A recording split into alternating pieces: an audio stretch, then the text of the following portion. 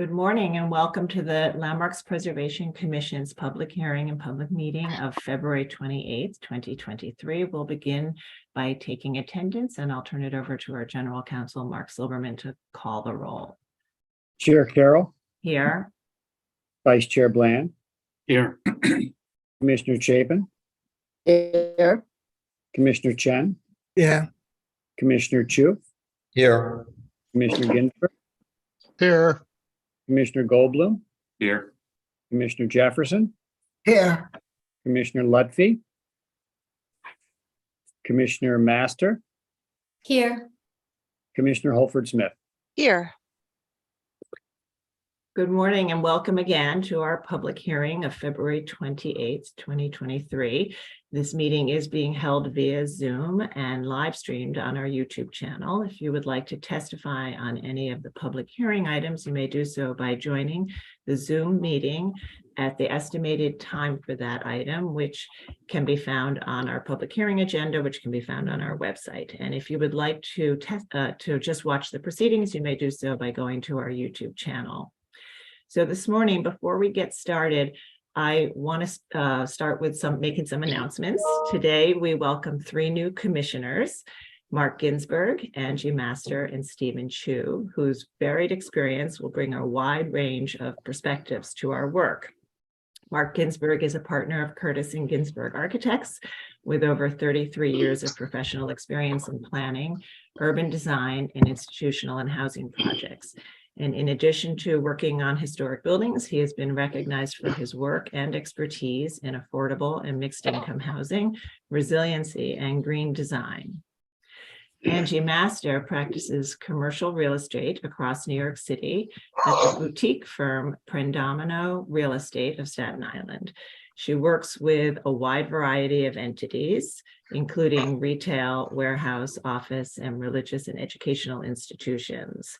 She's involved with a number of Staten Island nonprofits, including the JCC of Staten Island, Pride Center of Staten Island, Historic Richmond Town, and Eden too. And I know her varied experience will bring an important charter-mandated viewpoint to the commission's work, and she'll have sort of uniquely understand the needs of many of our applicants.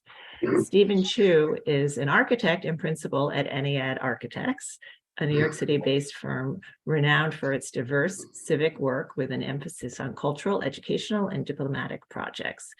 His internationally award-winning portfolio comprises a broad range of work, including the renovation of 3 New York City landmarks, the Public Theater, the Delacorte Theater in Central Park, and New York City Center, and the Samuel J. Friedman Theater, which is an interior landmark.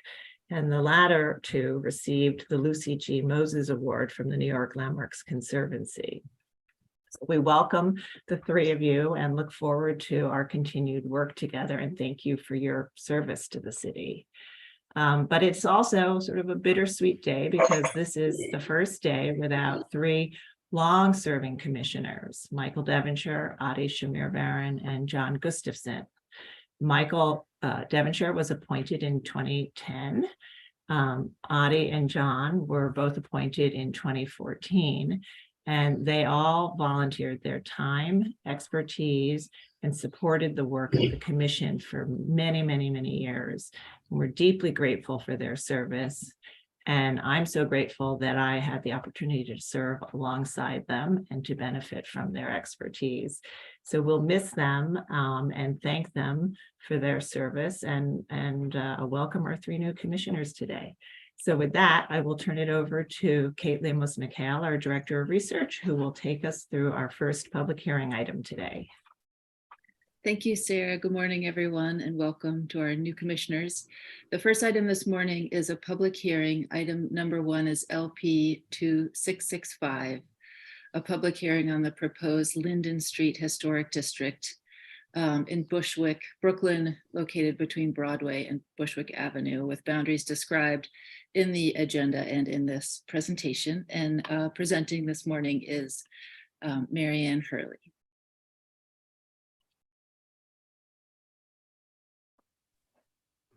Good morning, Commissioners. The proposed Linden Street Historic District is a remarkably intact group of 32 brick and brownstone row houses built between 1885 and 1901. Designed by several Brooklyn architects, these distinctive row houses represent a highly successful integration of late 19th century styles, the Queen Anne, the Neo-Greek, and Renaissance and Romanesque revivals. Representing the area's transition from farmland to residential, this architecturally and historically significant district stands out as a unified streetscape with a very strong sense of place. The proposed Linden Street Historic District consists of row houses along the section of Linden Street between Broadway and Bushwick Avenue in Brooklyn.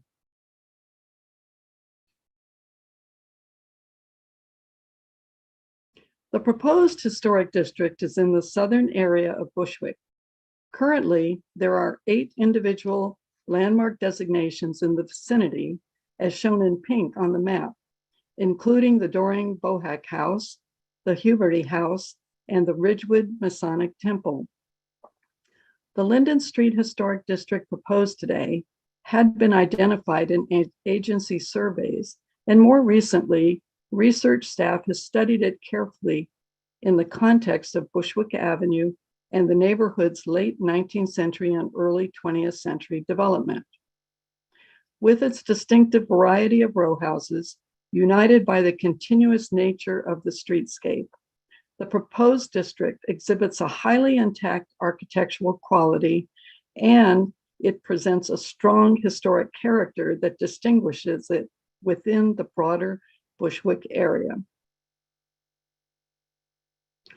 Bushwick is one of the original 6 towns in Brooklyn, chartered by the Dutch in 1661.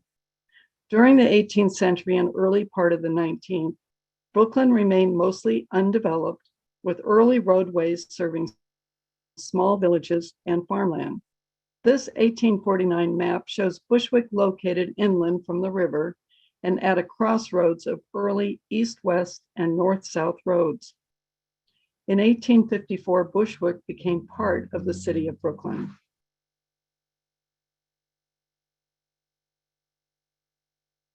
The city of Brooklyn's extensive growth continued eastward during the last half of the 19th century as transportation corridors extended farther inland from the East River and eventually transformed much of the remaining farmland. As shown in this 1880 map, streets had been laid out in preparation for Bushwick's development, but little had been built except for scattered wood frame houses and short rows of masonry houses.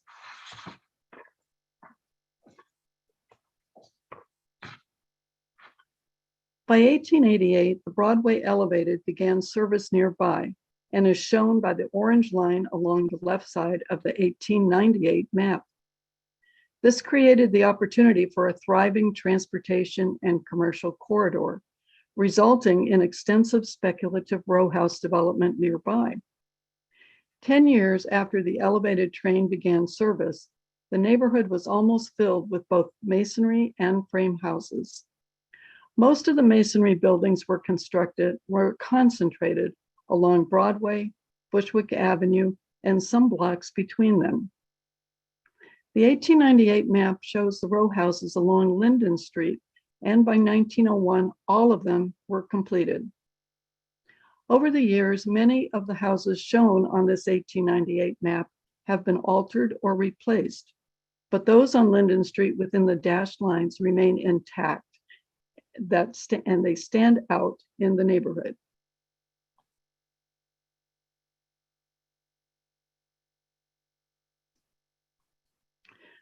The section of Linden Street proposed for designation was developed by Samuel Meeker and later by his family after he died. He was a prominent lawyer and one of the founders of Williamsburg Bank, and he built his own stylish Italianate farmhouse in 1852 on a large lot along Bushwick Avenue at the corner of Linden Street. This villa stood until the late 1920s when it was demolished. The photograph above was taken in 1923 and shows Meeker's house in the foreground, In the background to the right are the Queen Anne style row houses he developed across Linden Street.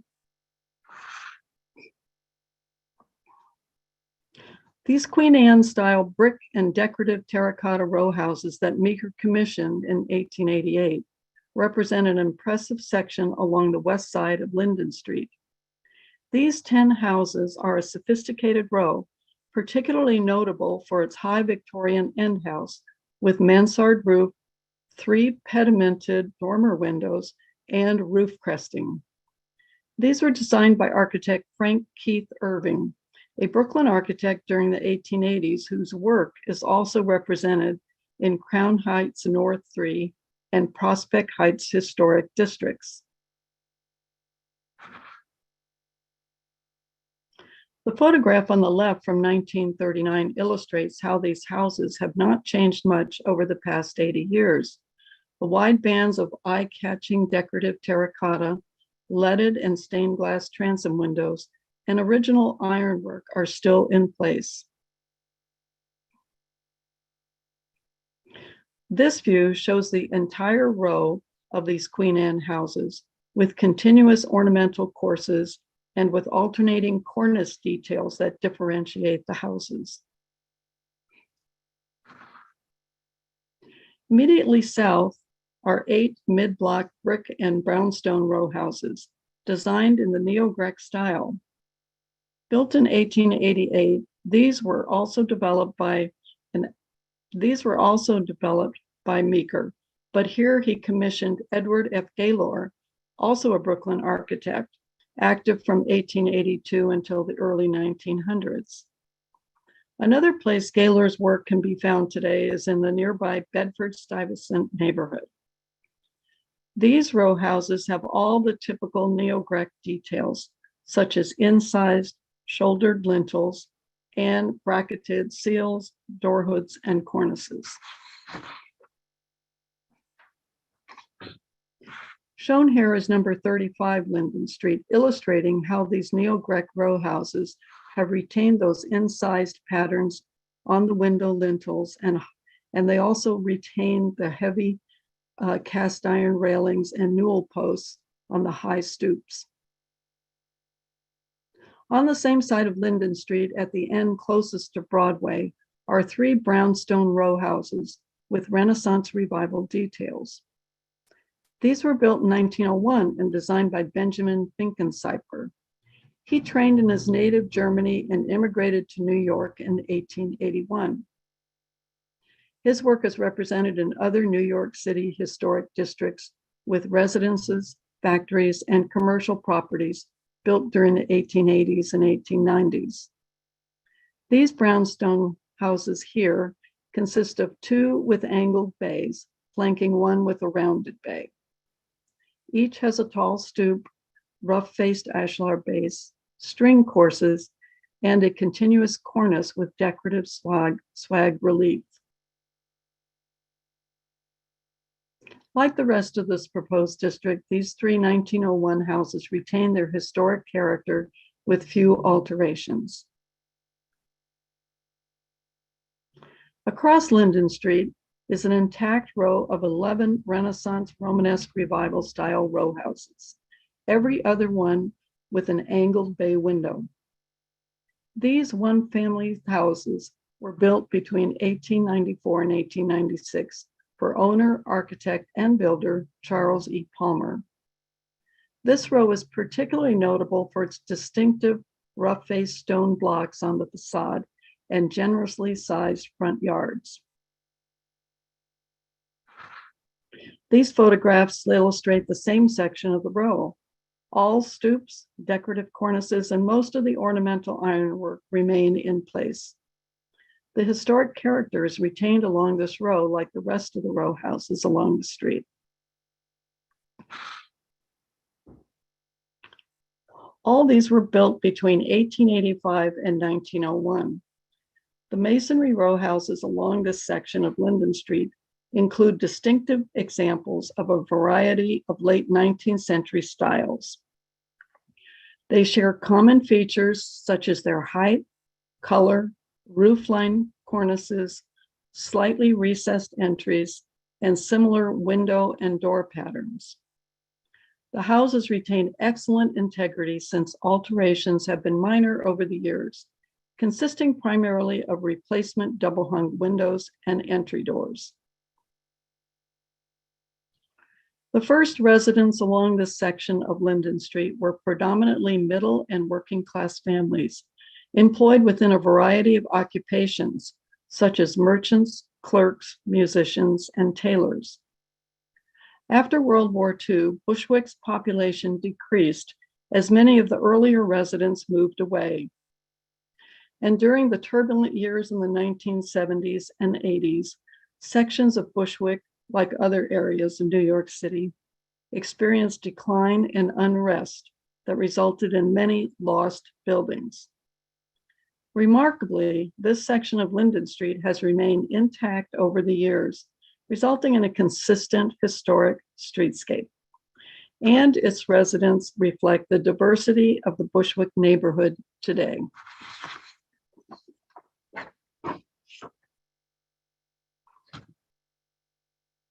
Linden Street between Bushwick Avenue and Broadway represents an impressive streetscape that illustrates the first wave of widespread row house settlement in this neighborhood.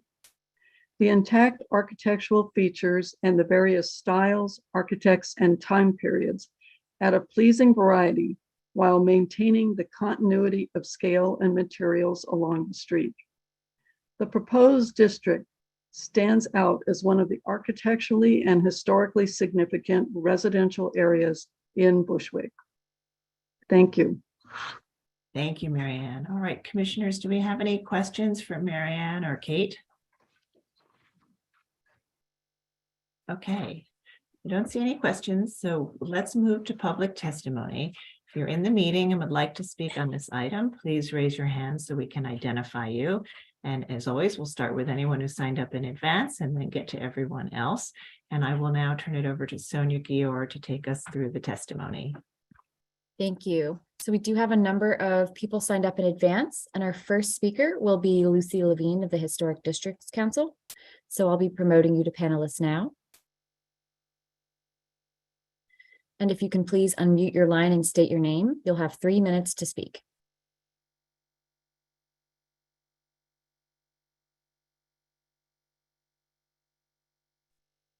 Good morning, Commissioners. My name is Lucy Levine. I'm speaking on behalf of the Historic Districts Council.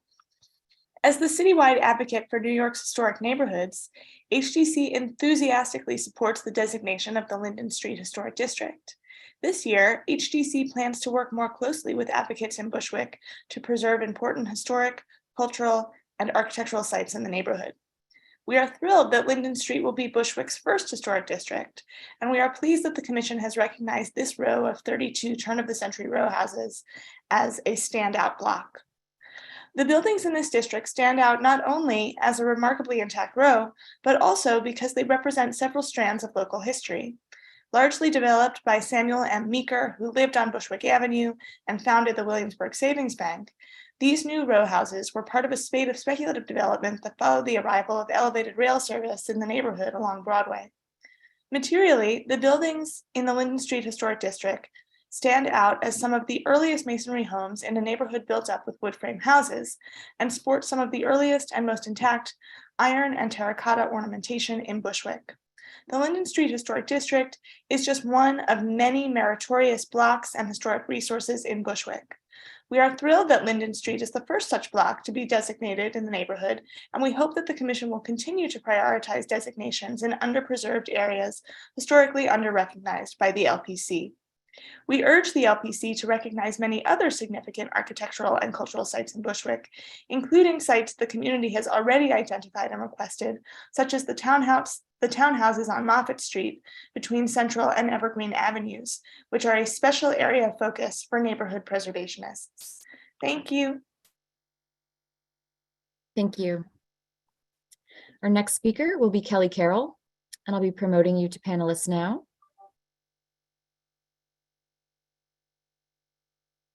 And if you can please unmute your line and state your name, you'll have 3 minutes to speak. Thank you. Good morning, commissioners. My name is Kelly Carroll. I want to welcome the new commissioners this morning. They really sweetened the deal for you by introducing your first day and having a historic district designation. So welcome. My name is Kelly Carroll. I teach historic preservation courses at NYU SPS. I also serve as an advisor to the Bushwick Historic Preservation Association, and I am testifying in support of the proposed Linden Street Historic District in Bushwick, Brooklyn today. Today's public hearing is the culmination of over a decade of preservation advocacy and community organizing in Bushwick. In 2018, I had the privilege of writing the historic preservation recommendations for the Bushwick Community Plan while serving as a member of the working group. In 2021, along Brooklyn CB4, we asked that the LPC continue the pursuit of preservation in Bushwick, independent of any community rezoning, which was quashed. 2 years later, I'm thrilled that LPC responded to the pleas of the community by advancing Bushwick's first historic district for prioritization for designation. The north side of Linden Street constitutes the finest row houses in Bushwick. Constructed in 1888, the houses were designed by architect Frank Keith Irving in a transitional Romanesque revival and Queen Anne style, and exhibit intact cornices of alternating patterns, tramp art elements, and wreath-like swags, high relief, detailed terracotta bands and spandrels, stained glass transoms above windows and doors, and unusual curlicued wrought iron work and cast iron on all stoops and areaways.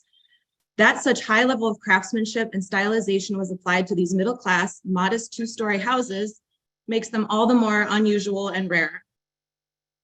It is laudable that LPC extended their resources to research and include the row houses across the street, designed in the Neo-Grec and Renaissance revival styles, but can LPC complete the block's designation by including the 2 apartment buildings on the south side of Linden Street?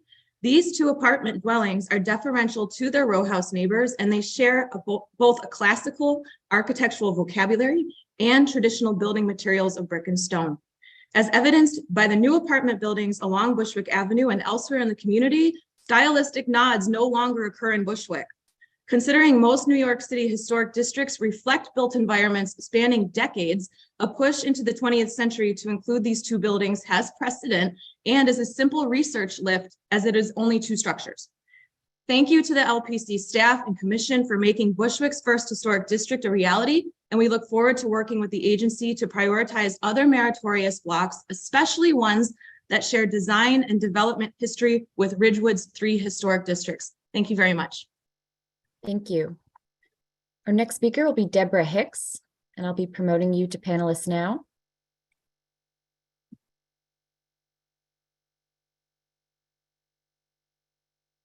And if you can please unmute your line and state your name, you'll have 3 minutes to speak. Good morning. I'm Deborah Hicks. I live on Linden Street. I borrowed some lines from Langston Hughes. The Negro speaks of rivers. It's not so much as what I say today, but what I would like for you to see. I've known rivers ancient as the world and older than the flow of human blood in human veins. My soul has grown deep like the rivers. Well, I have known rivers of trees more than 200 years old that once lined Bushwick Avenue and Linden Street, an image erased from a picturesque boulevard to an image replaced with saplings struggling to grow in a struggling community. Those gigantic trees from my childhood provided sanctuary from the blazing summer sun as we kids hopped into shadows to find a cool spot or to hide us from each other when we played hide and seek. Those tree-lined Bushwick rivers hid silent, stoic, imposing, and sometimes formal-looking grand structures. Mansions, Mama called them. All I knew then was that despite the Bushwick mansion's grandeur, nothing beat the beat red classics on my block, Linden Street, the street where passers-by slowly walked past our homes, admiring them as if our homes were on the front pages of House and Gardens. I built my hut near the Congo and it lulled me to sleep. My mom and dad offered me a wonderful life and built a legacy for me that began in September 1957. I've lived in my mansion for 65 years. The next and last singing member on Linden Street arrived the same year. We are the last eyewitnesses to growth, to abandonment, to restoration, to reimagining, to holding on to hope, and to holding on to memories dearest to us. We do not wish to be viewed as stuck in time, resisting the new.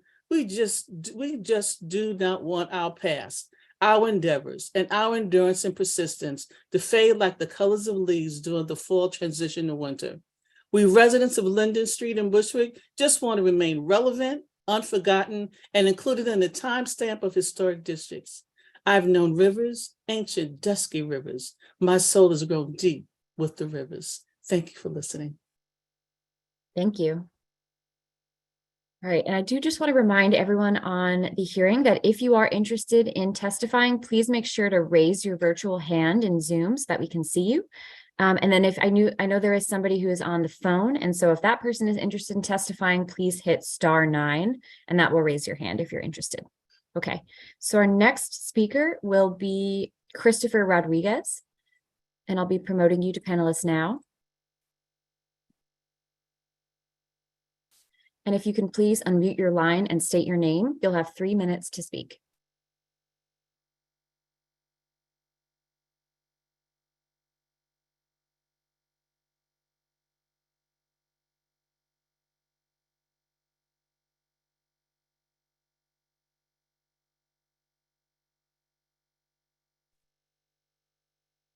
Can everyone hear me? Yes. Good morning, esteemed members of the Landmarks Preservation Commission. The preservation of the Linden Street Historic District in Brooklyn certainly merits landmark status. It was built between 1885 and 1901 and has 8 historic designations nearby. However, something that also merits consideration, but this commission has overlooked, is the German Methodist Church located at 790 Elton Avenue in the Bronx, built in 1878 and still standing. This commission's failure to act has allowed a developer to erase part of it right before our very eyes, despite requests. There was apparently not enough time. This failure has left me questioning whether this commission looks at historically undeserved areas that have had most of its cultural and architectural history obliterated, or are more preferential in their considerations. It is imperative for the commission to fulfill its mission to safeguard our history, our city's historic to prevent the destruction of this historic edifice. So while we are considering landmarking a deserved place, another was neglected and left to be erased from history. I thank you all for your time. Thank you. Our next speaker will be Alan Gamboa, and I'll be promoting you to panelist now.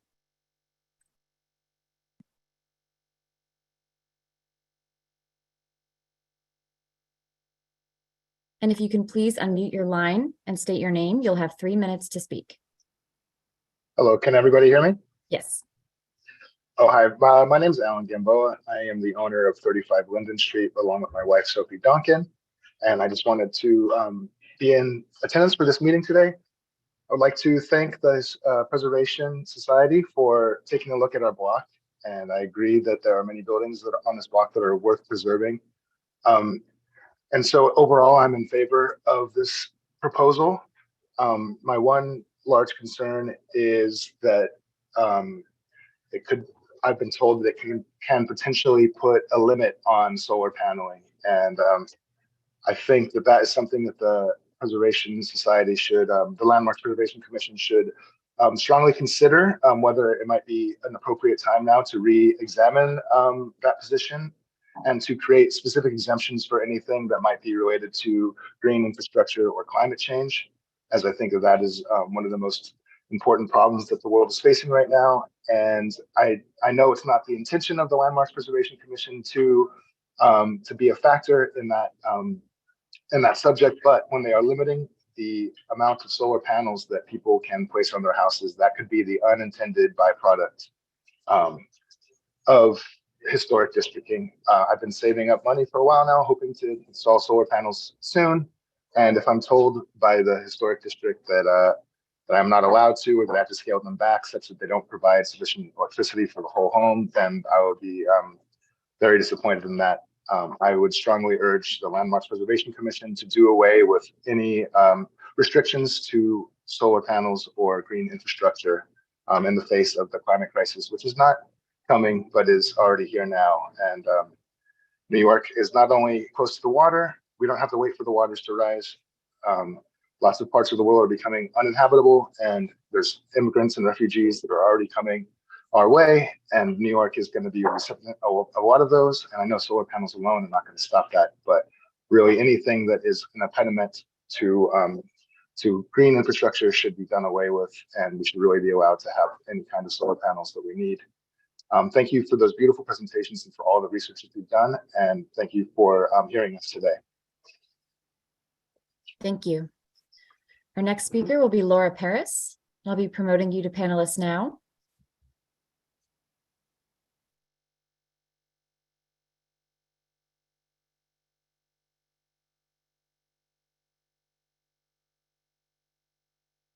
And if you can please unmute your line and state your name, you'll have 3 minutes to speak.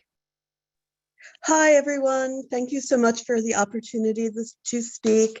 Thank you, Landmarks Commission, for considering Linden Street. I enthusiastically support the landmarking of Linden Street and the extension someday soon to other parts of Bushwick.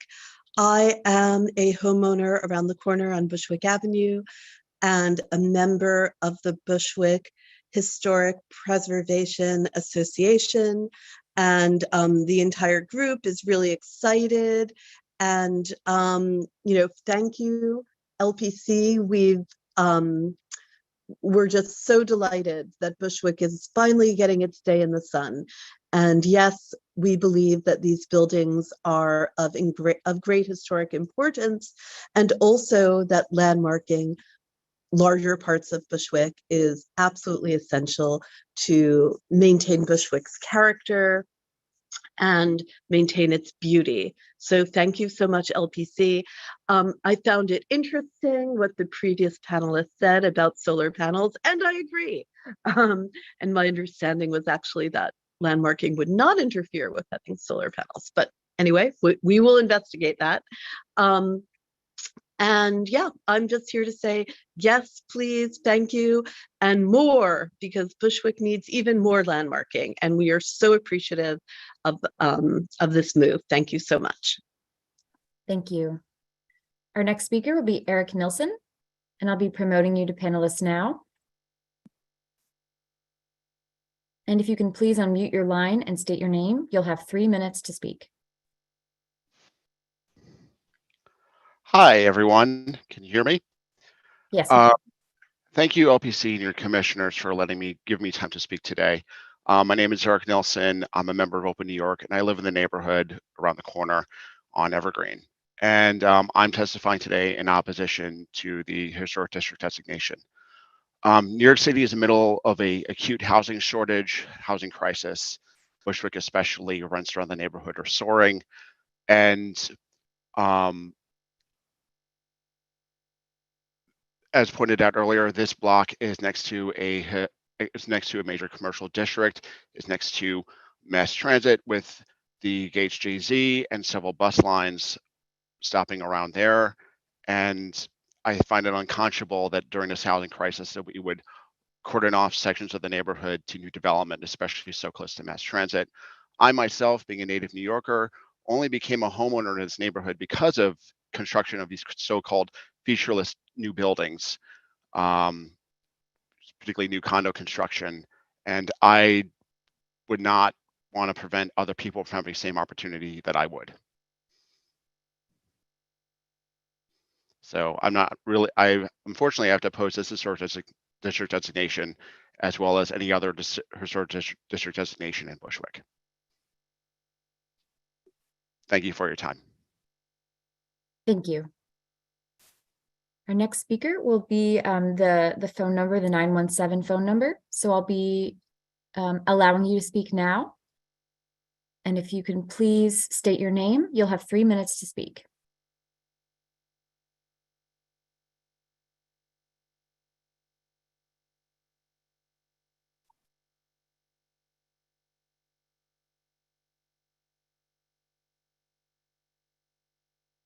Are you able to unmute your line?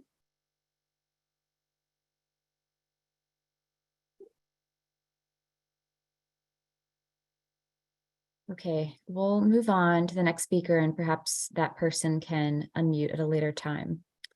Our next speaker will be Dina Alfano, And I'll be promoting you to panelist now.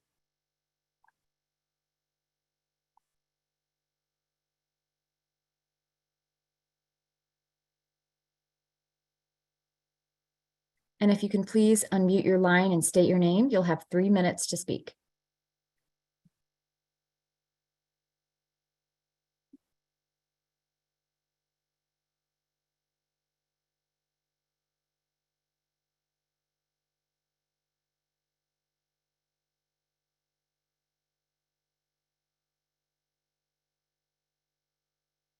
Dina Alfano, are you able to unmute your line?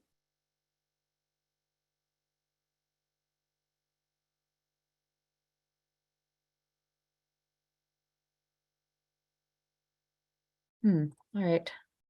Well, we'll move on to the next person and hopefully those difficulties can be resolved. Our next speaker is Jeremy Woodoff, and I'll be promoting you to panelist now. And if you can please unmute your line and state your name, you'll have 3 minutes to speak.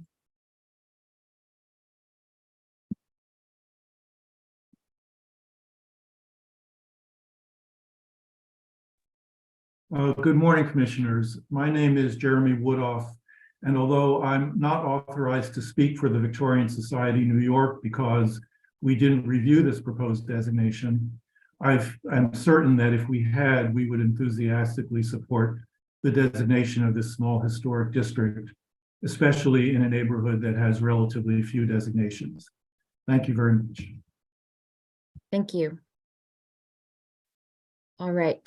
I'm going to promote Dina Alfano to panelist again. Hopefully any issues are resolved. And if you can please unmute your line and state your name, you'll have 3 minutes to speak. Hi there, am I coming through this time? Yes, you are. Great. Okay, great. Good morning, Chair Carroll and commissioners. The Bushwick community has waited a very long time for this occasion, and so I am very excited to be a part of this momentous process today. Excuse me. As a Bushwick resident, homeowner, and preservation advocate, it is my honor to testify in full support of this designation of Linden Street between Bushwick and Broadway. And we look forward to working with LPC to landmark other meritorious properties in the area, which we have long ago identified. To keep my comments brief, what I would like to do is to echo Kelly Carroll's recommendation to include in that designation the 2 apartment buildings. And I'd like to do that by referring to a direct quote by LPC Commissioner Michael Goldblum. He was quoted in a recent article, which was in Brownstoner, that was about the new development going up at the corner of Linden and Broadway. And that quote is as follows. Quote, by splitting blocks the way we do, even though there are maybe non-contributing buildings being part of it, what you do is you lock that condition in forever. Whereas you can imagine that as Bushwick takes off, as I'm sure it already has, as in other places, new construction would threaten a lot of the buildings. Now, obviously, it won't threaten these townhouses, but the possibility exists that the apartment buildings at either end of the block that are not in the designation could be destroyed and larger buildings could be built. And by not including those areas in the unit, you lose the ability to improve the cohesiveness of the block, close quote. And in fact, this is exactly what is happening on the north side of the street at 1333 Broadway, where a 20-story tower is now being constructed. So I do hope that LPC can take that quote by Michael Goldblum into consideration and consider including those 2 apartment complexes in the designation. Again, I thank you very, very much on behalf of homeowners in the neighborhood, longtime residents, and the Bushwick Historic Preservation Association. And we look forward to working with you in the coming months and years on more designations in Bushwick. Thanks very much. Thank you. And so we do not have any additional speakers signed up. And so I'll just note that we received an additional 5 letters in support for designation. And I'll turn it back to you, Chair Carroll. Great. Thank you very much, Sonia, and thank you to everyone who participated today. The comments were very moving and meaningful. I do want to address the comment about solar panels. This commission does approve solar panels. We have rules that allow the staff to approve a number of types of installations of solar panels. And I would say the majority of the applications we receive, particularly on row houses for solar panels, are approved at the staff level pursuant to those rules.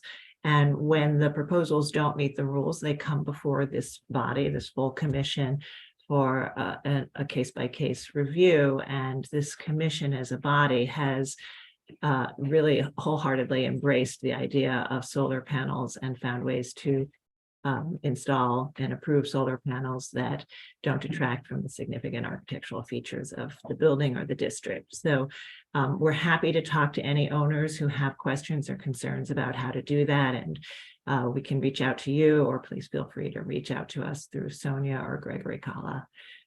Okay, so with that, commissioners, do we have any final questions? Otherwise, we will move to close the hearing and get prepared to schedule a public meeting for a vote. Commissioners are okay. So why don't we go ahead and make a motion to close the hearing? Commissioner Chen, would you make a motion to close the hearing? So moved. Thank you. And Commissioner Holford Smith, would you second that motion? Second. All in favor, say aye. Aye. Any opposed? Okay, the hearing is closed, and we will bring this back in the very near future for a public meeting so we can have a vote on the proposed designation. Thank you all, and thanks again to everyone who participated today. So we will now move to our Preservation Department public hearing agenda, which is for applications for work on designated properties. All right, thank you, Sarah. Good morning, everyone. We'll start today's Preservation Department agenda with public hearing item number 1, LPC 23-05553. This is an application for a certificate of appropriateness in the Borough of Brooklyn, Block 325, Lot 56, 30 Tompkins Place in the Cobble Hill Historic District. This is a row house built in the late 19th century, and the application is to construct rooftop and rear yard additions and excavate the cellar.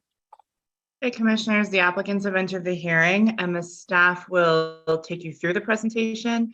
Richard, you now have control. Just click on your screen. Perfect. And you may be. Good morning, commissioners. Richard Larry, preservation staff. I will be presenting the proposal, and our applicants, Jennifer McKenzie and Stephen McNamara from Steering House, are also here to answer any questions you may have. Oops. So the property, as you can see, is in the Cobble Hill Historic District on Tompkins Place here, about midway down the block on the west side of the street, between Kane Street at the top and DeGraw Street at the bottom of the block.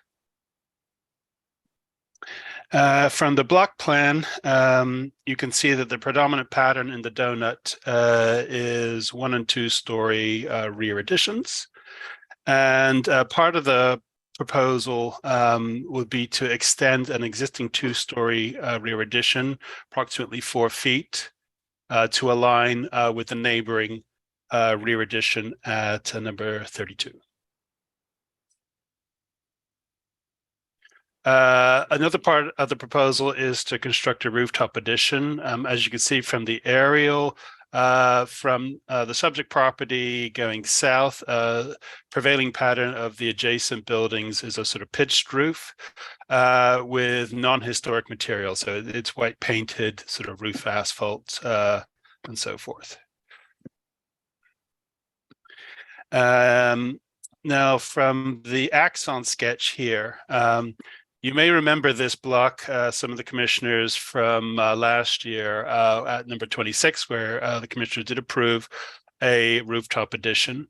Here at the subject property, The sidewalls of the existing addition will mostly be retained, and then the interior between the sidewalls will be replaced. They will be raising the pitch slightly by about 12 inches. And also you'll see that they've truncated the front and the back portions of the pitched roofs and to provide a setback from both the front and the rear facades. And here with a diagram showing the addition onto the rear addition to align with the neighboring property, and also there will be a small projecting window bay. And this is the same sort of similar design that the commission approved again at number 26 several years back. And here we see the tax photos for the front facade and the adjacent buildings. And here we have the existing front facades with the adjacent buildings and the existing rear facade and the adjacent buildings. So the existing elevations of the front facade. And here's a proposed. You'll also note that they are also planning to restore a missing cornice. This is considered staff level work though. And then the rear facade, where it's sort of plain sort of vinyl siding of the rear addition, and then to be replaced for the rear addition with sort of brick cladding.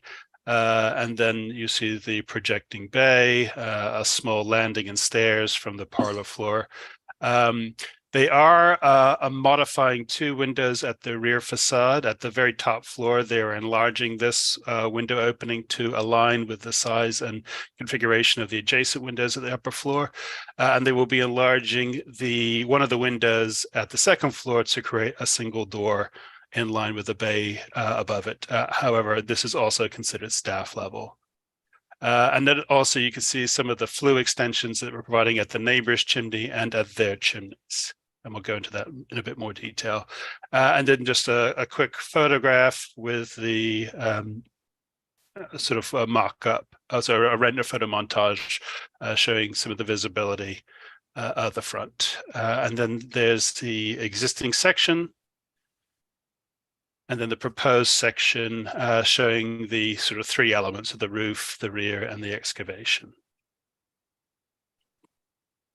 Now we've got a sort of a blown up detail just of the roof, just to go through some of the details of what they're doing.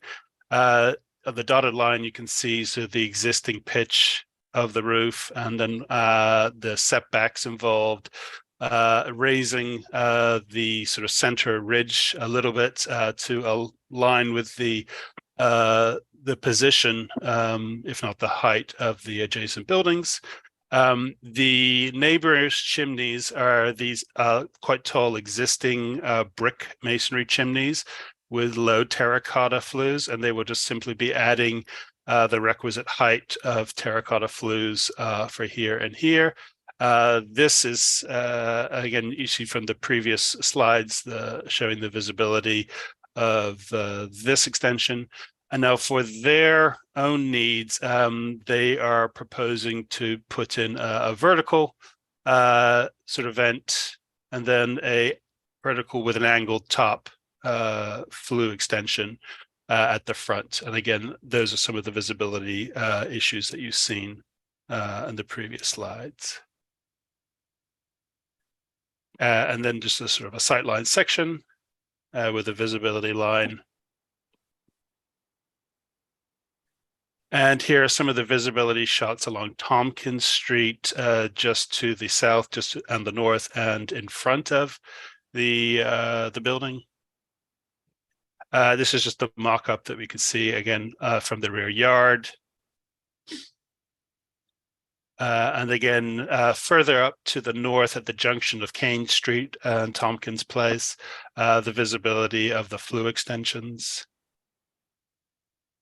And if anyone, the commissioners remember the one for 26 Tompkins Place, there's a unique condition on DeGraw Street to the south, where the sort of central green space extends straight along to the street for what they've the sign calls a secret garden, but it does provide sort of visibility over the rear facades.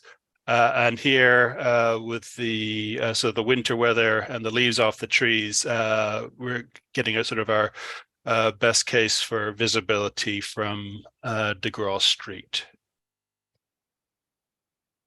And the final area where we can see some of the elements over the rear facade is further to the west along Kane Street at the top. Again, there's another break in the building line. And you are just catching the rear facade over the sidewalls of the yards there. And just to show you what the mock-up is as built. And then finally, some contextual photographs. On the left is 26 Tompkins Place. And this is the rear addition with the bay window that was previously approved by the commission. And just another context, this is across Tompkins Place, still within the district, of some of the flue extensions, just for, again, context of what they're proposing. So I think we are done, and thank you, commissioners, and Jennifer and Stephen are here to answer any questions that you may have. Thank you. Thank you very much, Richard. Okay, and we do have some questions. So Commissioner Goldblum, please go ahead. The question relates to the slope of the roof. The slope of the roof of the proposed roof looks fairly shallow. I recall that in previous applications that we've seen of similar proposed additions, they've argued that they needed the roof to be considerably steeper in order to avoid a parapet or railing at the roof. Is this the minimum slope that's required where you wouldn't require it? Has that been defined and clarified, checked? So let's have the applicant ask that. So if the applicants are here, answer that. I'm sorry. If you're here, the question is, will this roof be required to have a railing or a parapet, or does the pitch negate that need? Is that the slope of the pitch the right angle to avoid meeting the requirement for a parapet or railing? Yes, I can answer that from Steering House. According to FDNY. Yeah, and can you just state your name before you speak as well, for the record? Yes, Stephen McNamara from Steering House. Yeah, a lot of that has to deal with, what the roof is designated for, whether it's just for maintenance. You can get away without a parapet, but according to FDNY, this slope at 17% doesn't constitute a flat roof, so it doesn't need that parapet. I tell you, my recollection, I don't remember where it was, but it was a Kiss and Cathcart rooftop addition for a few years ago, and I don't recall the applicant, but it was a lot steeper than this. And they were arguing to us that that was the absolute minimum that it had to be. So I don't think it was an FDNY issue. I think it was a DOB issue about what is called flat and what is, what requires protection. But so I just asked the staff to make sure that that's we can definitely look into that. All right, other questions?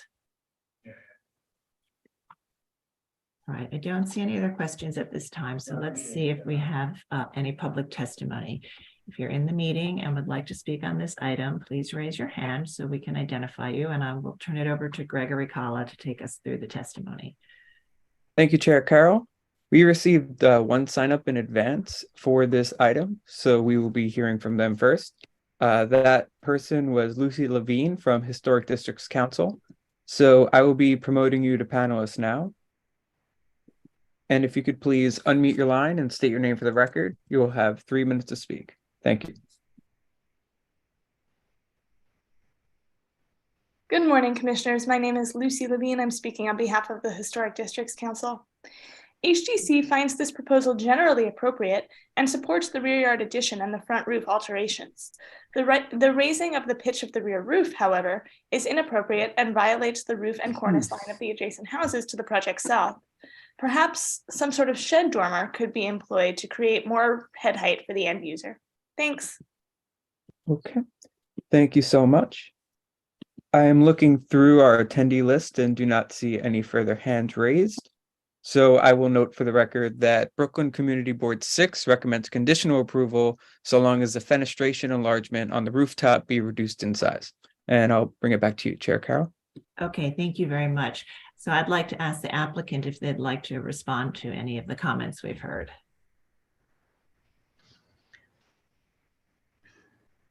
Sure. I'm Jennifer McKenzie, also working on this project on the design side. And yeah, when we first got that comment about the fenestration at the rear of the vertical addition, I think their primary consideration was about, I think, glare into the donut. You know, we've seen a lot of applications that have glazing from party wall to party wall. So we think that with the very substantial masonry piers to either side, that this is quite in keeping with a more modest approach to fenestrating that addition. So we'd like to, you know, keep the design as it is our position on the matter. Okay. All right, commissioners, do we have any final questions? All right, I'm asking you all to unmute so that we can move to close the hearing and begin our discussion. All right, and oh, Commissioner Bland, do you have a further question? Yes. Is there underpinning required on either side for the excavation?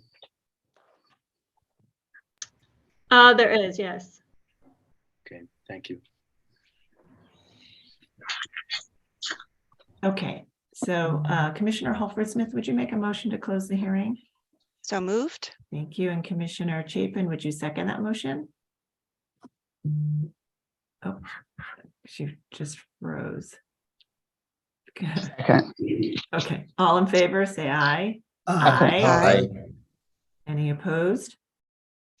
All right, the hearing is closed and we'll begin our discussion. And so this proposal has three components of work that are before us. There's also restoration work on the front facade, including restoring the cornice, which I think will go a long way to helping this building relate better to the streetscape.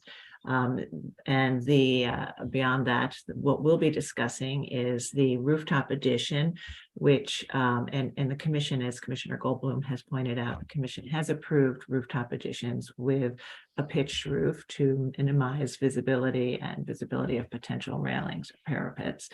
And we can continue to explore that the pitch is the correct pitch. The result is that there is some minimal visibility, particularly through this gap into the rear yards. As we saw with the application that we approved 2 doors over at 26 Tompkins Place.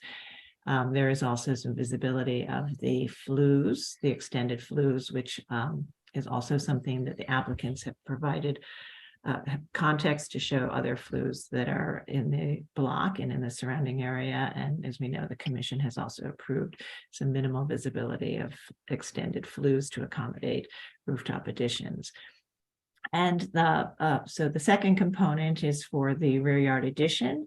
The applicant has provided a lot of context, both in the form of this drawing as well as in photographs to show other comparable rear yard additions. And the final component is for the excavation, which of course will be subject to all the technical policy and procedures at DOB with respect to safety and monitoring. All right, and so with that, we'll begin our discussion. Vice Chair Bland, would you like to start this one? Of course. With regard to the roof addition, as long as Commissioner Goldblum's good question is resolved by staff, I'm fine with it as is. with regard to the rear yard extension. I think because it aligns with the neighbor and even the extended window has a precedent 2 doors away. I think it's very elegantly handled, actually, and much less glass than we're occasionally do approve that's acceptable. And I'll just note, because we've had so many instances of problems recently with underpinning, that it's not really our job to suggest that we can't provide appropriateness for buildings that underpin. It's just that the need to do it so carefully, more so than ever, perhaps because of some recent losses, not in this neighborhood, but nonetheless, I think we're all concerned when underpinning is involved. So not that it can't be done successfully and isn't done successfully a lot of the time, but it still does mean that the neighbors should have some concern, and I think the DOB is really in charge here. I wanted to know that. So generally, I'm supportive of this entire application as it's been drawn as appropriate. Great, thank you. And we are coordinating extensively with DOB on matters of structural concern with our historic designated buildings. Okay, Commissioner Jefferson. Yes, it's a plus that they're replacing the missing cornice. I think it's really a plus for that facade. I think the rooftop addition is fine with me. It's not visible and it works. The rear yard addition is wonderfully done, and I love the bay window. So I can approve this proposition. Okay, thank you. Commissioner Holford Smith. Yeah, I think generally this is a acceptable application. I think the rear yard addition and the bay are quite well done and contextual. My only concern is the visibility at the rear of the rooftop addition. But I would defer to the majority. If no one else finds it objectionable, then I'll go along with it. Okay, thanks. Commissioner Chapin. I agree with the other commissioners about the rear yard addition, which I think is well done. And I also am very happy they're replacing the cornice. I do share some of the concern expressed by HDC about the roof line. We have approved very close to this an addition, but this is a row with consistently pitched roofs. And normally we don't really like to change the pitch of the roof when there's a consistent row like that.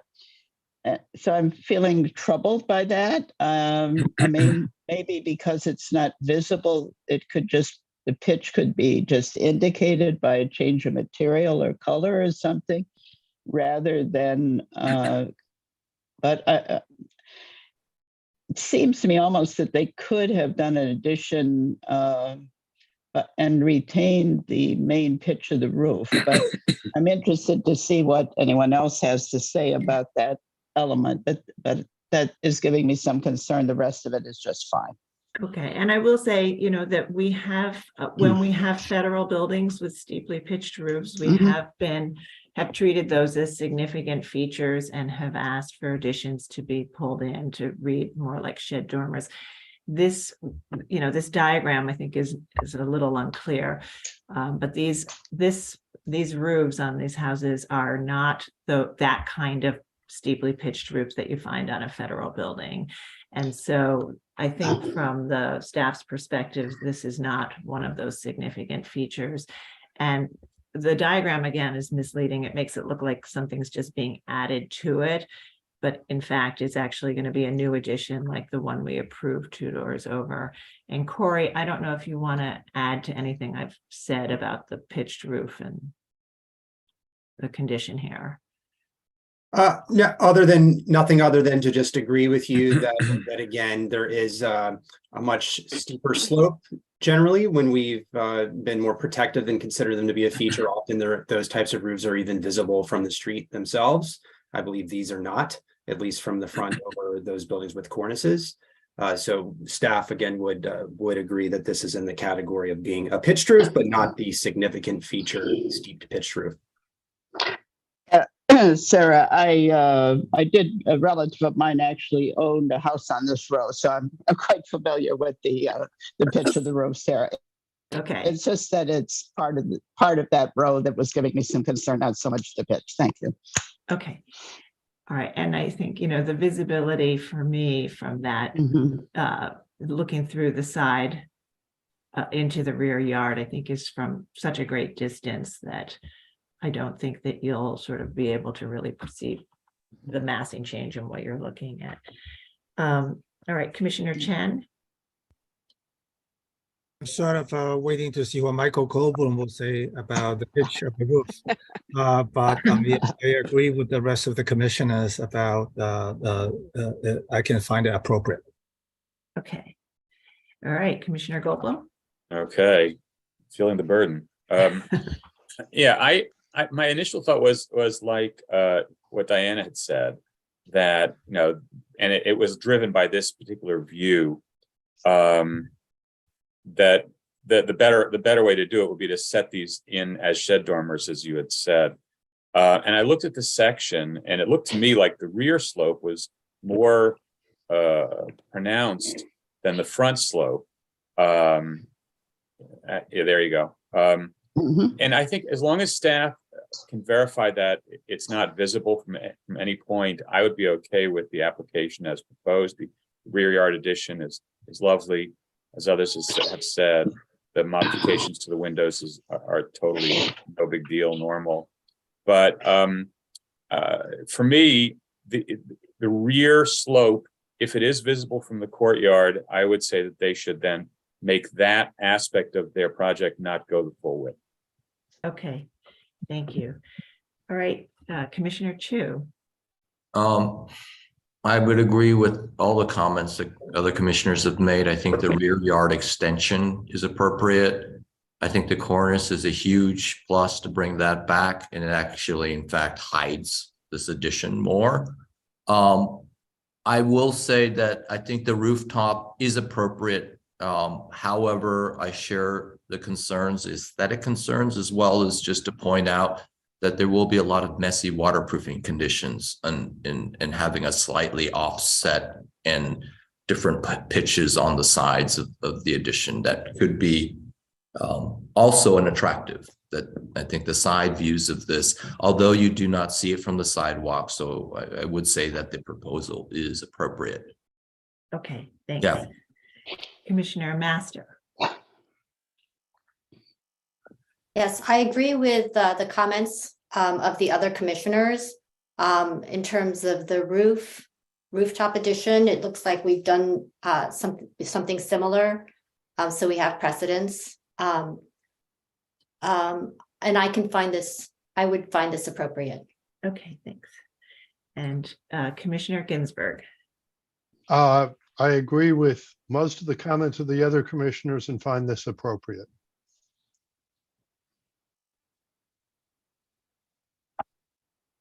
Okay, so I think let me go ahead and make the motion, and what I'll do is I'll make a motion to approve it, but ask them to continue to work with the staff to ensure the lack of visibility and resolution of the slope based on our conversation. So let me pull that up. Okay, in the matter of docket number 23-05553, 30 Tompkins Place in the Cobble Hill Historic District, a row house built in the late 19th century. This is an application to construct rooftop and rear yard additions and excavate the cellar. I note that the building style, scale, materials, and details are among the features that contribute to the special architectural and historic character of the Cobble Hill Historic District. I recommend approval, finding that the proposed work will not damage or eliminate any significant architectural features, that the rooftop addition will be modest in size and set back from the front and rear facades, thereby not overwhelming the house and maintaining a sense of its original massing, that the rooftop addition will only be visible from public thoroughfares over the rear facade through a gap in the street wall at a distance from oblique angles and limited vantage points and within the context of other rooftop accretions, that the proposed metal and terracotta chimney flues will be visible over the front facade, will be extended to a minimum height necessary to meet safety regulations and feature materials and finishes that will not call undue attention to themselves in the streetscape and are typical of these utilitarian accretions found throughout the district,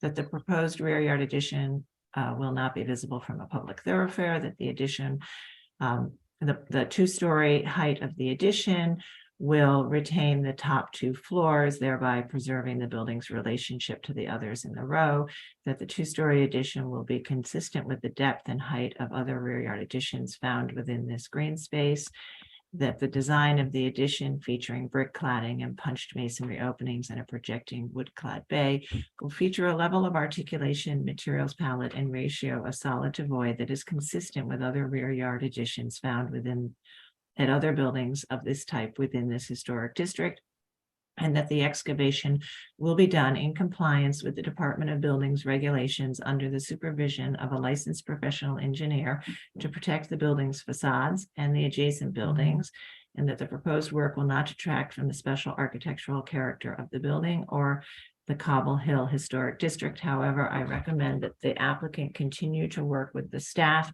to resolve the slope of the pitched roof and the configuration of the pitched roof based on the potential visibility and other technical issues.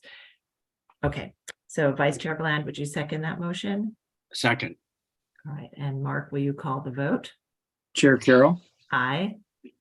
Commissioner Bland, Aye. Commissioner Chapin, Aye. Commissioner Chen, Aye. Commissioner Chu, Aye. Commissioner Ginsburg, Aye. Commissioner Goldblum, Aye. Commissioner Jefferson, Aye. Commissioner Master, Aye. Commissioner Holford Smith. Aye. With 10 in favor, none opposed, the motion passes. That's approved, and please continue to work with the staff as you continue to finalize the development of this scheme. All right, and we'll move to the next item. Right, the next item is public hearing item number 2, LPC 23-01924. This is an application for a certificate of appropriateness in the Borough of Brooklyn, block 1068, lot 44, 17 Prospect Park West and the Park Slope Historic District. This is a neoclassical style residence designed by Montrose W. Morris and built in 1899. The application is to modify the roof and create a roof terrace, install rooftop mechanical units, and create a new entrance. Hey, commissioners, the applicants have entered the hearing. Doug, you now have control of the presentation. If you can just click on your screen, you can advance the slides using your arrow keys or your mouse. Please state your name for the record, and you may begin. Hi, good morning. My name is Douglas Romines, and thank you, commissioners, for this opportunity to present. Today, we're speaking about 17 Prospect Park West, located at the corner of Carroll Street. It's this building right here in this 1950s photo. The team today, I just would like to point out that Mary Kay Judy is our preservation consultant, and Josephine Sarika from Dagger, our engineer on the project. They're available for questions at the end of this, depending on the nature of the questions.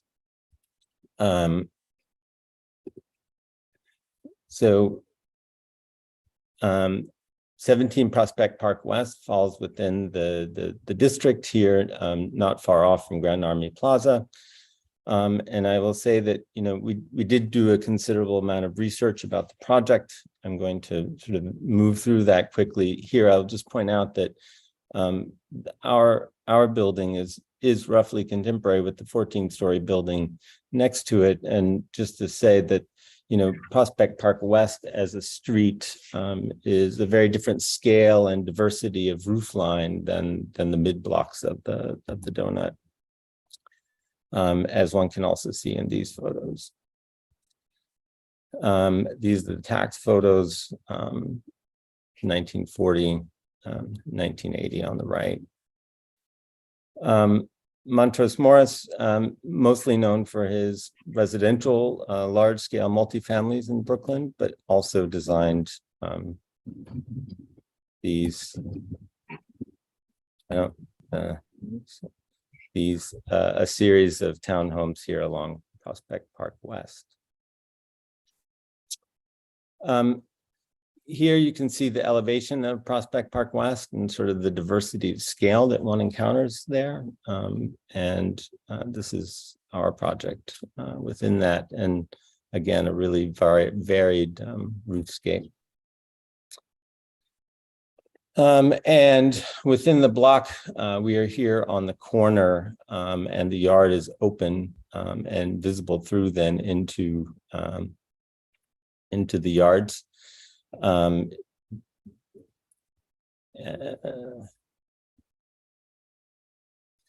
So, our primary objective here in the design that we're putting forth is to try to adapt this historic building in such a way that it's appropriate for living in our clients' needs in the current century, but that the first and foremost main goal here is to address energy efficiency within the house. And we're doing this through a number of steps, only one of which is really specifically relevant due to the visibility, which you will see in the next slide. We're also looking to adjust in as delicate a way we can this top floor, which was originally conceived as the attic floor. It was the home where the servants lived, and there is limitations to the daylight and air on that floor, which is why the introduction of the reverse dormer that you will see was proposed.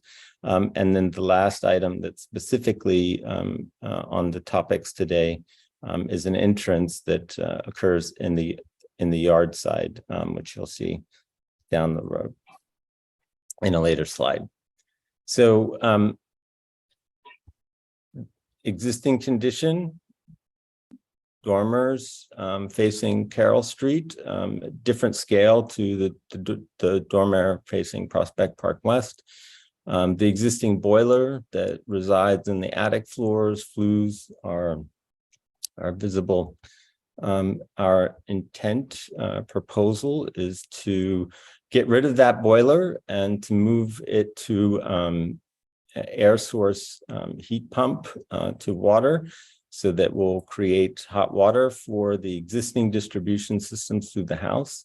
That equipment would be located on the roof, and we have worked to both space the equipment and set the equipment back from the street as best as we can to provide the necessary clearances for the equipment, but also to then screen that so that while it does from a particular vantage point become visible, which we see here, we are proposing the screen, which then would also serve as the safety guard for maintaining the equipment when there's access required up there. And the recess sort of reverse dormer that can bring additional light into the center of the floor plan is located here facing Carroll Street. And is minimal of touch as I think we could make when looking at the overall composition of the house. This diagram just serves to help explain the existing boiler is being proposed to be removed. So we're electrifying the house, right? We're looking towards making a more energy efficient footprint, towards changing away from fossil fuels, as is the goal of many the projects within the city, and in line with the city's goal for reducing greenhouse gas use. The two heat pumps would then sit at the roof and connect into that existing distribution system and the screen on top. And then this slide is just to give a reference for what I'm calling the reverse dormer, but of a similar typology can be seen at 100 Old Slip, where the dormers are recessed in to bring daylight into a top floor. So looking at the massing, the existing condition on the left with the rooftop and its current sort of layout, there is a existing skylight that is over a very decorative and beautiful original ley light that is above the stair. There are the three dormers and the chimneys, the vestiges of the original heating of the house on the roof. And on the right, the proposed terrace with openings to bring light to that center of the floor plan that can then be shared by the adjacent rooms, and the proposed equipment and screen. This is it existing and proposed in the plan, in the roof plan. And this is the existing proposed attic floor plan, where one understands then the ability of this to bring light to the center, and that reference of that existing ley light, why we're maintaining the skylight above for the stair. The existing elevations facing Prospect Park West, existing on the left, proposed on the right. The existing Carroll Street facade with the symmetry up the middle, and the dormers, the reverse dormer, maintaining that symmetry. The third item, the doors at the rear, on the left, we have the existing facade to the yard. The door at the bottom it's also not original to the house. There was a door here, but this was widened in a previous application. We are looking to introduce a second doorway here adjacent, and to as is, we're updating the windows in the building, all being done at staff level, but the doors too would be high performance. These are steel and glass doors that are being proposed here, with trim sight lines, much like the original windows, from a proportion perspective, and the new opening also maintaining a sort of brick and masonry opening consistent in scale and size to the existing. And the reason also for steel, I just want to make a nod to Montrose Morris. He too chose to introduce one steel opening in the house, and that's this third story window at the center facing Carroll Street.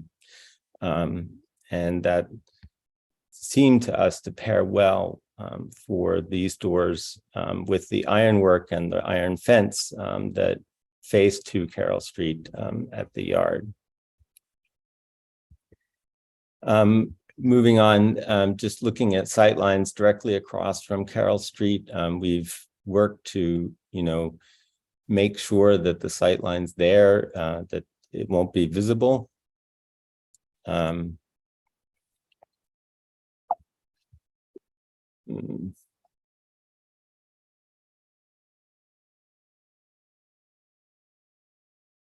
Across from the Prospect Park West facade. Also, we've set this all as far to the west as we can to keep it back and away from the view. We did do the mock-ups on the roof. And this series of photos will take us down Prospect Park West to understand how the visibility will be, from the north heading down. This is our building.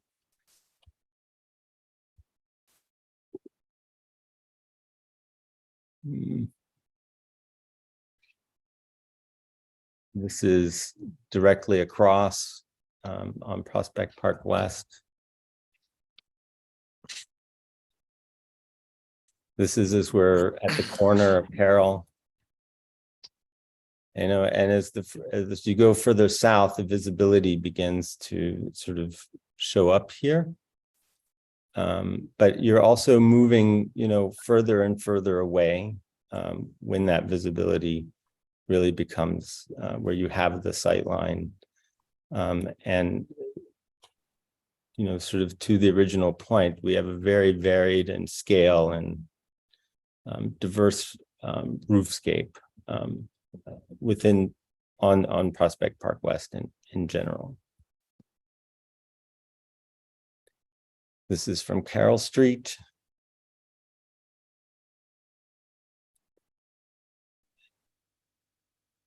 As we move down Carroll Street.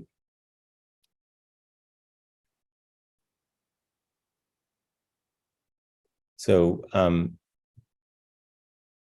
then here in the yard, the location of the proposed new entrance.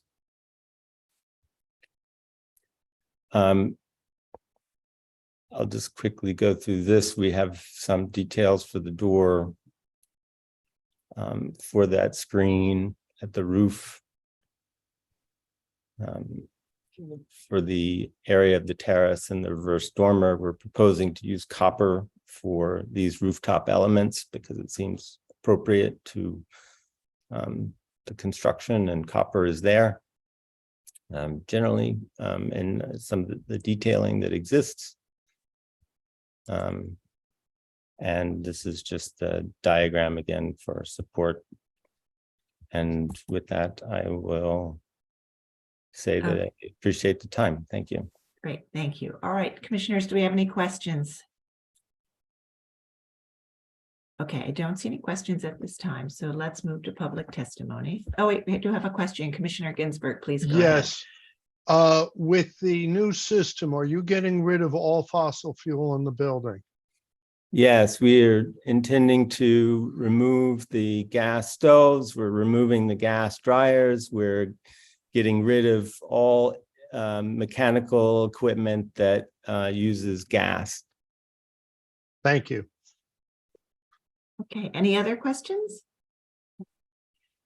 Okay, let's move to public. Oh, Commissioner Jefferson, please go ahead. Yes. You said in your presentation that you wanted to have, you needed light. That's why you're doing a reverse, you're reversing, getting rid of the dormers. Why don't you just put 2 skylights in?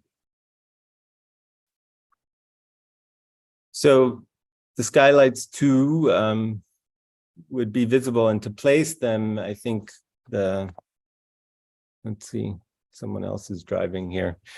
The roof has the dormers in place. The flat part of the roof has 1 skylight, but with the lay light below it that's above the stair. I think finding space to integrate skylights that had a sort of would make a difference seemed challenging, and would be also just as visible in the roofscape. And I guess finally, by sort of making the terrace with the doorways, that center space really would become truly lit, and the two front and rear rooms can benefit from that by having sort of, you know, glass onto it so they can borrow that light as well. Thank you. Okay, other questions? Okay, let's move to public testimony. If you're in the meeting and would like to testify on this item, please raise your hand so we can identify you. And I will turn it over to Gregory Kalla to take us through the testimony. Thank you, Chair Carroll. We received a few signups in advance, so we'll be hearing from them first. The first of which is from Joe Silver. So Joe Silver, I'll be promoting you to panelist now. And if you could please unmute your line and state your name for the record, you'll have 3 minutes to speak. Thank you.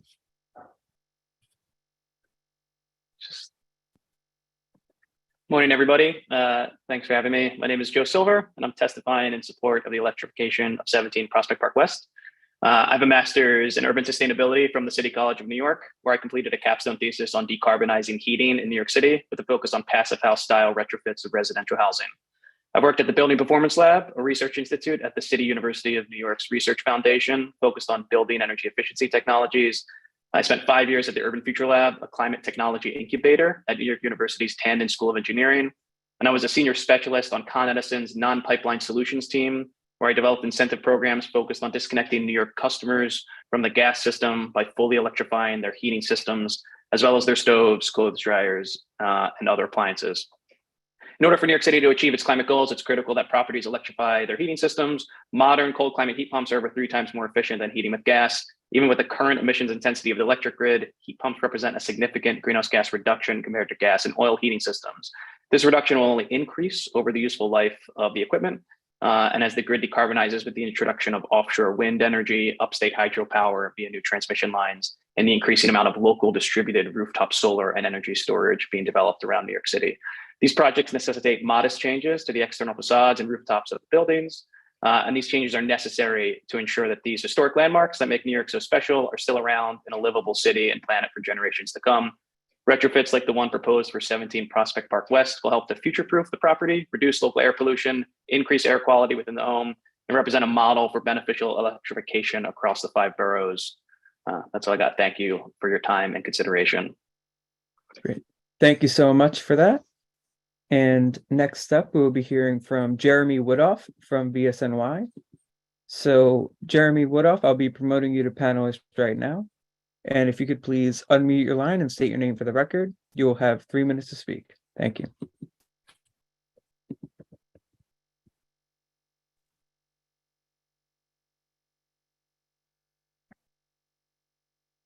Good morning, Commissioners. Jeremy Woodoff for the Victorian Society, New York. The proposal for 17 Prospect Park West has 3 components, 2 at the roof and 1 at the fully visible west facade, which require 3 responses. The most disturbing proposal would remove 2 historic dormers and the section of pitched roof between them from the Carroll Street facade. This would create a recess for a new south-facing roof terrace with sliding doors. The applicants have provided a section showing that the new recess will not be visible from the sidewalk directly across Carroll Street, but their rendering shows that it will be clearly seen from Prospect Park West. In addition, the land in this area of the park rises up from the sidewalk. Park visitors on the higher elevation will see even more of this newly created niche and quite possibly those modern sliding glass doors. We note that these dormers and this section of roof are substantially intact, except for the loss of the terracotta tiles, that the applicant has provided photos of adjacent mansions with similar dormers and pitched roofs, that none of these houses has a recessed terrace carved into their roofs. And that if this part of the proposal is denied, the family room will still get southern light from these 2 dormers, as well as from a lay light above the stairs and from the other dormers on the floor, through the wide openings which they propose between rooms at this level. The VSNY finds that these 2 dormers in this section of roof are part of a fully developed facade and align beautifully with the central windows on the lower 3 floors. that the work will require the removal of too much significant historic material and that it will be too visible from public spaces. We urge denial of this part of the proposal. Regarding the rooftop HVAC units, we didn't see any studies to show how visible the units would be if a simple pipe rail was used instead of the screen wall. We'd urge the applicant to explore this, as well as the possibility of locating the units to the rear of this small flat roof before any action is taken. Also, we believe that leaving the two historic dormers in place would block the HVAC units from view from some angles. And finally, regarding the west facade, we have no objections to the creation of the proposed door opening in an area of plain masonry or the black finish. However, we don't find that the design of the new metal and glass doors is consistent with the historic facade. The framing appears too thin and modern. The metal casement windows on the third floor proposed as the model are recessed and partly hidden behind a colonnade. In addition, we believe these are early replacements, as steel casements of this type would have been extremely scarce, if not unprecedented, in 1899.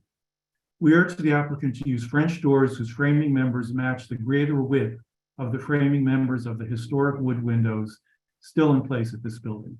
Thank you, Commissioners. Okay, thank you so much for your testimony. And next up, we will be hearing from Lucy Levine from Historic Districts Council. So I will be promoting you to panelist right now. And if you could please unmute your line and state your name for the record, you will have 3 minutes to speak. Thank you. Hi, Commissioners. My name is Lucy Levine. I'm speaking on behalf of the Historic Districts Council. HDC does not support this proposal in its current iteration. While we appreciate that the applicants have tried to be sensitive to the existing structure in their proposal, we still find a number of inappropriate elements here. 17 Prospect Park West was designed by Montrose W. Morris, one of Brooklyn's most skilled and prolific architects. Morris designed this building as a pair with its neighbor at 16 Prospect Park West, and also designed the two mansions flanking the other side of Carroll Street, 18 and 19 Prospect Park West, which means that the elevations on either side of Carroll Street are composed of a piece and share historic symbiosis. The Park Slope Historic District Designation Report describes the design of 17 Prospect Park West to be, quote, subtly disciplined and serene. HDC finds the proposed removal of a dormer at the roof to compromise the discipline and serenity of the design and to disrupt the relationship between the historic Carroll Street elevations at 17 and 18 Prospect Park West. Further, we object to the proposed visible mechanicals above the roof and feel they should be pushed below the roof line, perhaps by depressing them into the cocked loft space. Finally, because the side yard facade is both composed and visible from the street, we object to the proposed door at the central bay. The existing non-historic door should be shrunk so that it will be more compatible with the existing architecture. Thank you. Thank you so much for your testimony. And I'm looking through the attendees now, and I do not see any further hands raised. So I will note for the record that Brooklyn Community Board 6 recommends denial, emphasizing that the visibility of rooftop units should be reduced or eliminated. And we also received 6 individuals sent in testimony recommending approval. And I'll bring it back to you, Chair Carroll.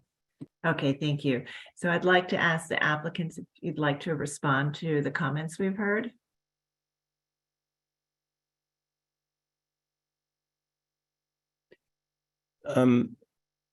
I think I would like to just respond to that. There isn't much space within the cockloft to submerge the units. And then once they're submerged, there are issues about clear space around them and access to air. Plus being down in a kind of hole isn't really, in terms of maintaining it, viable. Plus wanting to keep the skylight and that lay light, the space just is too tight existing to consider that scenario. Okay. All right, Commissioner Goldblum. Could you put those units in the backyard? So if I could go, I don't think I have control to switch the slide, but the rear yard is very visible from the street through the fence. and the units themselves, because of the nature of, because it's on the corner and it's a single family residence, it puts it in the category of a side yard technically, which means we also have to be away from the adjacent building, just first one on Carroll. So the equipment would really sit centered in the yard, visible from the street, and then all the houses, including the first one on Carroll and 16 would look down on and have residential windows looking right at that equipment. Plus acoustic considerations one would need to take in. If the photo on the right, far right of this page, you can sort of see the view into from the street to the yard. And then once the equipment is down there, if it were there, now you have to pipe all the hot water that it's making back up to the top to connect into that existing system, which from an energy standpoint for increasing pump sizes, plus the energy loss and the additional 100 feet of run that you're putting in the piping system that's outside. These are things that we've sort of looked at carefully with our engineer. And just sort of to follow up on Commissioner Goldblum's question about the visibility of those units at the roof, they are currently pushed all the way to the back of the roof. But are you required to have some space by code that prevents you from, I think, going all the way to the edge? So, obviously we've pushed them back from Prospect Park West. We've pushed them back from Carroll Street. We've pushed the screen back as well, trying to reduce visibility. If we go all the way up against the party wall, then what happens is those units need air, clear space on the sides, and then they would go against the party wall. Now, in order to address that, we have to go up with them to get them out of the way of the party wall. And so when they go up, then we're hurting ourselves from the visibility standpoint. Got it. Okay. All right. So you are as pushed back as you can be for this particular height. And if you push it back more, they get taller. Yeah, exactly. I mean, we're keeping them low to the roof as it is. As they move back, they'll need to go up. So it didn't result in a better. And the last question that I had was just, did you do any sightline studies of the units themselves without the screen, without the copper screen? We have in the past encouraged applicants to not be too afraid of seeing air conditioning units if the barriers that you create to hide them are more visible, more noticeable than the units themselves. Yeah.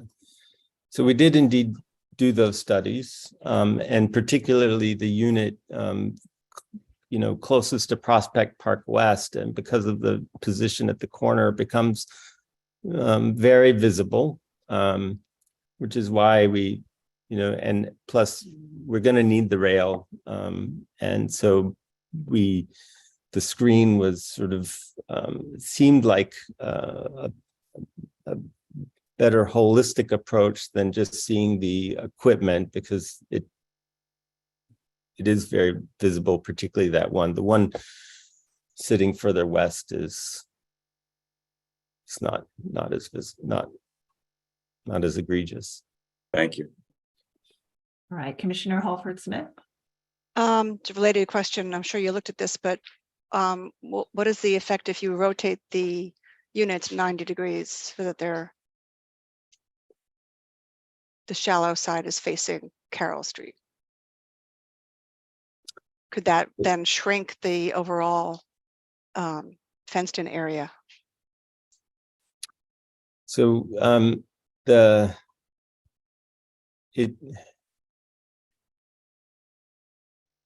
the arrangement was really, we studied it in all scenarios with the clearances, and the clearances are different on one side versus the other side of the units.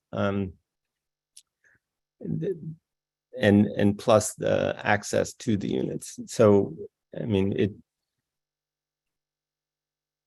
the position was the best that we could work within the parameters of elements that we have there.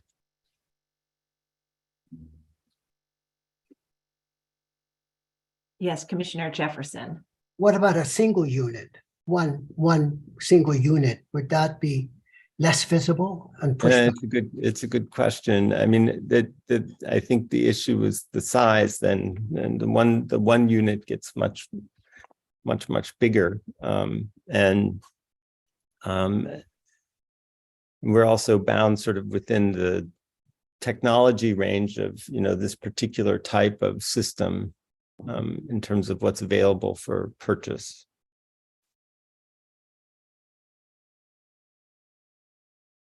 All right, any other questions? Okay, why don't we move to our discussion? So I'm sending you all requests to unmute. All right, and Commissioner Chapin, would you make a motion to close the hearing? So moved. Thank you. And Commissioner Chen, would you second that motion? Second. All in favor, say aye. Aye. Aye. Any opposed? Okay, so the hearing is closed and we'll now begin our discussion, and we have the three components of this application for us: the removal of the dormers and doing the recessed opening, the installation of the mechanical equipment with the screen. And I think in this photo, you can, the screen is sort of rendered as sort of almost transparent. And so I think you can see where the units are in this view behind that screen. And finally, the new door opening and the new doors at the rear facade at the basement, at ground level. So we'll begin our discussion. Commissioner Goldblum, would you like to start this one? Okay. I think that the applicants have really tried their best with these rooftop units. Clearly, the notion of electrifying the building is the right way to go. There's no question about it. I don't believe that there's a better immediate solution. Although, if there is one, we should certainly explore it. Maybe it makes sense to have like lower units, the lower floors AC or heat pump located down low and the high one up high. I mean, if there's a solution that would reduce visibility, it'd be great if they could work with staff on that. The inverse dormer, the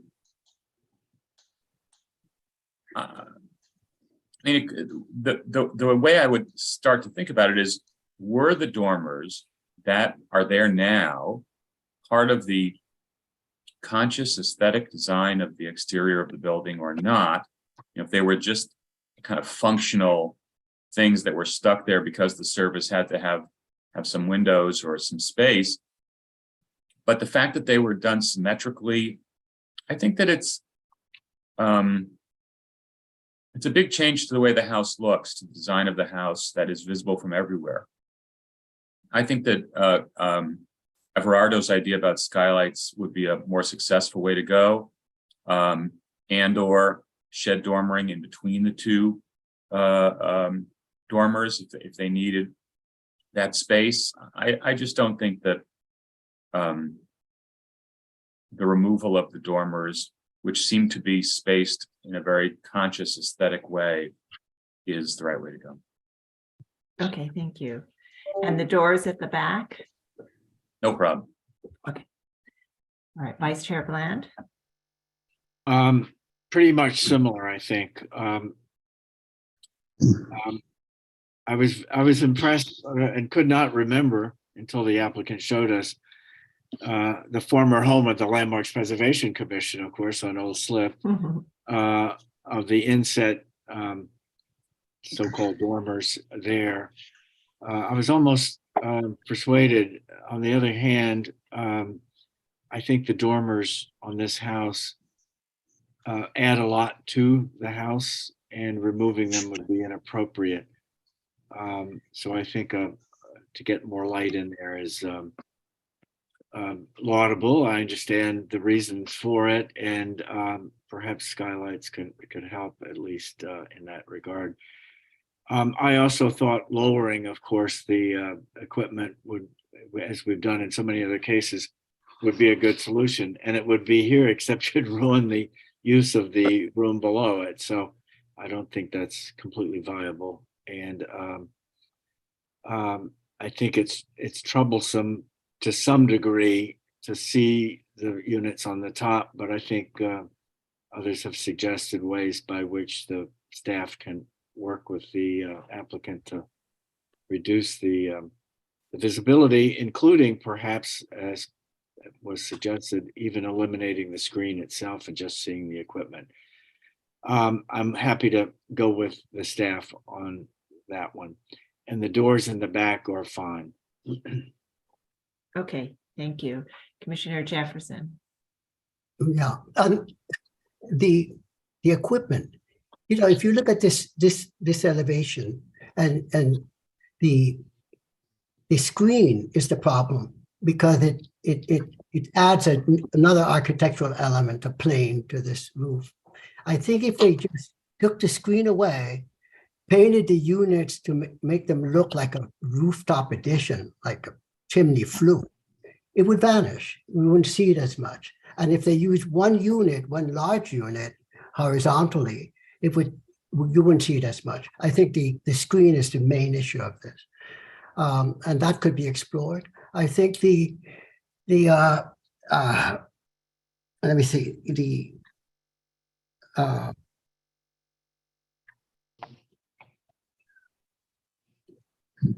I think the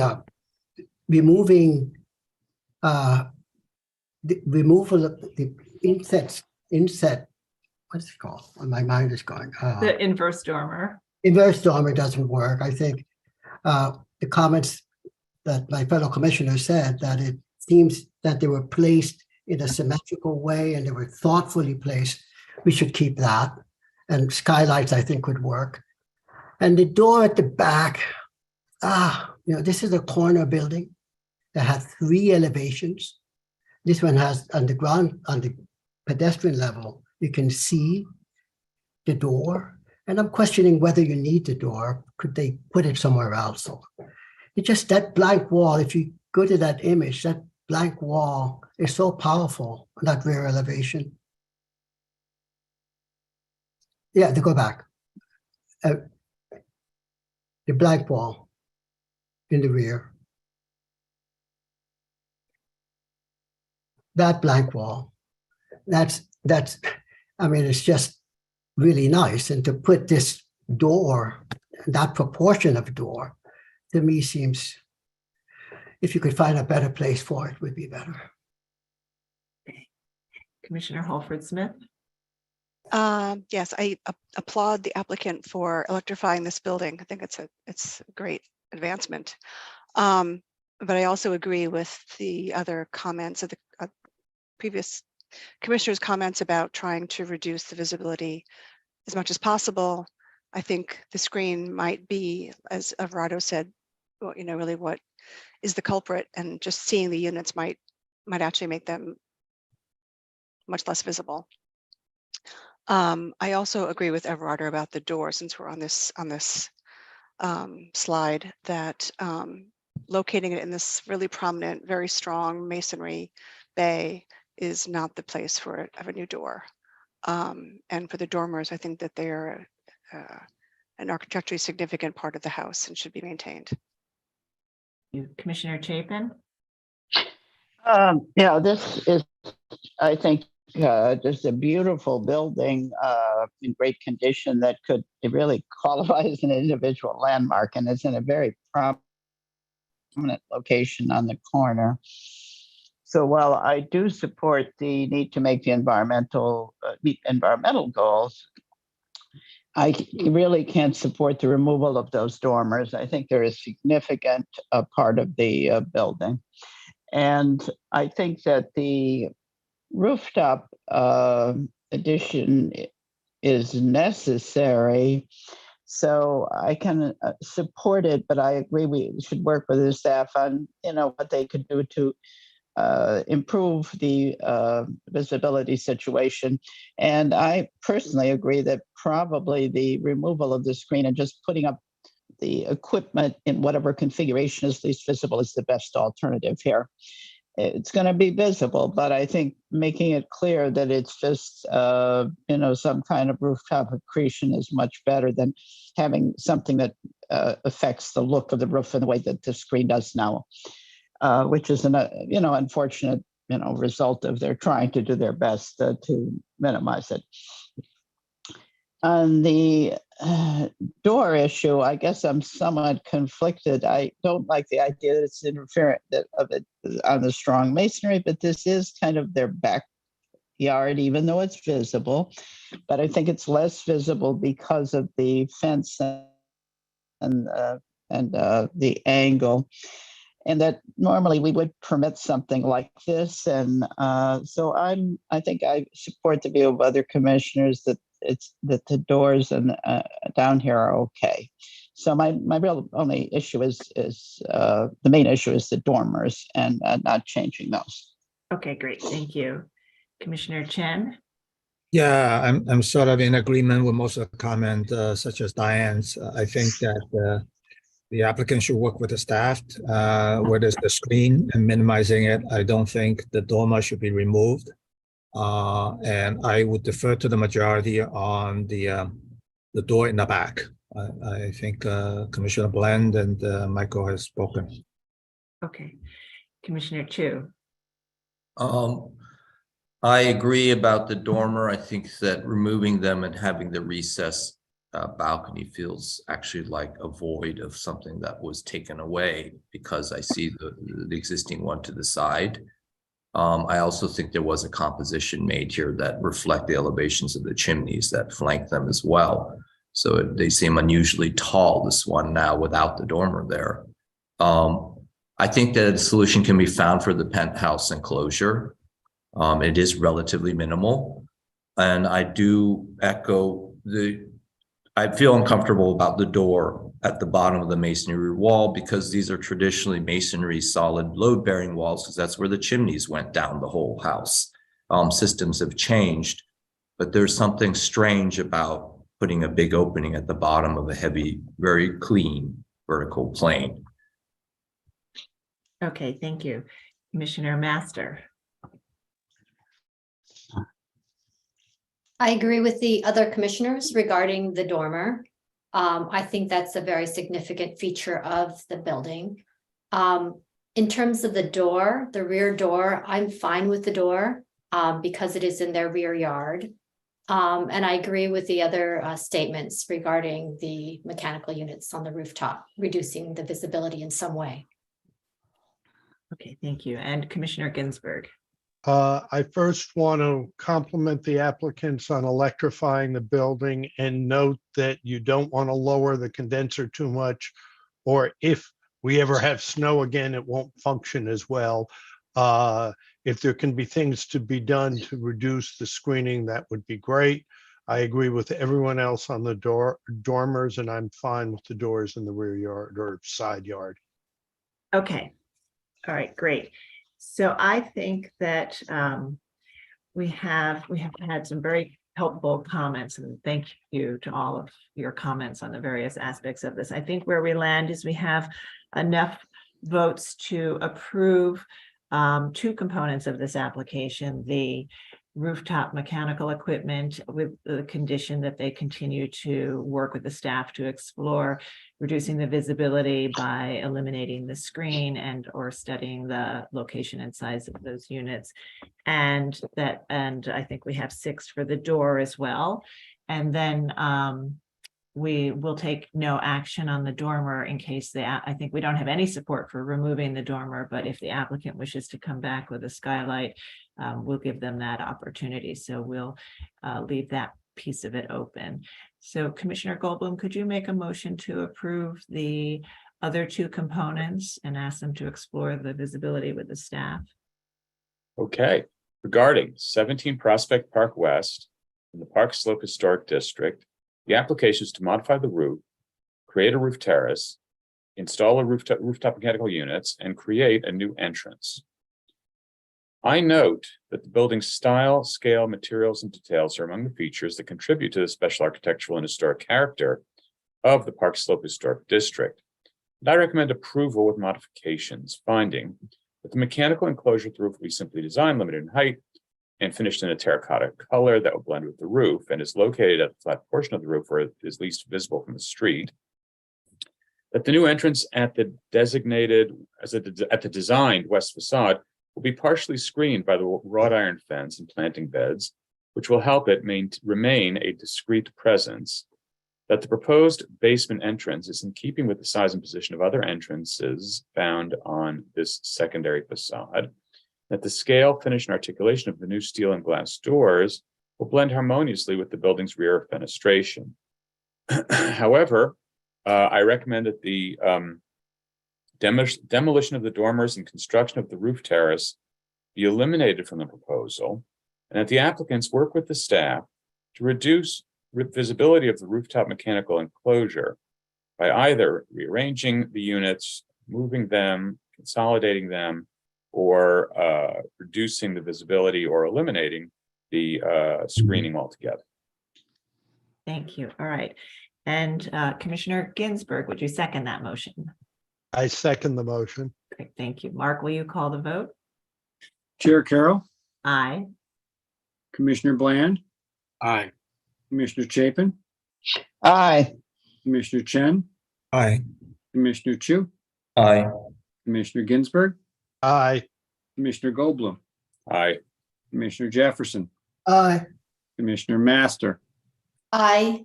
Commissioner Holford Smith. Aye. With 10 in favor, none opposed, the motion passes. That's approved. Please continue to work with the staff, and we'll move to the next item.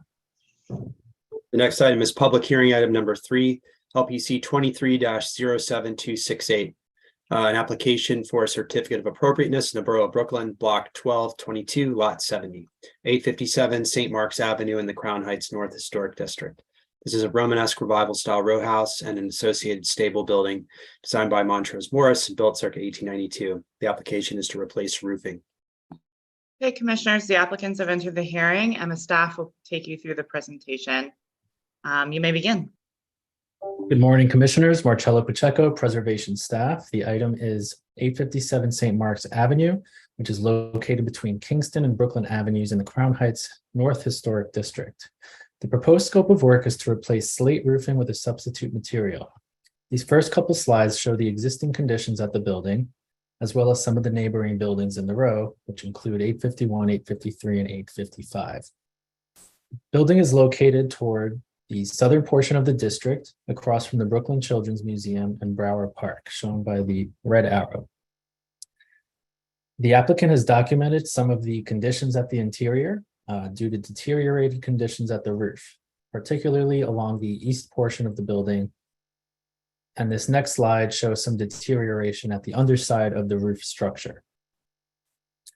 Pictured here are the 1940s tax photo and 2005 designation photo showing the slate tiles and historic condition. Zooming out, these next few slides show neighborhood context along St. Mark's Avenue, as well as the visibility of the front portions of the roof from the east.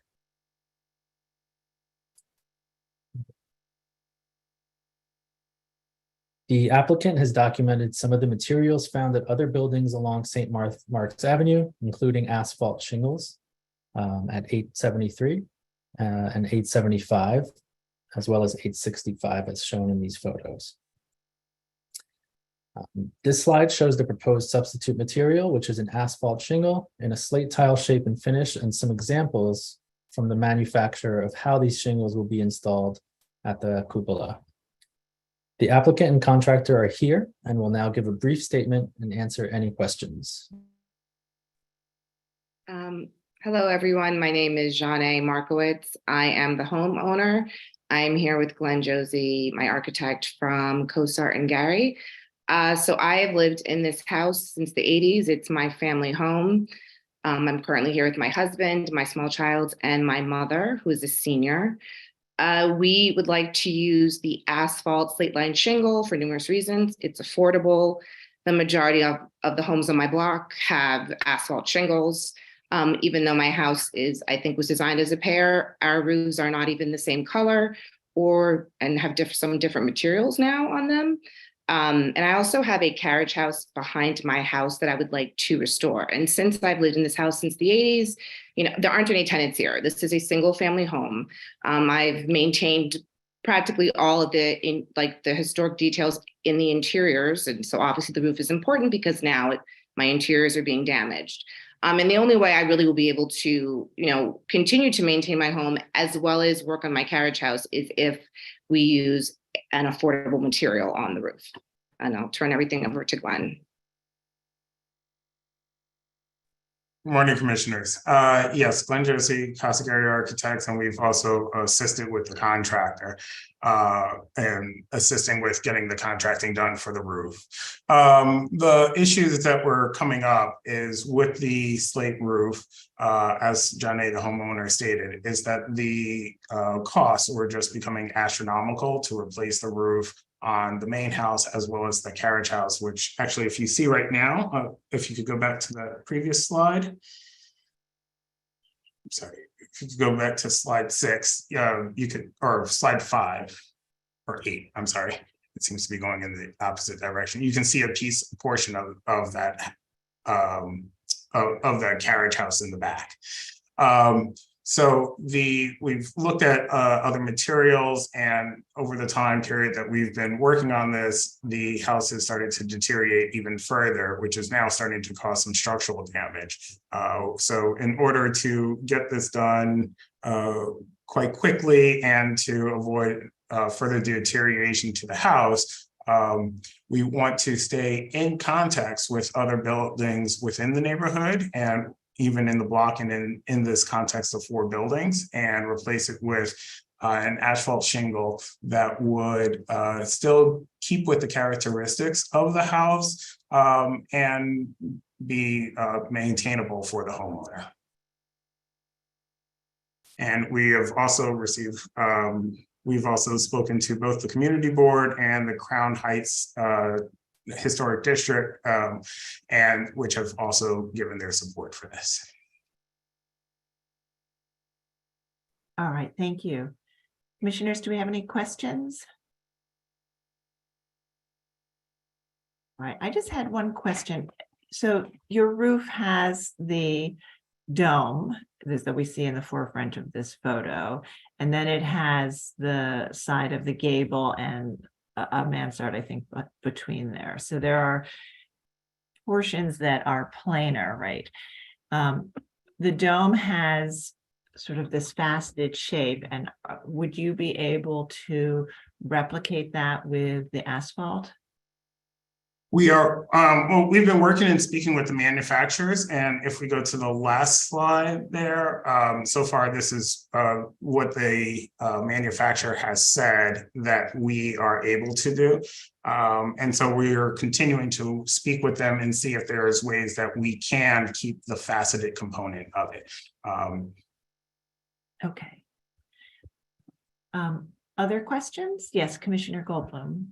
Did you explore alternate materials that look a little closer to the original, like sheet metal, fiberglass, or cement? There are products that are used that look more like the clay tiles that don't necessarily have that cost. Right, or the recycled rubber. Yes. So that's for slate. Yeah. Yes, we looked at alternate slate materials, and the issue that we were coming up with was it was very similar. One, the lead times were extremely long, and in a lot of cases, because the entire roof isn't slate, most of the roof on the top is actually just a flat roof. And so because of that, with the limited quantities that we would actually need to purchase, we would have to purchase almost double the amount of slate in order to get what we need. And so it then again becomes prohibitively expensive. Other questions? Okay, let's move to testimony. Oh yes, Commissioner Ginsburg, please go ahead. Just have to unmute. Can you give us an idea of the cost differential between what you're proposing and if you had done a replacement with slate? We're talking roughly just for the main house, about 75, in the $50,000 to $75,000 range for a homeowner. And that's just for this roof. And then for the roof in the back, we were looking at another $75,000 to $100,000. Wait, Glenn, but the slate from that company, that like the best company in the city, they wanted 250 for slate and then 140 for the scaffolding. And did you talk to them about doing some portions in slate and some in alternative materials? Yes, we did. And some of the roofers that we were looking at, and we spoke about this with Marcello.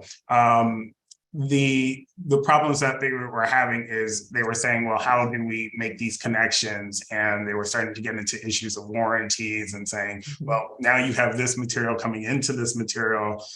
And they were like, we won't even warranty that. So Got it. And just how does the back of the roof, do you have the mansard and then a flat roof and then something on the back? I know you referred to the back. the back of the actual building, it just actually has a parapet. Okay. So we're talking about this really just the street facing side. The street facing and then the alley facing side. An alley. I got it. Okay. Commissioner Chapin? Yeah, in these discussions you were having about substitute materials, if you were just doing the dome with another material more similar like synthetic slate or some of the other materials Michael mentioned, you would would they have the same issues if you did the most of the roof with the asphalt? Or didn't you have that? We didn't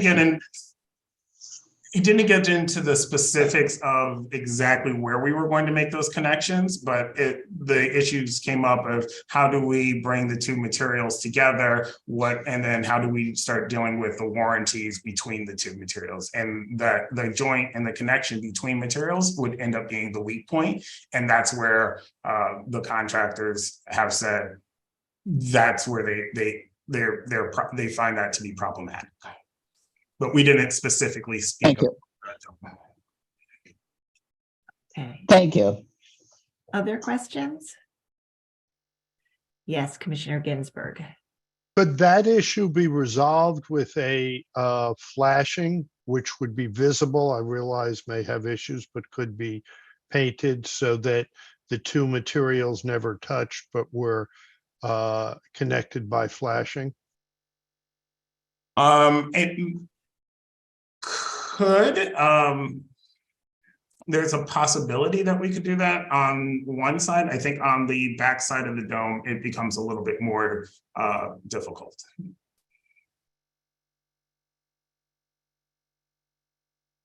Do you want to can we maybe go to the photo that shows the dome and the alley, just to sort of see the back, if it shows the back side and the issue you were talking about? So the back side is, because that's where it is really much more connected to the mansard. Is that why? Yes. That's more difficult. Back in this area. And it's the dome is slate all the way around. And then there's also some slate behind this chimney. And that's the other area. And so that connection point is one of the areas that I'd have the most concern about. Okay. All right, any other questions? Yes, Commissioner Jefferson. Whoops. Just unmute. Sorry about that. The neighboring buildings, do they have slate or they have this alternate material? It's a combination. So if you look at the buildings on the pictures on the left, the first building on the left has asphalt shingles. The second, which is the darker red, has slate, and the middle has slate as well. And as we were looking at this, as we've been looking at this, we're seeing that both the two in the middle, the two units in the middle are actually going to be needing repair very soon. The second question, the carriage house, it's going to have the same material as the main building. So you're having the same material in both, is that? Yes, we have right now, the carriage house is unsuitable for any type of occupancy. So we're not focusing on the carriage house at this moment because we're focusing on the main house so that the owners can actually live in there and be there dry. But yes, we will end up coming back to discuss the carriage house more. Thank you. Does the carriage house face the street, or is it in sort of, is it facing the street behind, or is it in the backyard? It's in the backyard. It's partially visible from the alleyway. Got it. All right, other questions?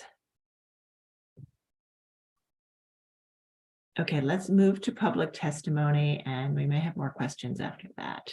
So if you're in the meeting, please raise your hand if you'd like to speak so we can identify you, and I will turn it over to Gregory Kalla to take us through the testimony. Thank you, Chair Carroll. We received a couple of signups in advance for this item, so we'll be moving through those first. The first speaker we'll be hearing from is Jeremy Woodoff from VSNY. So Jeremy Woodoff, I'll be promoting you to panelist right now. And if you could please state your name for the record and unmute your line, you'll have 3 minutes to speak. Thank you.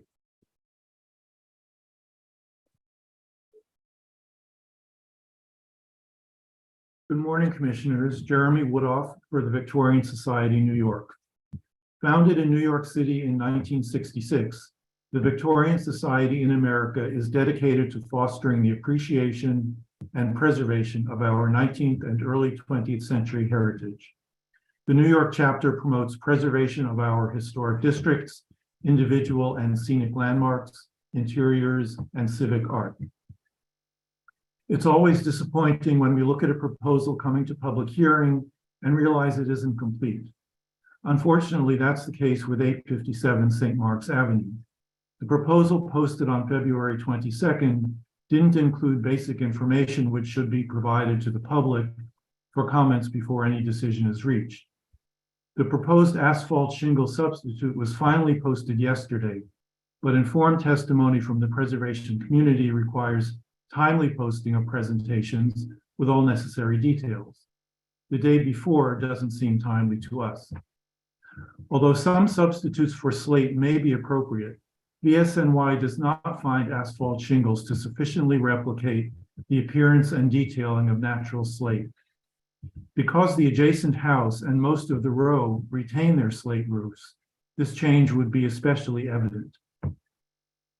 The bell-shaped roof is multifaceted and has copper flashing and ornamental trim that will be affected by any re-roofing. What will be the new flashing and trim material, and will it replicate the existing details? We need to know.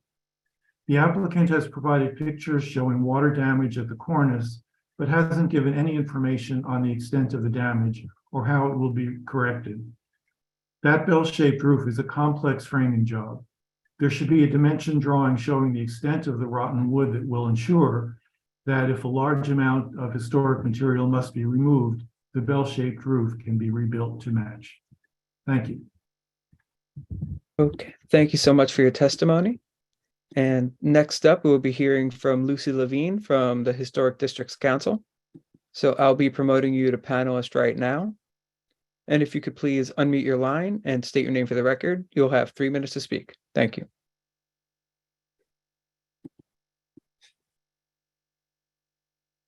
Hello, Commissioners. My name is Lucy Levine. I'm speaking on behalf of the Historic Districts Council. HDC has been in contact with the homeowner, and we are aware of her frustration and desire to fix this building's leaking roof. While we do not necessarily object to the use of synthetic slate in this application, we hope that some of the existing slate can be salvaged. In the event that it cannot, we support alternate materials. We note that in addition to replacing or salvaging the slate roof tiles, the homeowner may also need to remove and replace the roof's copper flashings, valleys, and gutters in order to ensure that the roof is properly repaired. Thank you. Okay, thank you so much for your testimony. And I do not see any other hands raised for this item. So I will note for the record that Brooklyn Community Board 8 recommends approval for this application. And I'll bring it over to you, Chair Carroll. Okay, thank you. So I'd like to turn back to the owner and the architect and ask if you'd like to respond to some of the comments. Yes, just two things. On most of the buildings on the block, we actually had one of the deputy commissioners come out, and we looked at the block, and most of the buildings on the block have removed the slate shingles. It is really only these three houses currently that we see that do have the slate shingles. And as we stated, and you can see in the picture, the building at the end of this complex does have the asphalt shingles already retained. We also have, I mean, that was one of our, and the other thing that we would like to address is that one of the first things that I said when I met with a contractor is, can we remove the shingles from the carriage house and keep them for the main roof, or vice versa? And what the contractor said is that these shingles are so old and they're going to have so much time. They say that they may be able to keep about 10 to 15%. They said, and it's going to actually raise the cost of doing this work, only because they now have to, instead of quickly trying to get this off, they're going to carefully have to take this off.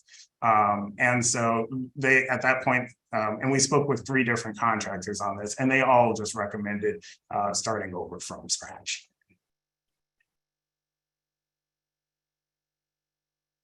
And also to discuss about the gap, all of the copper elements on the building, we do intend to replace those in kind. Okay, great. Thank you. Thank you. Commissioners, do we have any final questions before we move to our discussion? Does anyone need more information? Okay. So I think I will start to send you requests to unmute so that we can move to our discussion. And Commissioner Goldblum, would you make a motion to close the hearing? So moved. Thank you. And Commissioner Chu, would you second that motion? A second. All in favor, say aye. Aye. Any opposed? Okay. So the hearing is now closed and we'll have our discussion. This is a group of 4 houses within a varied block that has, they each have sort of a different roof line and shape. The other flanking dome is replaced with asphalt already, and we have a situation here where we have water damage in the building, and so there's a need to act quickly. And we've also heard from the applicant about the sort of the challenges of mixing materials, the ordering of small amounts, and sort of how to address this roof in a timely manner. And so let's have our discussion. And this is something that I hope we can all put our heads together and sort of really problem solve here to help the applicant. So Commissioner Holford-Smith, would you like to begin? Sure. Yeah, it's always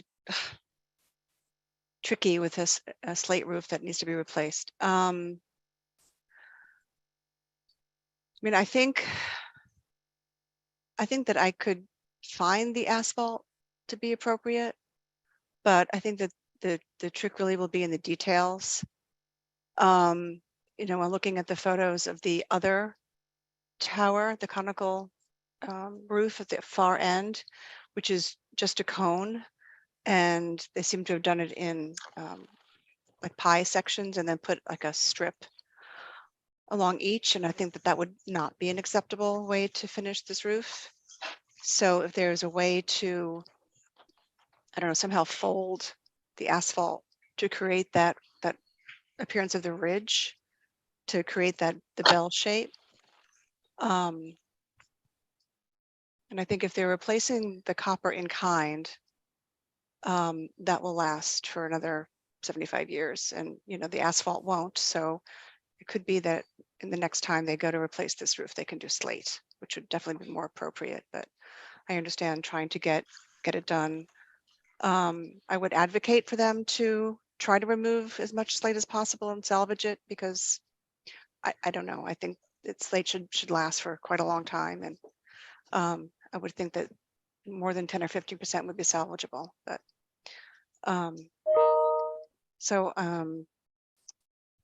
Okay. I guess they could work with the staff on the details to maintain the shape of that, the faceted shape of the bell. Okay, that's great. Thank you. Commissioner Chapin? Yeah, this is difficult because obviously want to assist the homeowner to do something that's affordable for them. At the same time, particularly the domes are very prominent. And while there has been some replacement on other buildings, we didn't discuss whether that was done with the approval of the commission. I assume it was done actually before designation or whatever. But trying to look at this building on its own, I feel like it is kind of important for the dome to be replaced with either recovered slate or the maybe synthetic slate instead of or some other material, as Michael Goldman was suggesting, rather than just the asphalt, because I think the appearance will be much superior. And I think as Commissioner Ginsburg suggested, the flashing along the edge could perhaps get rid of the issue of warranties. And that material will actually, as Commissioner, synthetic slate is 50 to 100 years, I think. So they're actually getting a much better thing. And I understand they would have trouble financially, maybe replacing the whole roof that way. So I certainly could see letting them do other areas of the roof with just the appropriate asphalt, working with the staff.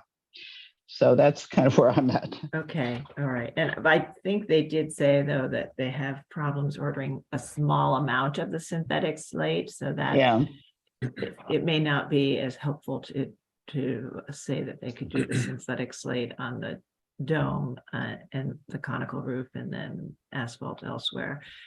It's a challenge. Okay. But I understand your point. The dome is the most prominent piece. Commissioner Goldblum? In my experience, and I can't say that my experience is necessarily the same as what their contractors are saying or what others might find on this commission. In my experience, when you do a roof like this, nowadays, you put down a waterproof membrane over nearly the entire roof. Bituthene by W.R. Grace. There are products from different companies. These are rubberized adhesive materials that are roofing, so that the stuff that you put on the outside, whether it's slate or cedar or something else, is really kind of the icing on the cake. It's aesthetics, and it adds a layer of waterproofing, but it's not the layer of waterproofing. So what I would suggest is that, like Diana, I feel that the synthetic slate, and in our experience here at the commission, we've been told by other applicants that while slate is very expensive, the asphalt shingles are dramatically less. That the rubber EcoStar and products of that nature that we've approved many times before are somewhere about half as much. That's the number or the amount that I recall. They should not be the same. And maybe that's a factor of their ordering such a small amount. But what I'm suggesting is that you could do the whole roof with bituthene today, stop your water problems today, make the order. And when the rubber stuff comes in, you put it up. Because there's no way, unless you hire an artist to be installing these asphalt shingles that Ann's completely right. It's virtually impossible for people to put asphalt shingles on a weirdly shaped roof like this and have it come out anywhere near successful. So I think they should solve their waterproofing problem with a near-term solution and then do the right thing by the rest of the roof. All right, but that could be slate or the synthetic slate. Correct. Okay. All right, Commissioner, Vice Chair Bland. Thanks. I've always found it to be strange that we're not supposed to take cost into effect at all. I think at times work against preservation, and this may be one of those. Nonetheless, I think Commissioner Goldblum has just suggested a way forward, which I could support. I'll leave it at that. Thank you. Okay, thank you. Commissioner Jefferson. This is a tough one. I can support Commissioner Goldblum's approach, but I think when I think about it, you know, even if they use the asphalt on this, in 10 years, 15 years, all these buildings would have the same material, so they'll become uniform anyway. Because I'm not convinced that we can the cost implication for this is so high, but I would go with the halfway measure. Okay. Thank you, Commissioner Ginsburg. I'm very torn, and I'm somewhat new to this discussion. My concern with what Commissioner Goldblum said is, my understanding is like a bituthane material can't be exposed to the elements for too long, so it would be a short-term measure.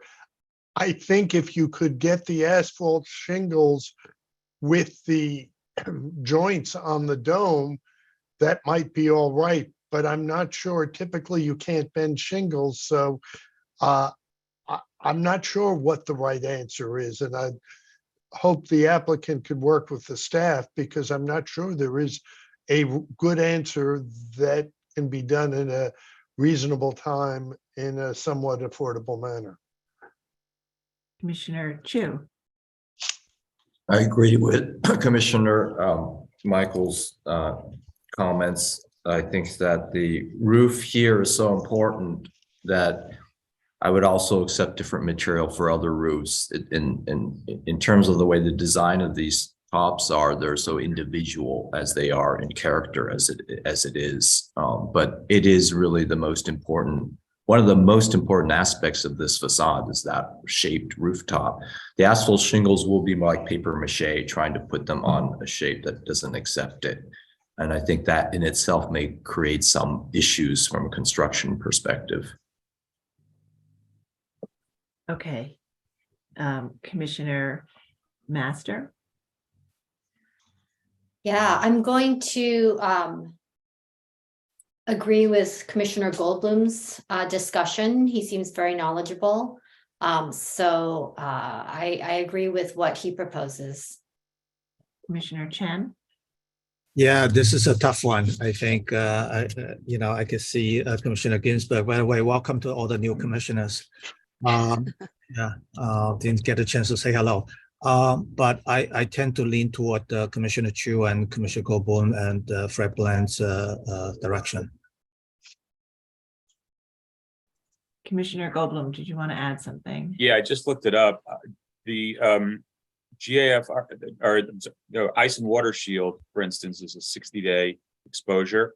And so what they recommend is you cover it with like tar paper or something, because the UV rays is what gets it. So if you just cover it with something really cheap that'll last for a year or so, that ought to do it. I mean, it's really, a tarp would do it. Yeah. So I think it could be done in a way that avoided Mark's concern, which is quite valid. Yeah, the only thing is I do then wonder if you have to then scaffold twice, and that gets back to, if you do something that temporarily covers it while you're ordering something else, then you've got to scaffold twice, and that has, again, cost implications True. that are not under our purview, but Very true. It really depends on what the lead time is. If it's, 6 to 12 months, then, maybe you do something like you're suggesting, you do a temporary patch and put the whole job off.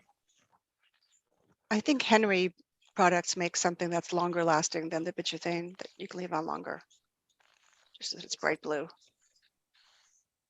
okay. So, I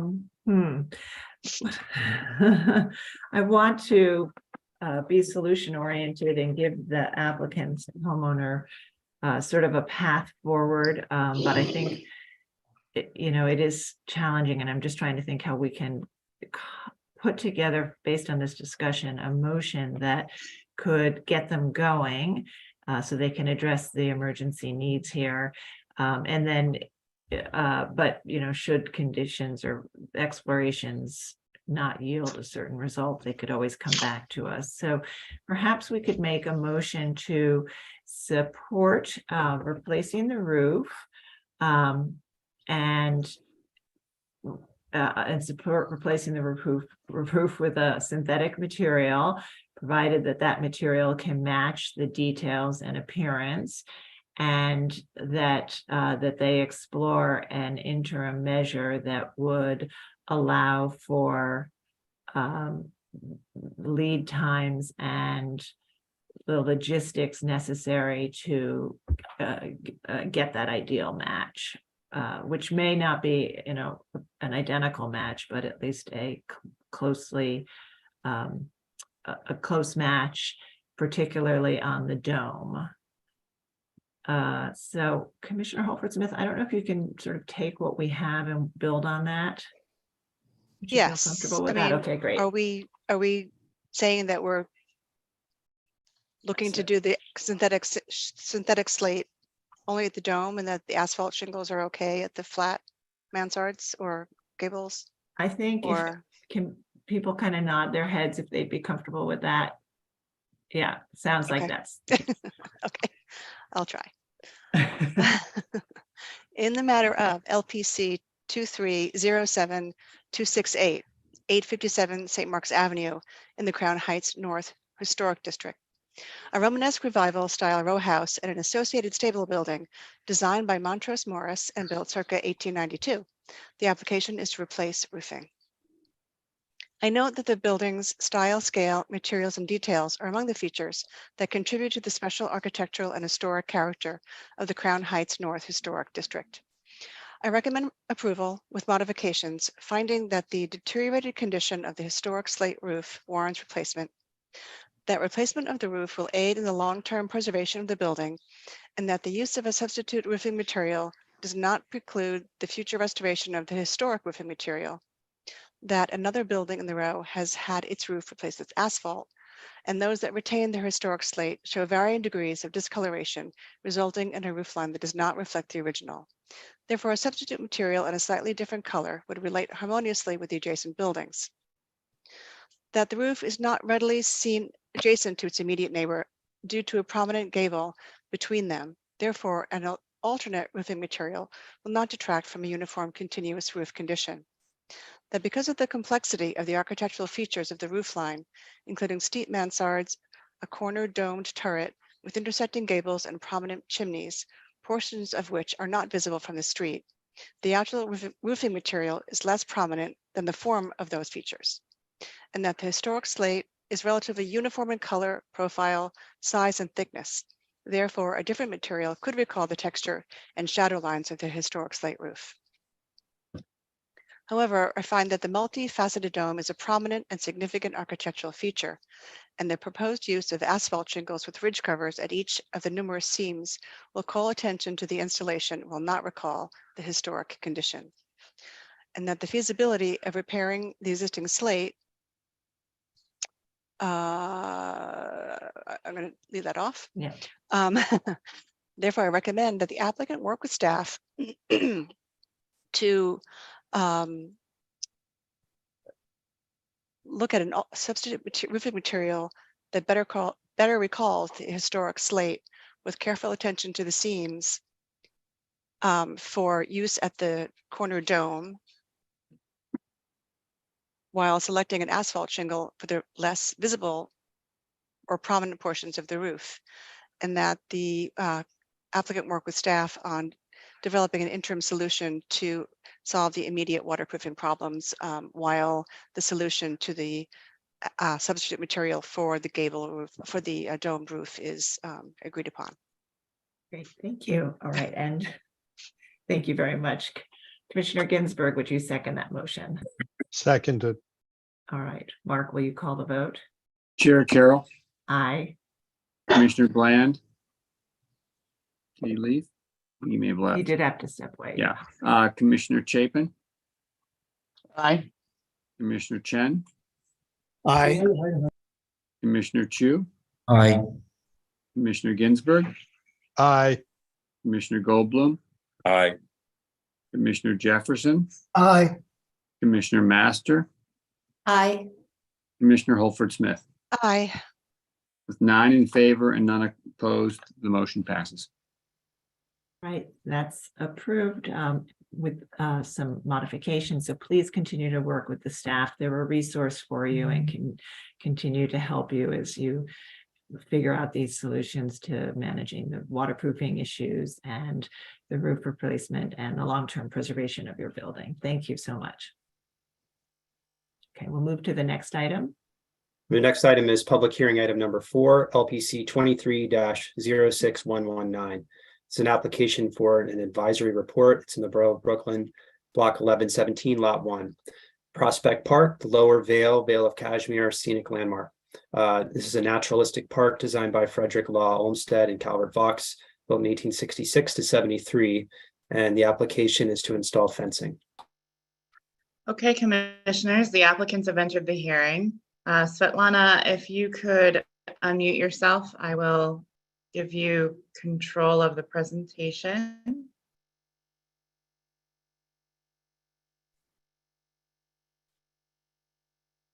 It looks.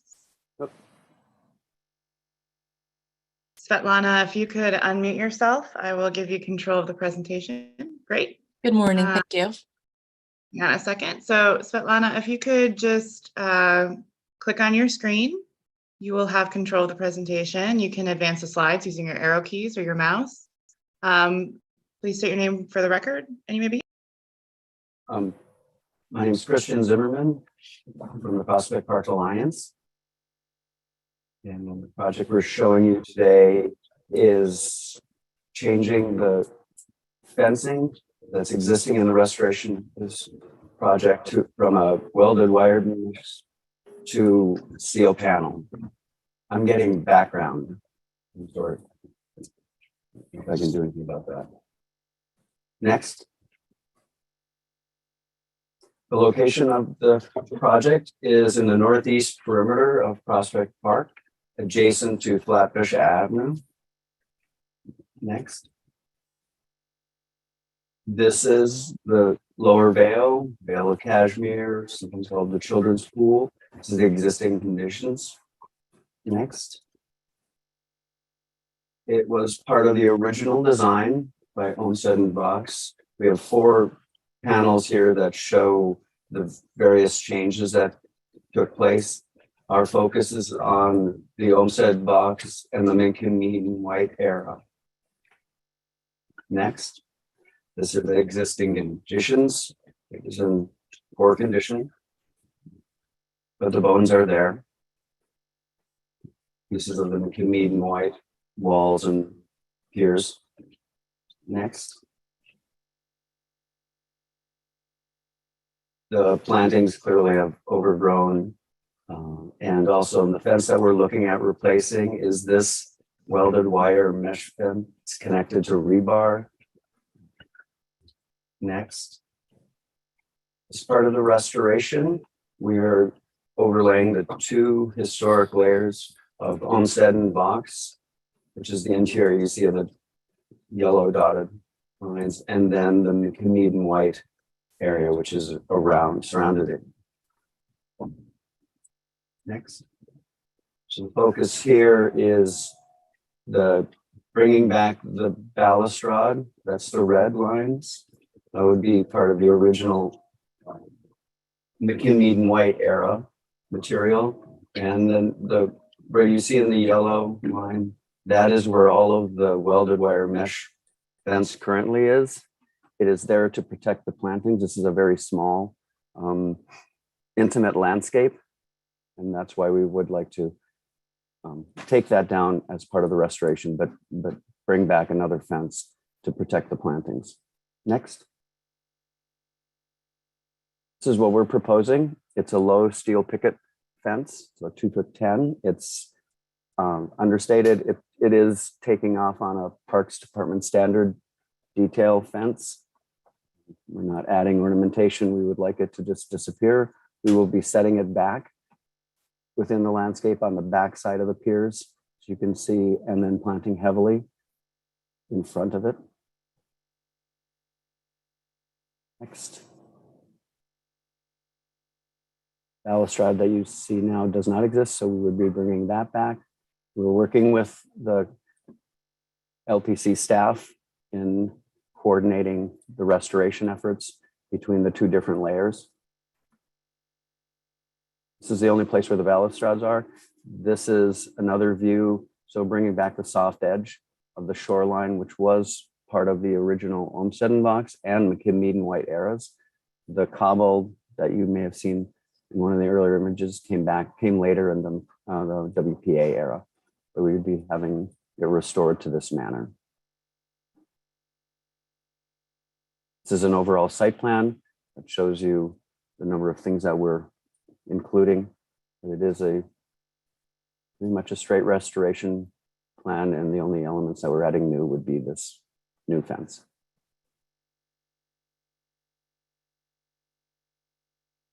Thank you. Next, yep, I think that's it.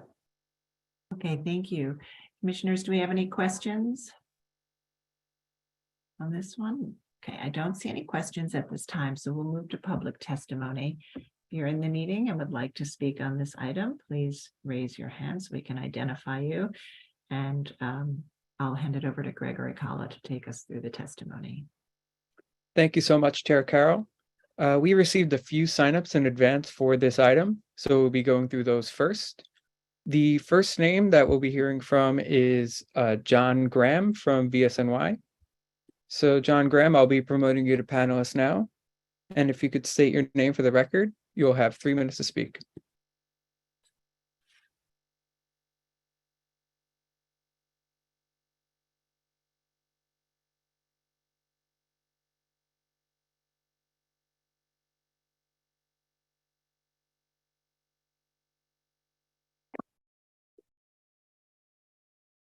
Hello, John. Hello. Hello. Good morning, Commissioners. John Graham for the Victorian Society in New York. The VSNY's written testimony includes notes and captioned illustrations for both this and the next application for the Upper Vale. The Vale of Cashmere, with its naturalistic miniature lake, is a feature of Olmsted and Vaux's historic park design of the 1860s. The 1895 neoclassical pier and balustrade additions elicited considerable controversy at the time. The design, likely by McKim-Eden White, included a bronze fountain sculpture, Boy with Duck, by Frederick McMonnies. These firms, with others, were at this time introducing an important and now beloved City Beautiful overlay to the park's original Olmsted design. The red brick pavement was not original to the Vale's redesign, but came a bit later. The brick was especially controversial and was thought to tilt the design too far to the architectural. An elevated walk to the north had an original rustic arbor with views over both the lower and upper Vale, highlighting the natural geologic formation, which Olmsted emphasized and embellished. The arbor is long gone, but its location is quite evident today, and if volunteer growth were cleared, the views would be open once again. Purposeful views of this kind were critical to the park's original design. The ensemble of the upper and lower Vale, the Vale of Cashmere and the Rose Garden, along with the connecting and surrounding paths, rustic stairs, and arbor, was considered one of the most beautiful locations in the park. Countless articles of the time attest to its glories, as do extant photographs and picture postcards. Spots like this were designed as foils to the expansive areas of turf, wood, and water that make up most of the park. They were intimate, outdoor rooms for quiet contemplation of nature and beauty. Though abandoned by parks for decades, they still serve this purpose. The proposed work at the Lower Vale is appropriately restorative of the original design with its neoclassical overlay. The new metal railings must be carefully placed and designed. They should be set back from the edge and obscured by plantings. To the extent that they will be visible, they need to work stylistically with both the classical features and the planted landscape. The standard steel picket fence proposed is not an appropriate choice and looks out of place. The plan includes replacing the historic 125-year-old brick pavement. A change of this magnitude warrants public discussion and a decision by the commissioners, despite any pavement rules which may apply to historic districts. Aside from the loss of the historic material, which has a weathered, softened appearance, new bricks with mortar joints will have a very different and appropriate aesthetic.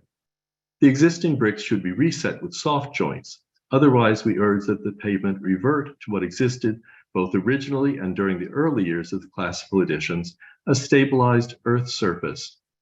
A more durable material that incorporates exposed aggregates, simulating a soft surface, could also be an appropriate option. Thank you very much, Commissioners. Okay, thank you so much for your testimony. And next up, we'll be hearing from Lucy Levine from the Historic Districts Council. So Lucy Levine, I'm promoting you to panelist right now. And if you could please unmute your line and state your name for the record, you'll have 3 minutes to speak. Thank you.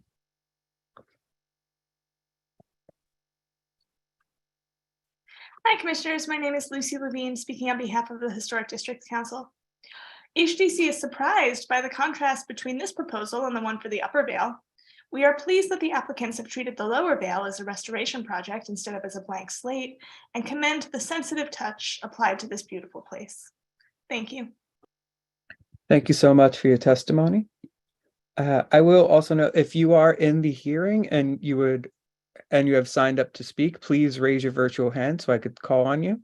I see a couple of names there. Okay, so next up, we'll be hearing from Jeremy Woodhoff. So Jeremy Woodhoff, I am promoting you to panelist now. And if you could please unmute your line and state your name for the record, you'll have 3 minutes to speak. Thank you.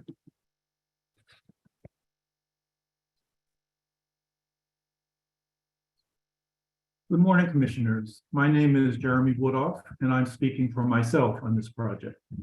I support the testimony of the Victorian Society on this application. The Lower Vale project is largely restorative of the original Olmsted design with its neoclassical additions. This is commendable, if long overdue. But close attention must be paid to the designs of the pavement, fencing, and other details. New brick pavers with mortar joints will be inappropriate aesthetically and a maintenance headache, as the mortar inevitably breaks down and leaves open joints. Resetting the existing historic pavers with soft joints will be preferred. I'm aware of no accessibility standards that would prevent this. The existing surface is remarkably smooth while brimming with age and historic character, as can be seen in the photos provided by the Victorian Society in its written testimony. Another appropriate option is to revert to a uniform, soft or soft appearing monolithic pavement as existed here originally.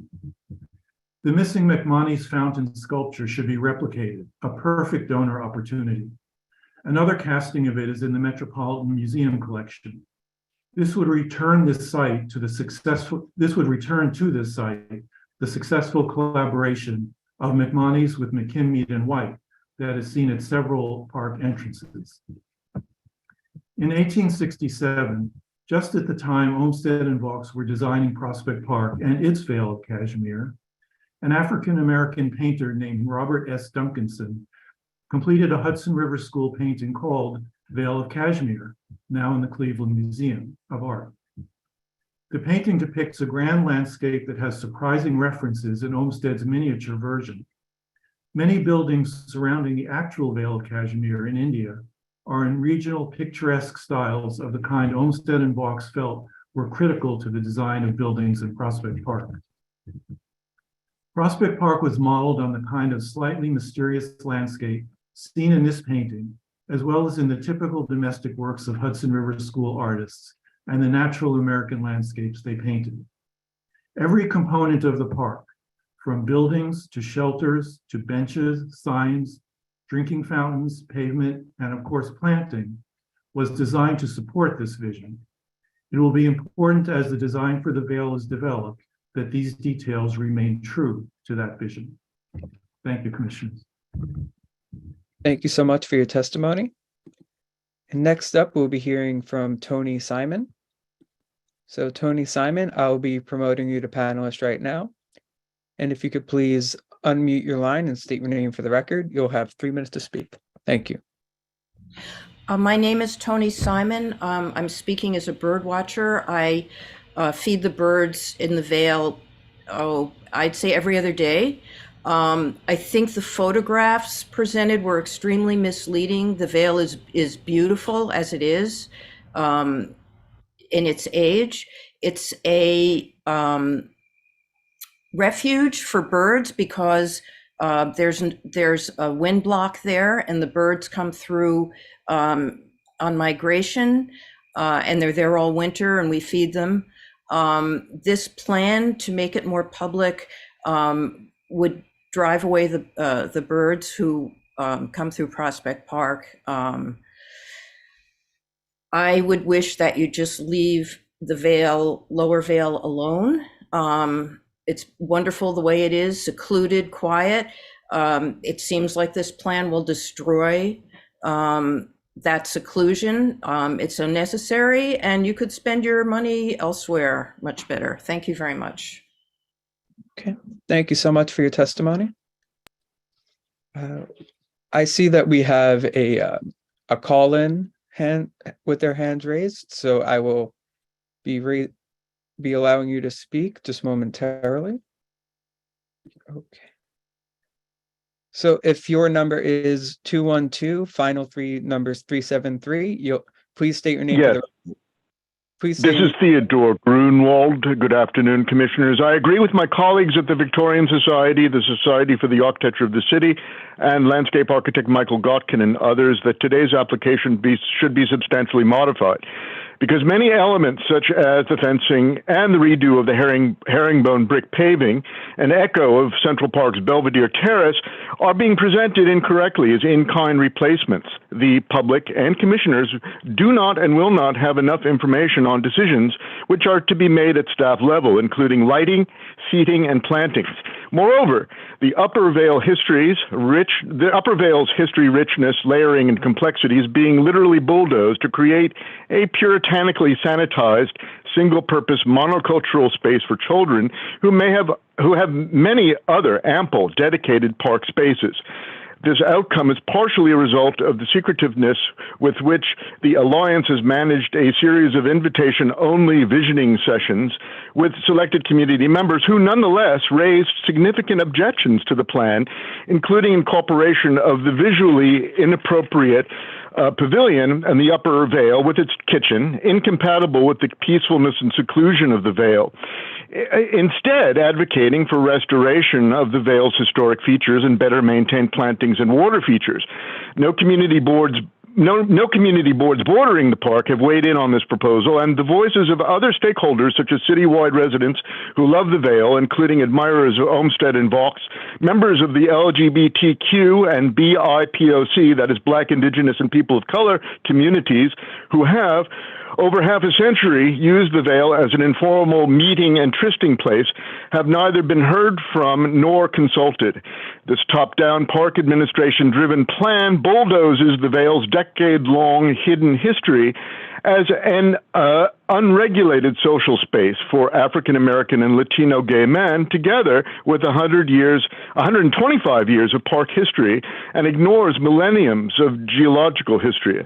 It's important to bear in mind that decades of so-called illicit activity here has, like in Central Park's Ramble, coexisted peacefully with nature enthusiasts, bird watchers, wildlife lovers. The Vale is well known for its thriving rabbit population, joggers, readers, nappers, picnickers, etc., who are all drawn to and share a fascination with this mysterious romantic corner, very much off the beaten path of Prospect Park, a true microcosm of New York where many people of different cultures, classes, ethnic backgrounds intersect, overlap, and thrive in each other's company.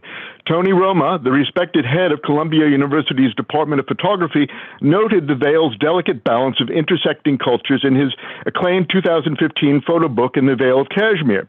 Though it makes some squeamish Karens and those advocating corporate privatization and sanitization uncomfortable, it is nonetheless a uniquely New York balance which should not be thrown over lightly in the interests of, quote, cleaning up, close quote, the Vale. Thank you very much.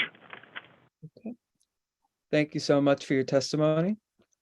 I do not see any further hands raised.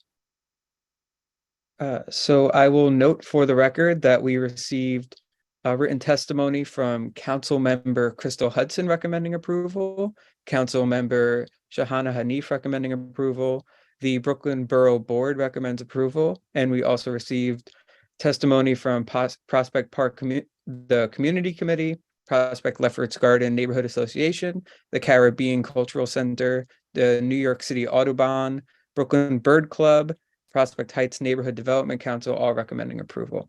And I will bring it back over to you, Chair Carroll. Thank you very much. Okay, I'd like to turn back to the applicant team and ask if you'd like to respond to the comments.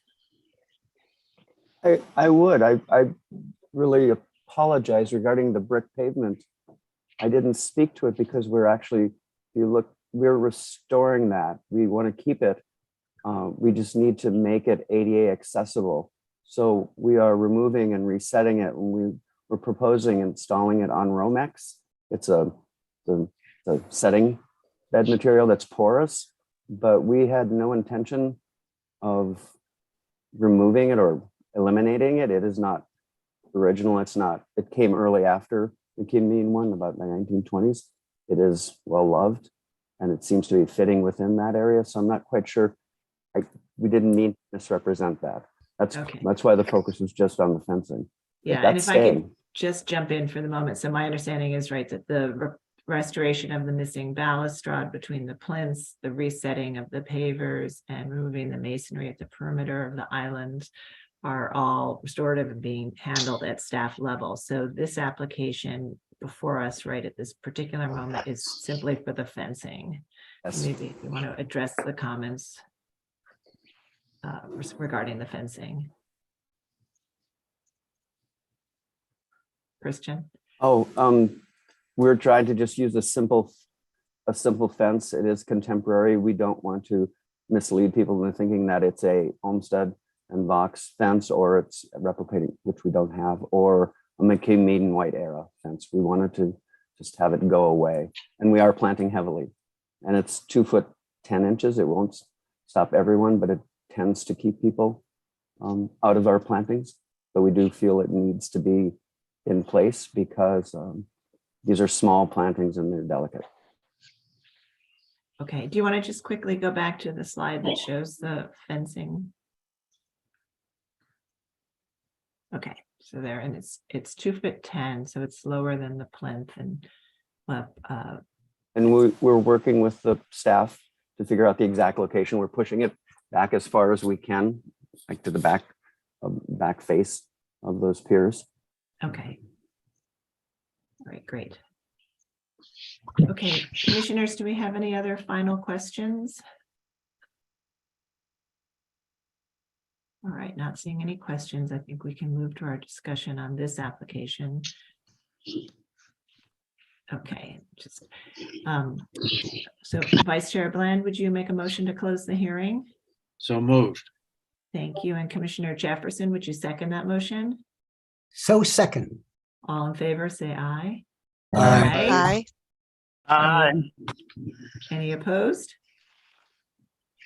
All right, The hearing is closed and we'll now begin our discussion on this application for the Lower Vale, which is, as we've said, is for this fencing that will be a simple picket fence, 2 foot, 10 inches high, surrounded by planting. And I think they are continuing to and would be willing to continue to work with the staff on its exact placement relative to the piers.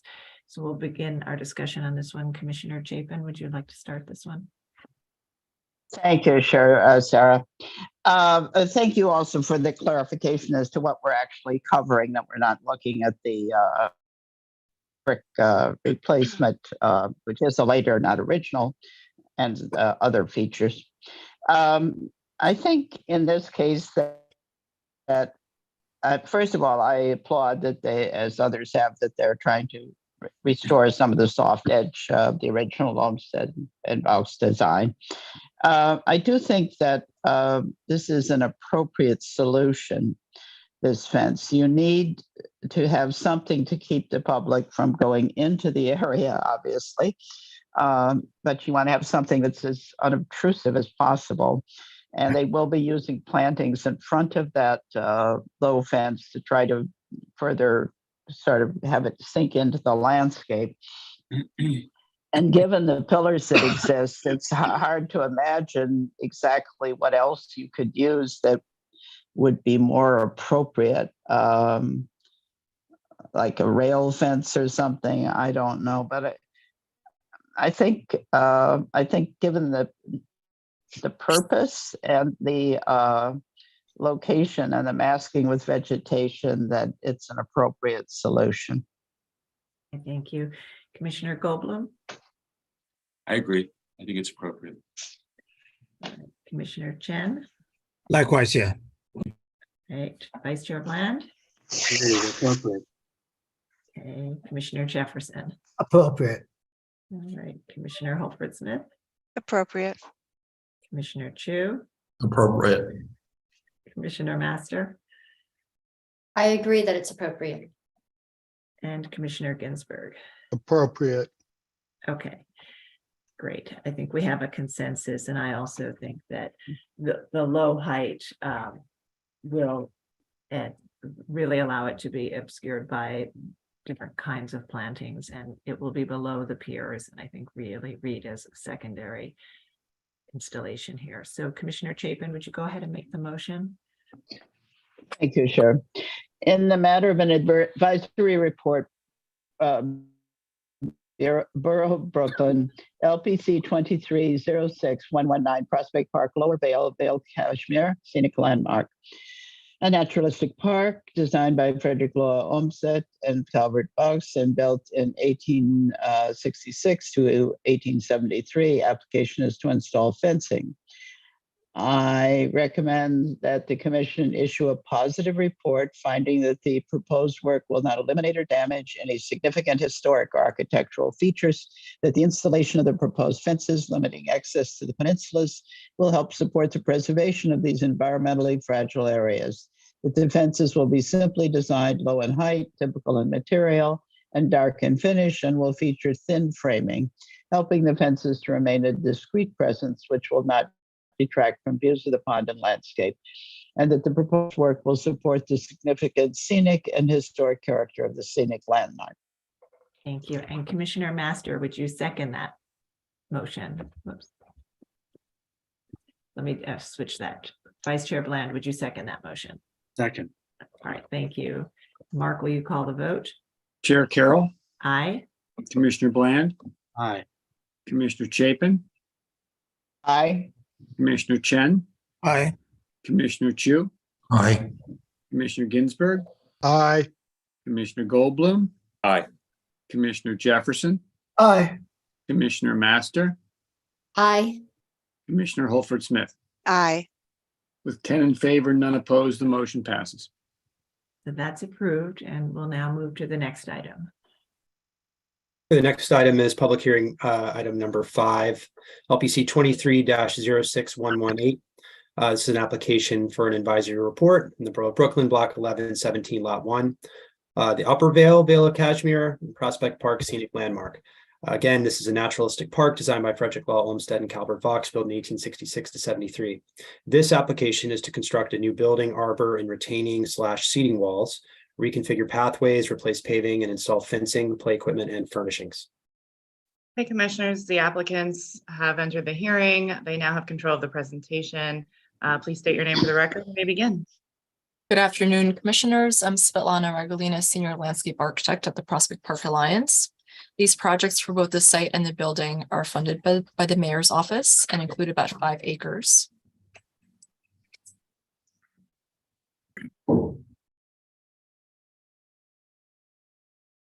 The reconstruction project occurs east of the Long Meadow in Prospect Park between Grand Army Plaza and the Prospect Park Zoo. It is uphill from the lower Vale that we just heard about and a short walk from the Long Meadow west of Flatbush Avenue. In this long section cut from east to west, from the Park Loop Road to Flatbush Avenue, you can see the site's topographic relation to the lower Vale and the surrounding areas. It is separated by a wooded berm on either end. So if you're standing in the lower Vale, you cannot see the upper Vale, and if you're here, you cannot see the lower Vale.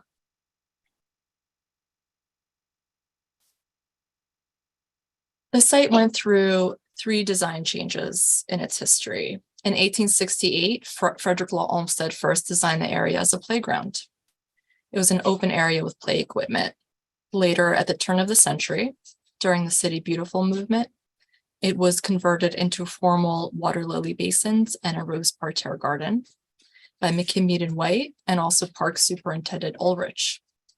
And then finally, in the 1960s, there was another reconstruction that removed the flower beds and installed concrete fountains surrounded by lawn and bordered by shrubs. And the photo on the right is what it looks like today.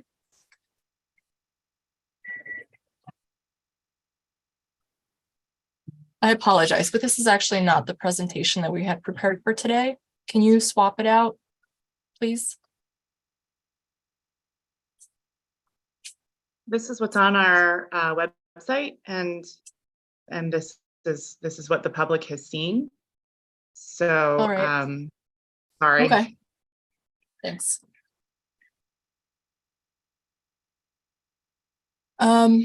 Just go back.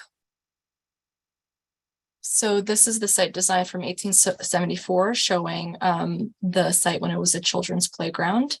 Number 10 is actually marking a carousel that was there, and I had put in an image of that carousel, which was removed from the site in 1890.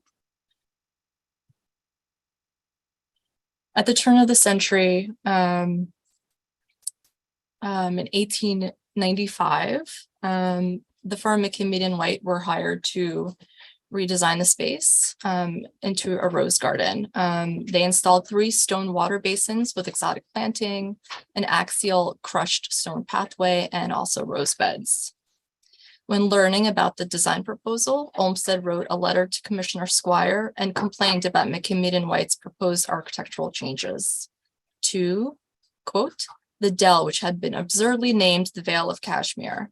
And Olmsted continued, as one of the original designers of Prospect Park, I feel it my duty to record my professional opinion against changing the space intended to be devoted to a children's playground into a rose garden, end quote.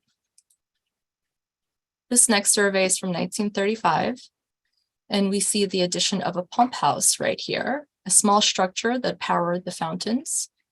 The pump house is there and is currently used to store tools for our volunteer crews, but no longer functions as a power source. And we also see this little structure here, which is an iron trellis at the south end of the site. Unfortunately, we don't have any other images of that structure. It should also be noted that this is the area where the wood arbor was located. It was used as a resting area, and you could actually see the lower Vale from that path and that arbor. Just a close-up of the 1935 survey with the 3 stone pools.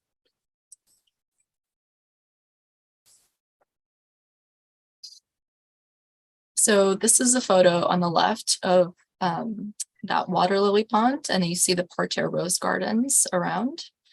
And this site design required really, really heavy maintenance. All of the planting was exotic. It was really hard to maintain. So after a few decades, the site fell into disrepair. The pools were closed in, and as you can see in this photo, it just all became lawn.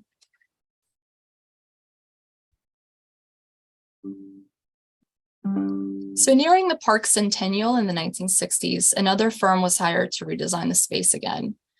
Coffey and Levine landscape architects replaced the materials of the basin. This time they made them into concrete fountains with water jets, and altogether removed the geometric walkways in the flower beds, as you can see here in this survey.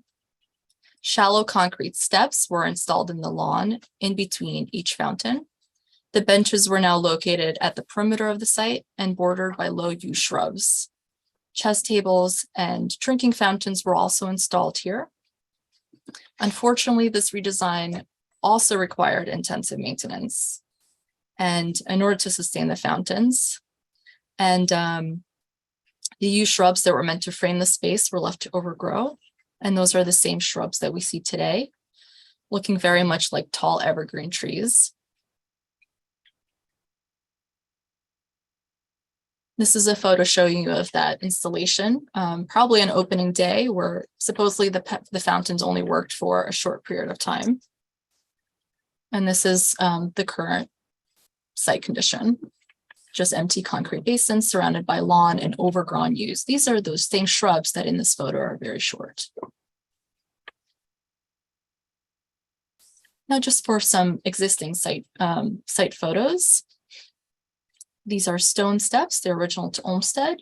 They're actually located at the entrance from the new entrance off of Flatbush Avenue that we installed a few years ago. And these are concrete steps found throughout the site. This is a low stone wall located at the south end of the site. Dates from the 1960s, and it basically just frames the existing benches and the southernmost pool that's there. A long view framed by the overgrown yews. The yews on the right, once again. The benches, which are found on the perimeter of the site, underneath some magnolia trees and yews once again. And this is our existing condition, which is where we see remnants of the 1968 Coffey and Levine design. Like I just said, a new entrance was installed on the Flatbush Avenue side.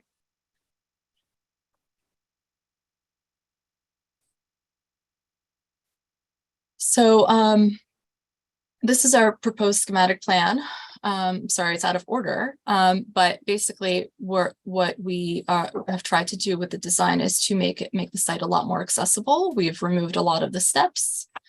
And now you can enter the site from multiple locations without having steps as obstacles on a singular asphalt path, which is a material that's found throughout Prospect Park.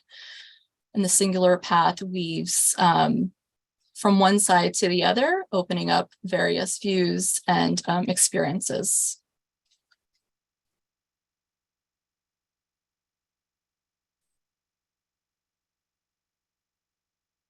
So now starting at the southern end, you enter in the site from Flatbush Avenue. And we will be sinking the existing granite steps that are found there.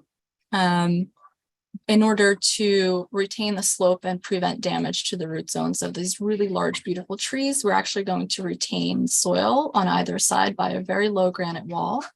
As you continue on the asphalt path, you will approach a steel and wooden planted arbor. We're looking at potentially planting it with wisteria or another native species. The arbor will provide much needed shade to the area and will also include Central Park settees underneath on one end, and on the other it will have a leaning rail with a lookout point, and you'll be able to look out at our proposed pollinator meadow, which actually is situated here in order to be a connecting point to adjacent pollinator meadows and woodlands just south of the site.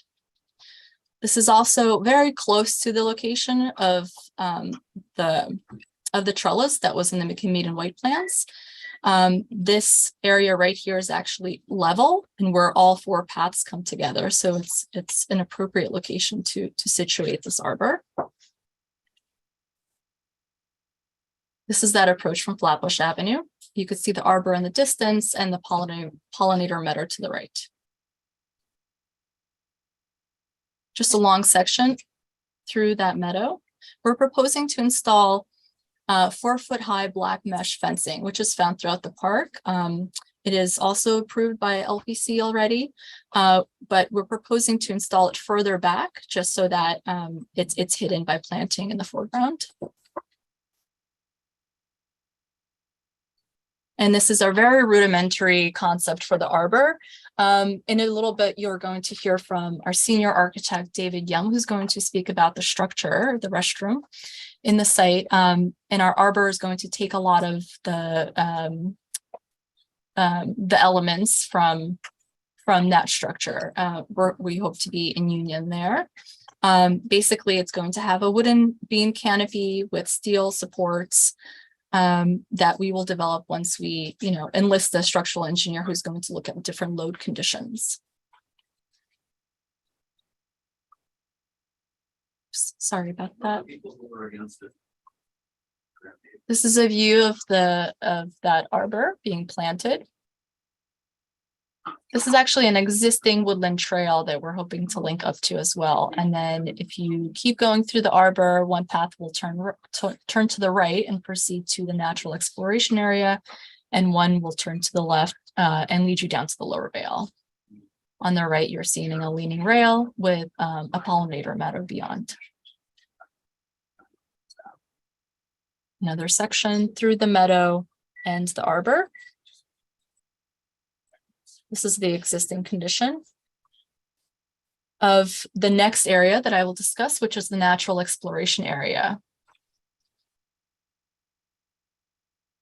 So the same asphalt path weaves through the site and then branches off into a smaller path that we're proposing wood pavers for. There will be black locust wood pavers. It's a natural material that we feel is fairly appropriate for a woodland trail. We're hoping to make them permeable by not having mortar joints as well, but it is an accessible material. And off of this path, one will enter in a woodland where one will find different kinds of obstacle courses made up by stumps and logs in different formations. They'll be cut to allow someone to jump or sit on them or use them as an activity table.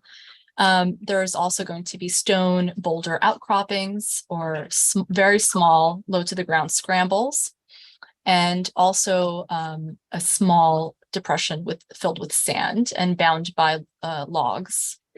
We're also proposing a small hand pump next to a dry creek riverbed for further play and also as a way to drain the site.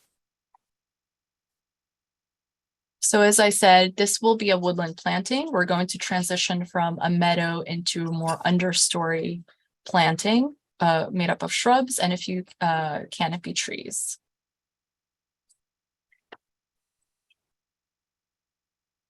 This is a rendering showing you some of those stone outcroppings. The hand pump is here in the front with the stone drainage channel.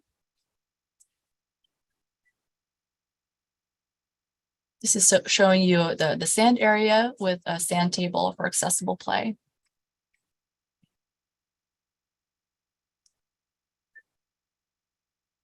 A larger view of the various obstacle courses. It's basically taking fallen logs from throughout the park and repurposing them and making them into sculpted objects that can be experienced by people of all ages.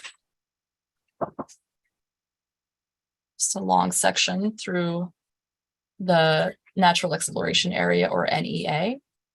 And on the left, you're actually seeing the ground kind of start to berm up a little bit. That's what happens as we approach the north end of the site and an open lawn. And this is the last fountain at the very north end of the site. It's actually the largest one. And by removing that fountain, what we're able to do is able to have a more contiguous open space that is vegetated and has a soft material cover and able to drain better. We're also able to install more trees for shade around the perimeter. A very low seat wall will be found at the north end of the site, but the benches will be on either end of the asphalt pathway that winds around the lawn. We're also proposing a gray water garden in order to capture gray water from the Northeast Pavilion building.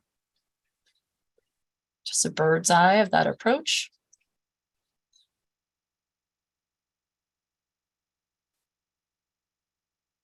And you see by sloping up the lawn a little bit, we're able to separate the spaces.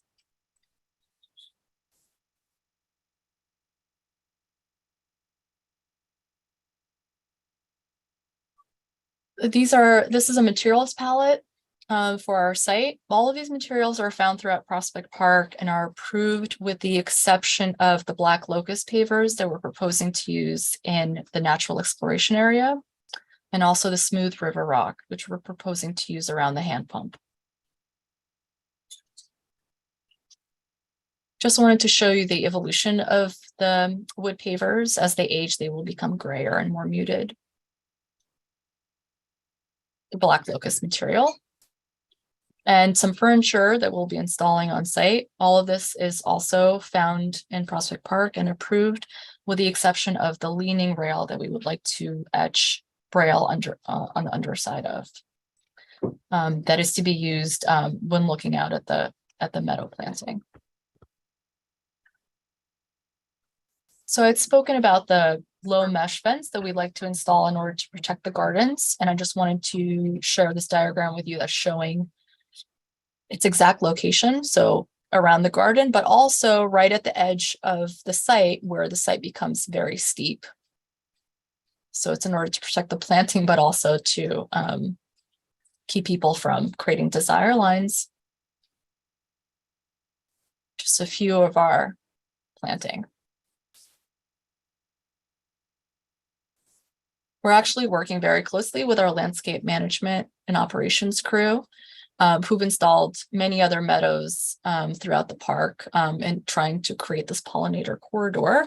You might be familiar with the sandy area that's adjacent to the site.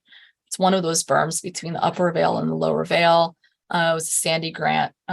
With Sandy grant money following Hurricane Sandy, our crew was able to reintroduce meadow planting, and it's been extremely successful. We're seeing all kinds of pollinators and birds come to the area. So we'd like to extend and build on top of that.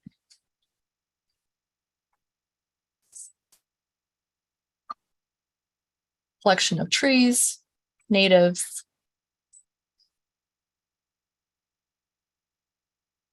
And now I will introduce our senior architect, David Yum, who will continue to speak about the pavilion on the north end.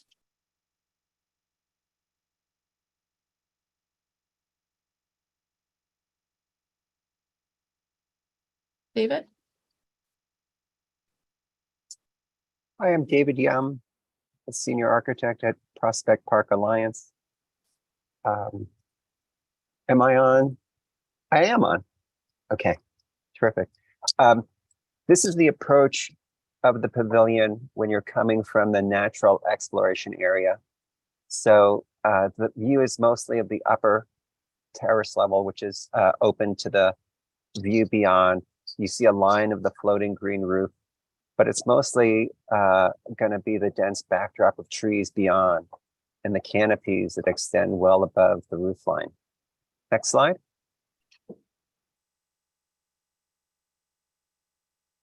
This is a picture of an original covered open area, an arbor that existed actually pre-1909 in the park. And I think we'll have a picture of that coming up. Next slide. So there have always been structures throughout the park, and from its outset, even to recent times. And here are a number of examples. The upper left being that large arbor that we saw in plan, as well as a number of open roof covered gathering areas. Next slide. Here on the left, you can see the scale of the pavilion compared to some of the existing structures, comfort stations, as well as the Concert Grove Pavilion, open air roofed gathering areas. Next slide. So a certain limited number of trees will have to be removed, but it's in a very dense area of existing trees. We've tried to embed the comfort station and storage as much as possible into that slope. The curve that you see on the plan on the right is the curve of the existing path. And we'll see in section that we've really tried to make the level of the terrace equal to the mean level of the upper path. So it tries to impose itself in the least possible way on both levels. Next slide. On the left, and we'll see it better in section, the upper path, the terrace level will be on the same elevation as the upper path. And so that path will just flow onto that open covered area. And then above, you can see our proposed green roof. Next slide. Here's a section, and it's a better illustration of the upper path, the terrace going, the terrace extending really at that same level. Below our comfort station, there'll be a subcellar, and that will be just large enough to contain the composting tanks we need for the composting toilets. And above, you can see the section of the green roof that's a little bit thicker, only to accommodate our structure and the requirements for having that green roof. Next slide. Here's a view from as we're approaching from, or a view looking northeast. Next slide. Here's a view from the upper level, which we really feel will be largely just nestled in among the dense trees that are already up on the upper slope, the woodland. And then the next slide is a view of the building, the pavilion. If we remove the slides, trees, and again, the materials we're using, the base will be granite that we see in both new and old structures in the park, as well as that natural wood underside of the roof, metal railings. Next slide. Here's a view from the path that comes up to the upper level and how the path really will just flow into that upper terrace. Next slide. A view, slide that we saw before of the materials. And next slide. So here on the left, the granite, well, starting on the right, the granite is something that we see in both old and new walls. And then a close-up of the concert pavilion, showing that painted roof structure made of wood, and then the large roof above it, really showing that the scale of the pavilion is actually similar, if not a bit smaller than that building. And next slide. And I think we're just back to a slide we saw before of the existing condition and now the new condition.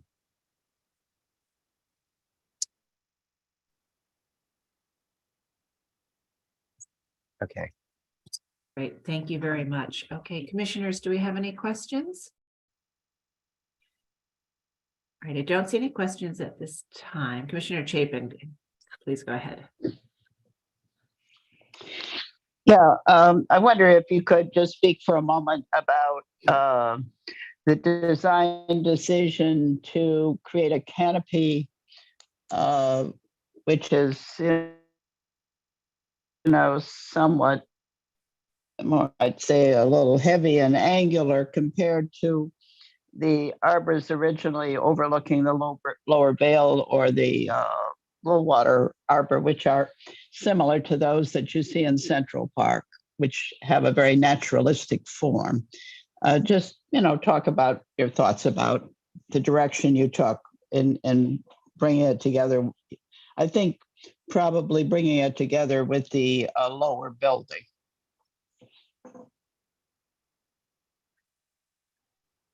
I think that's a really good comment. I mean, I think our design intention is to make a roof that tries to be simpler and tries to fade away. And I think that while it may appear angular, our intention is really to make it work with the gentle curve of the existing path and the gentle curve of proposed garden.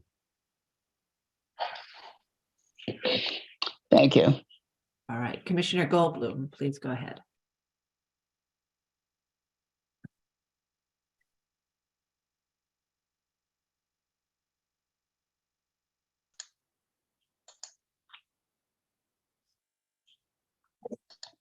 Commissioner Goldblum, did you have a question? Sorry about that.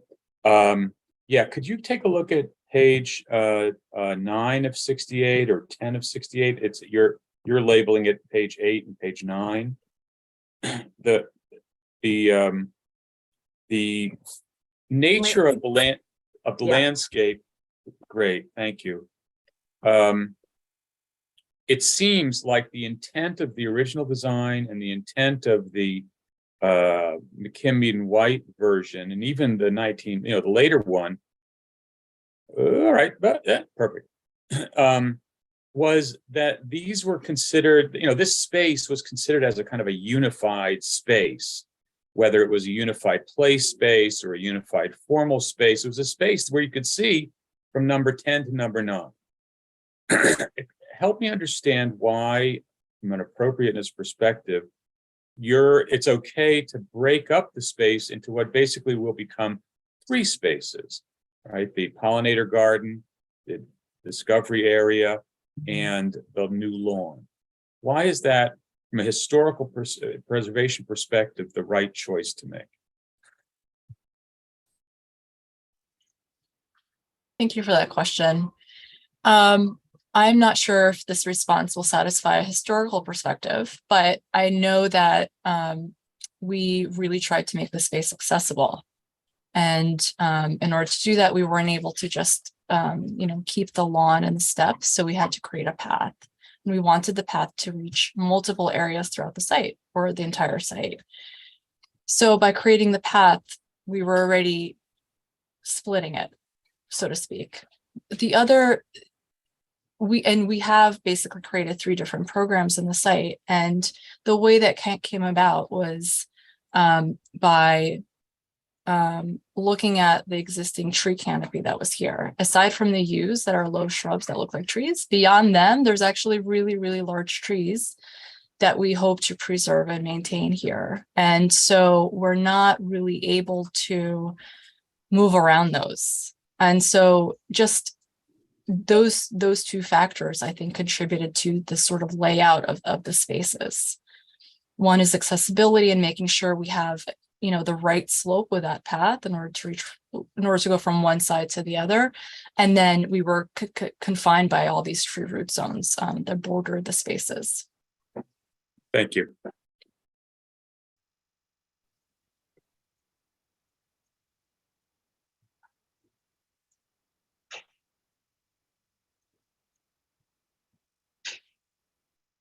Sarah, you're muted.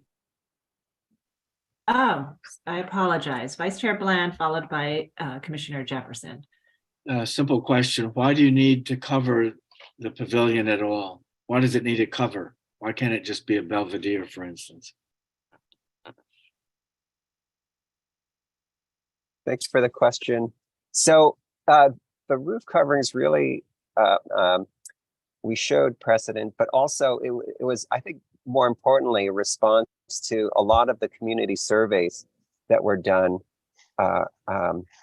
early in the project, where a lot of the outreach response was to have some sort of semi-covered space to better take advantage and enjoy the Vale by various groups.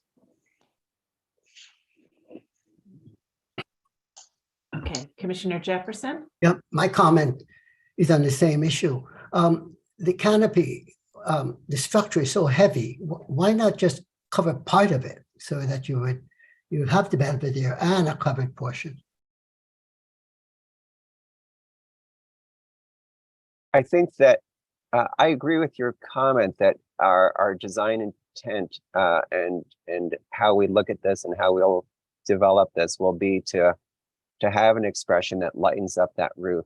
I think we have had the feedback of trying to cover only part of that upper level, but we end up with a building that actually looks more disjointed and fragmented and less coherent.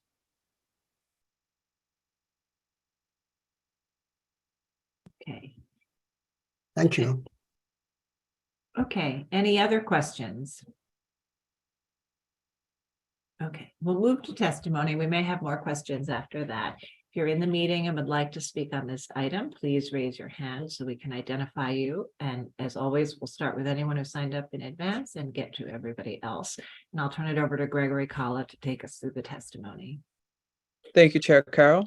We received a number of signups in advance, so we'll be hearing from them first. The first of which is Ana Luisa Garcia, representing Council Member Hudson's office. So Ana Luisa Garcia, I'll be promoting you to panelist now. And if you could please unmute your line and state your name for the record, you'll have 3 minutes to speak. Thank you.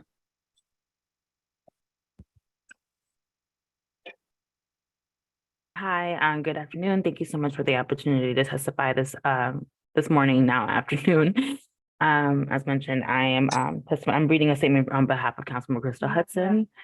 As one of the 3 members of the New York City Council who represents parts of Prospect Park, we submitted this letter of support for the restoration of the Prospect Park Vale in the northeast corner of Prospect Park. This $40 million restoration will bring the needed amenities to the area of the park, which has not been benefited from the improvements in more than 50 years. The design would strengthen the area's woodland character by adding new trees and plants that would provide important habitat to park wildlife. The new building would also provide much needed restroom facilities for this area of the park without detracting from the woodland nature of the landscape, and will be tucked into the hillside with a green roof that will provide additional habitat for birds and pollinators. It is clear that this project will transform this area of the park, providing a beautiful and welcoming front door for surrounding communities that can enjoy a green and serene environment. Thank you. Great. Thank you so much for your testimony. And next up, we'll be hearing from Timothy Gillis. So Timothy, I'll be promoting you to panelist right now. And if you could please unmute your line and state your name for the record, you'll have 3 minutes to speak. Thank you.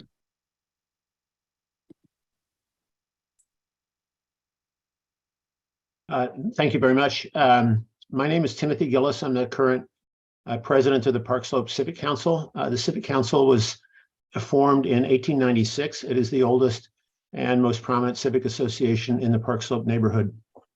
Our testimony is in the form of a letter to Morgan Monaco, which was prepared and dated 2 days ago on February 26th. Morgan Monaco, as you know, is the president of the Prospect Park Alliance and the park administrator for Prospect Park.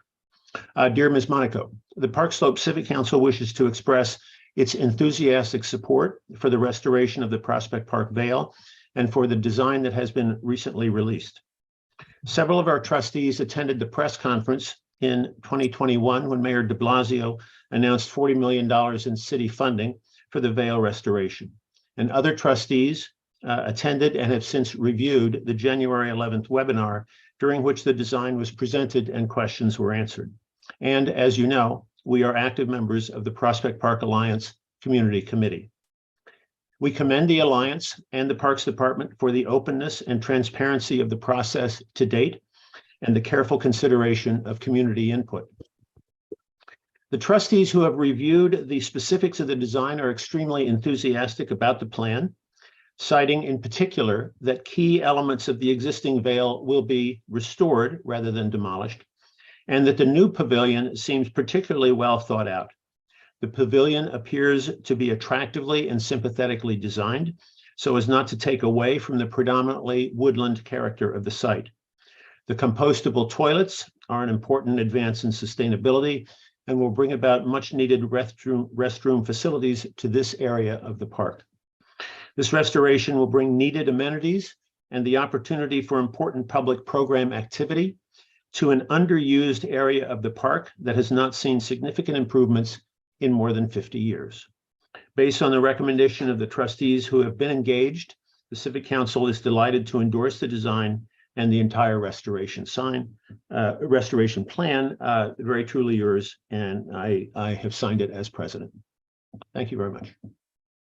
Thank you so much for your testimony. And next up, we'll be hearing from George Calderaro. So George Calderaro, I will be promoting you to panelist right now. And if you could please state your name for the record and unmute your line, you'll have 3 minutes to speak. Thank you.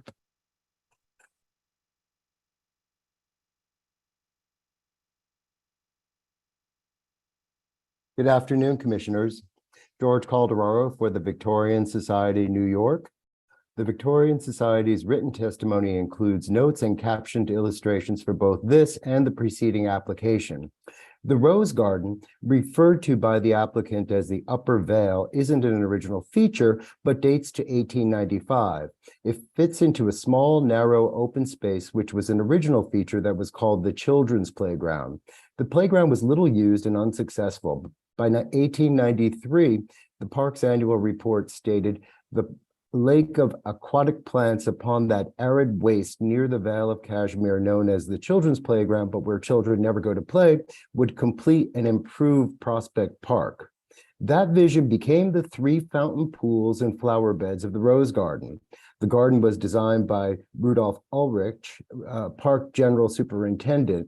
Olmsted had hired Ulrich to assist with the landscape design at the 1893 World's Columbian Exposition. The Rose Garden was a brilliant fusion of garden-esque design as used by Olmsted with an overlay of city beautiful formality. The garden was reconstructed in the 1960s by landscape architect Clara Coffey, maintaining the original layout of 3 pools with beds of shrubbery. An elevated walk to the north of the Vale and Rose Garden had an original rustic arbor with views of both features, highlighting the natural geologic formation which Olmsted emphasized and embellished. The arbor is long gone, but its location is quite evident today, and if volunteer growth were cleared, the views would be open once again. Purposeful views of this kind were critical to the park's original design.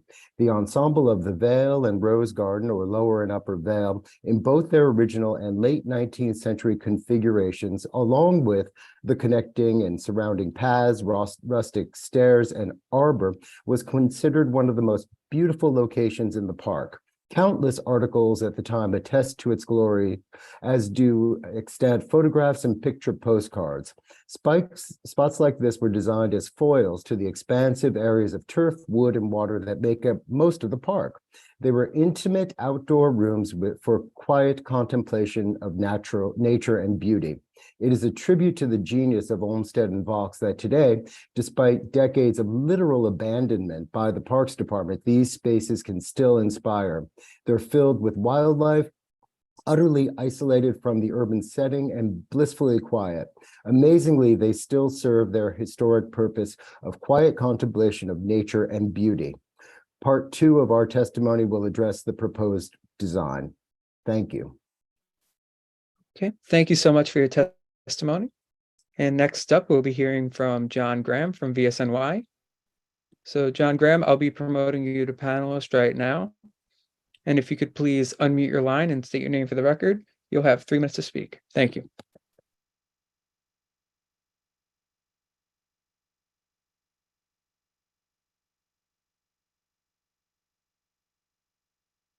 Good afternoon, Commissioners. John Graham for the Victorian Society, New York.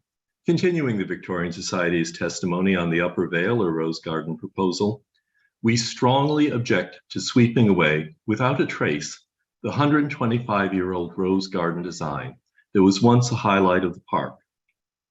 The proposed division of the space into 3 distinct areas, crossed with new fences, will destroy its historic design, spatial cohesion, and sequential unfolding of spaces, an important component of Olmsted designs. The objects to be inserted, the play structures, large modern metal arbor, amphitheater seating, are all alien to the historic park. The encouragement of more active uses here, including what we fear will be amplified events, is antithetical to the historic purpose of this part of the park, at least as it has existed since 1895. We invite you to imagine the reaction if this proposal were made for the Ramble in Central Park, which in many ways is a similar landscape. Park uses and design are inextricably linked and are a suitable subject for commission discussion. The geometry of the three pools should remain and can be used as the framework for an updated design. Instead of constructing a modern metal arbor and a roofed overlook on top of a new building, the historic rustic arbor should be reconstructed in its original location overlooking the Vale. The most inappropriate feature of all is the proposed new building, wrongly placed and wrong in style. Olmsted would never put a building for these utilitarian purposes at the most visible point of a landscape of this type. It would be off to the side, come upon obliquely and almost accidentally, a feature in and of the landscape, not a focal point dominating it. And to further accomplish this melding of building and landscape, the structure would be a picturesque style. These are fundamental mandates of Olmsted's romantic style parks. The park isn't a historic district that can accommodate a variety of styles in its structures.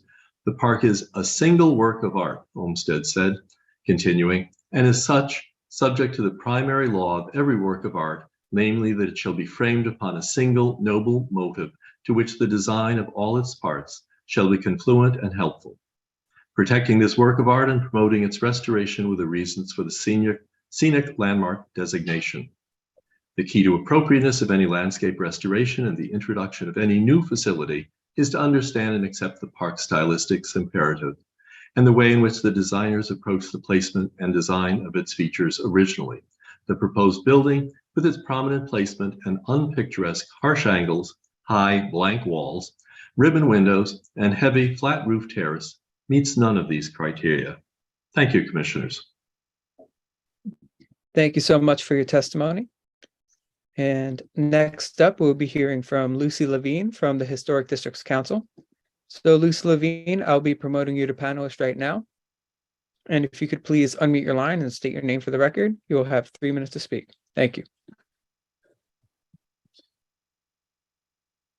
Hi, Commissioners. My name is Lucy Levine. I'm speaking on behalf of the Historic Districts Council. HDC objects to this design on a number of grounds. We share the concern of our colleagues at the Victorian Society that this design bears no relationship to the existing composition of the Upper Vale. Instead of treating this part of Prospect Park as the tremendously important and beloved landmark it is, the applicants have approached the Vale as if it were a clean slate, primed for a new design. Though the Rose Garden isn't original to Olmsted's design, it was designed between 1893 and 1895 by Rudolph Ulrich, Prospect Park General Superintendent, the same year that Ulrich and Olmsted created the landscape for the Columbian Exposition of 1893, which codified the tenets of the City Beautiful movement. The basic layout of the Rose Garden is 3 aligned basins, which are part of an overlay of City Beautiful improvements throughout the park that date to the end of the 19th and the beginning of the 20th centuries. The fact that these designs have been used by generations of park goers and that they reflect City Beautiful landscape architectural principles that Olmsted himself helped codify at the time of their installation makes them deeply significant. HDC believes their overall existing historical arrangement with plantings and water should remain. We know that the existing basins can serve some of this project's proposed contemporary purposes, such as a children's play area or butterfly garden, while maintaining their existing configuration. The proposal also includes an arbor. Instead of restoring the arbor that was part of the City Beautiful era design, this proposal seeks to build a new one in a new location. Speaking of new construction, this proposal inserts a building prominently into what was designed to be a series of open spaces. HDC acknowledges the need for bathrooms, but we are concerned that this proposal inappropriately makes a building the focal point of an open space. We hope that the applicant will continue to heed the extensive community input that the new building should be as unobtrusive as possible and set the building back into the hillside while also offering a design worthy of the space. Thank you. Okay, thank you so much for your testimony. And next up, we'll be hearing from Christabel Go. So Christabel, go. I will be promoting you to panelist right now. And if you could please unmute your line and state your name for the record, you'll have 3 minutes to speak. Thank you.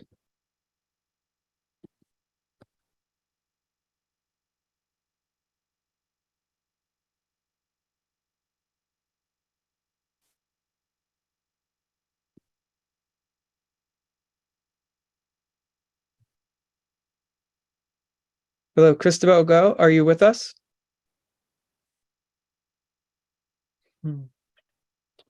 Okay, I am not hearing anything from Christabel, so I will be moving on to the next person, which is Amanda Davis. So Amanda Davis, I'll be promoting you to panelist now. And if you could please unmute your line and state your name for the record, you'll have 3 minutes to speak. Thank you.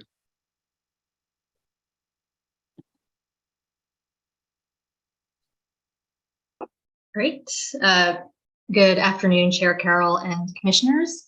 My name is Amanda Davis of the New York City LGBT Historic Sites Project. And for the new commissioners, we're an award-winning and nationally recognized cultural heritage initiative founded by historic preservationists in 2015 to document historic places connected to the LGBTQ community in the city's 5 boroughs.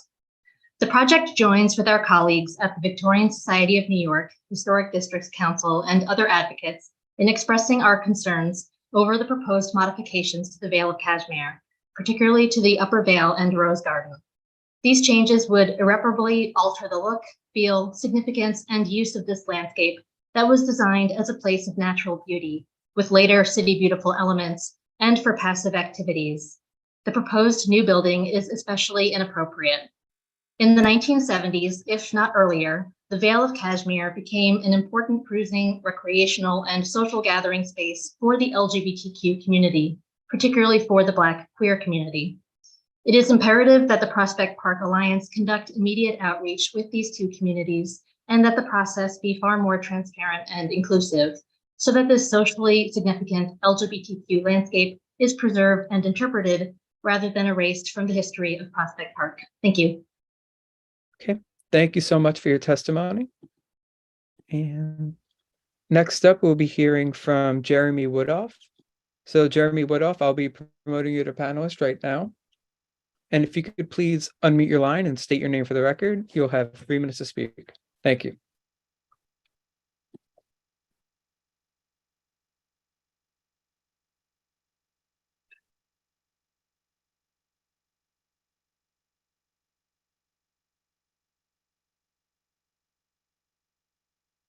Hello, Jeremy Woodoff, are you with us? Oh. Yes, I am. Sorry. Hi. One moment, please. Good afternoon, commissioners. My name is Jeremy Woodoff, and I am again speaking for myself. Long ago, in my staff positions at LPC, I worked closely with Parks and the Alliance on the early restoration projects and master planning for Prospect Park in the 1980s and 90s. I wrote the reports and brought Parks projects to public hearings and coordinated the follow-up PDC reviews. I support the testimony of the Victorian Society. The design for the Upper Vale or Rose Garden is highly problematic. I know the Alliance can do better. Revisions and additions to the original park design are sometimes necessary, and they can be accommodated as long as the foundational principles of the historic park are followed. In Prospect Park, this is more challenging because of the later City Beautiful and neoclassical overlay, but it's still possible. These principles are no secret. We have not only the physical and photographic evidence, but extensive writings by Olmsted describing both the overarching concepts and instructions on how to achieve them. Certain possible alternatives leap out. The 3 pools can form the structure of a new 3-part plan, with a water play feature, pollinator meadow, and restored lily pool. Such a plan would pay homage to both Olmsted's original concept for a children's playground and the 125-year-old rose garden. Instead of modern arbors and terraces where they never existed, rebuild the historic rustic arbor overlooking both the upper and lower Vale. It's a critical component, a critically important part of Olmsted's original design. And relocate the building and make it picturesque following Olmsted and Vaux's precepts. There are locations that would do far less visual damage. One need look only a short distance away at the old pump house, ugly building though it is, to see how it's sensitively placed in the landscape. The historic parks are full of later modifications that were of their time. They are almost always aesthetic disasters, and often functional ones too, because they don't follow the guidance of the original designers or the stylistic imperatives for buildings and features in the landscape. All that is demanded of us, said Henry Hope Reed, and it is not asking much, is that we, in our time, stand by their work of art. When the commission began designating scenic landmarks, it was with the specific intent to honor, protect, and restore these important works of art that had for decades been misunderstood, neglected, and inappropriately altered. The commission is the only entity responsible for these parks that has no other mandate than their preservation and restoration. Finally, despite the dual jurisdiction with PDC, the law envisions that the expertise and stewardship of scenic landmarks should lie with the Landmarks Commission. Make sure the best possible, the most appropriate plan is achieved before issuing a report on work affecting one of the most important landmarks in the city, a scenic landmark of national importance. Thank you, Commissioners. Thank you so much for your testimony. And next up, we'll be hearing from a call-in listener. The final three numbers are 373. So I'll be allowing you to speak now. So if you could please just unmute your line and state your name for the record. You'll have 3 minutes. Good afternoon, Commissioners. This is Theodore Grunwald.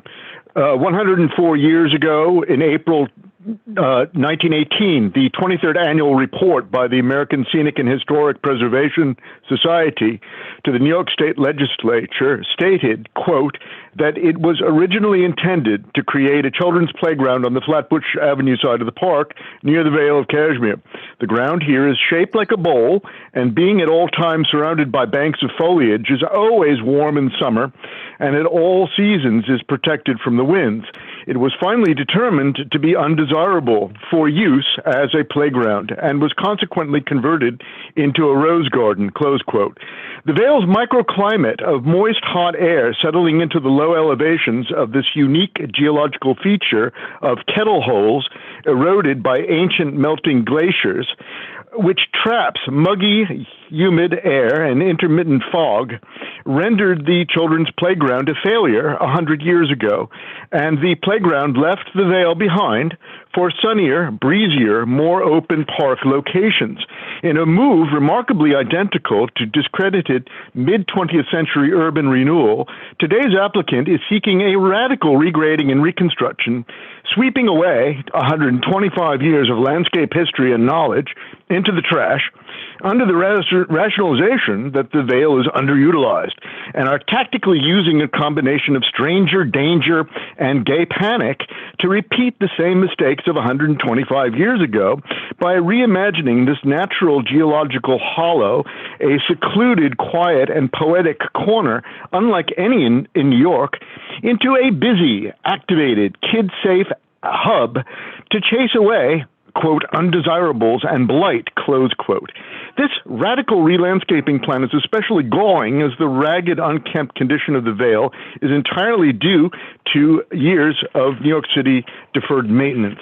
McKim, Mead & White's Rose Garden, sensitively reinterpreted by distinguished and today wrongly underappreciated woman landscape architect Clara Stimson Coffey in 1969, has good bones, which should be recycled again as the armature for reimagining the Vale in the 21st century.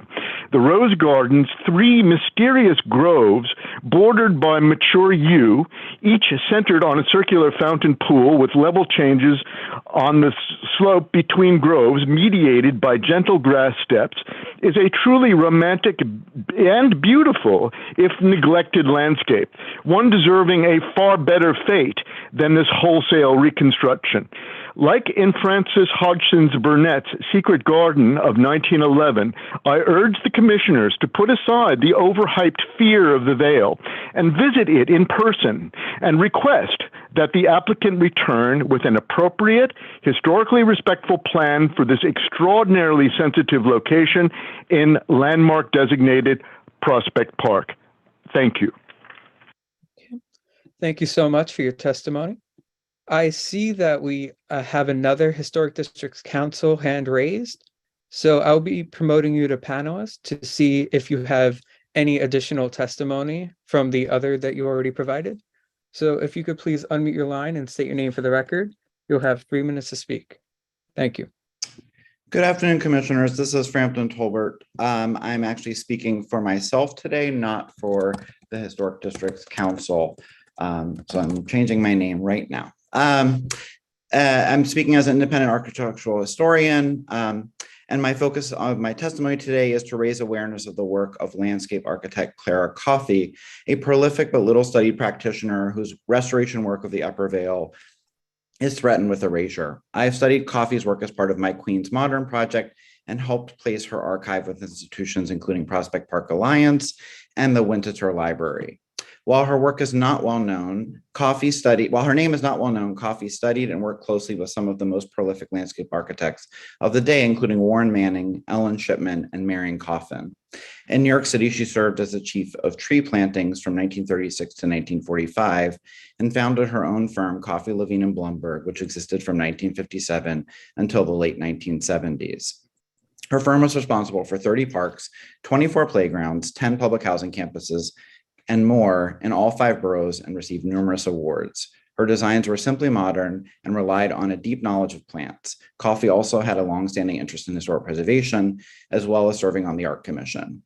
In Prospect Park's Upper and Lower Vale, she was responsible for the restoration and upgrade of the landscape in the late 1960s in keeping with the designer's original vision, incorporating Old Tibbs principles. In Coffey's files for her designs for the area, copies of many early photos of the 19th century landscape are found. Her design removed plantings and flower beds to make the space simpler, added grass lawns, and inserted native plants, especially those for color. It kept to the intent of the original design, but updated it for modern needs. In a 1969 letter at the end of the project from Clara to Parks Commissioner August Heckscher, she states, "My particular concern at this point is the protection and preservation of the site in its present lovely state. In general, I would say that the plantings, although rich, are basically simple and when thoroughly established will require only routine care. Yet over the years, even routine care did not happen in this area." And now the proposal for the Upper Vale almost completely eliminates all elements of the historic landscape, including the work that Coffey undertook over more than 5 years to research, revise, and restore the area, her work is now more than 50 years old. I understand the need for change in Prospect Park to meet modern uses, including the new entrance at Flatbush Avenue and even the inclusion of the new Comfort Station. But the wholesale elimination of the historic Upper Vale spaces for a new pollinator garden and exploration area when those uses could be accommodated elsewhere, in fact, the park notes they already have a pollinator meadow elsewhere, is also erasing the legacy of a pioneering woman landscape architect and her work that finally melded historical vision with contemporary needs. Thank you. Thank you so much for your testimony. And next up, we'll be hearing from Ronald Kopnicki. So Ronald Kopnicki, I will be promoting you to panelist right now. And if you could please unmute your line and state your name for the record, you'll have 3 minutes to speak. Thank you.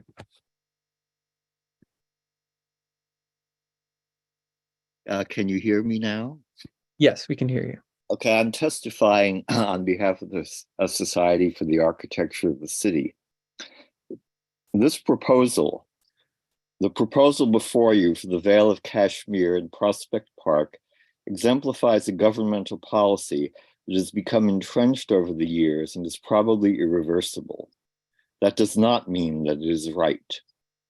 First, the Parks Department and the allied civic organizations miserably fail to provide routine maintenance for a landmark park.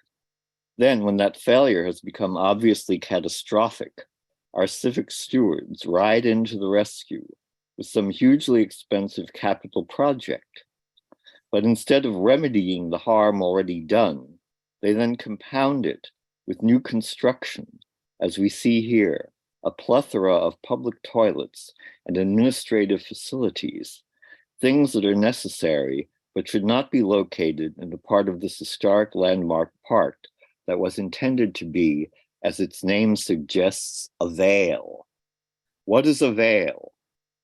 Olmsted's Vale of Cashmere in Prospect Park was named for the Vale of Cashmere in India, a lowland in the Himalayas, wild and isolated among snow-capped mountains, a precinct with romantic associations that would have been understood in 1867 when Prospect Park was opened and fortunate ladies wrapped themselves in exotic cashmere shawls.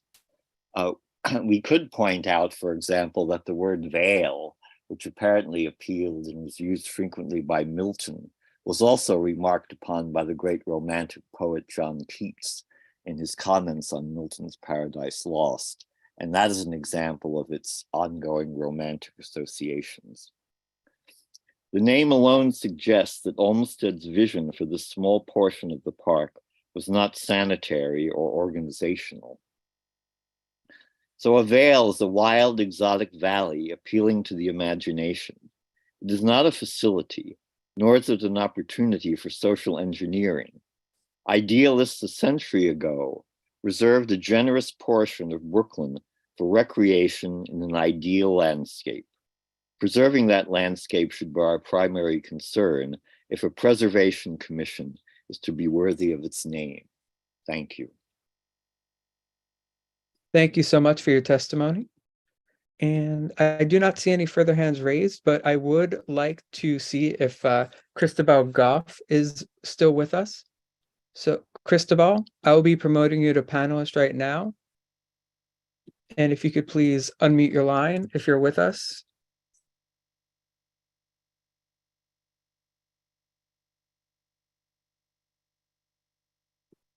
She does represent the Society for the Architecture of the City, so the previous speaker may have been reading the testimony she was going to read. Okay. Okay. Yeah, I think that's right. Okay. Yes. So other than that, I do not see any further hands raised.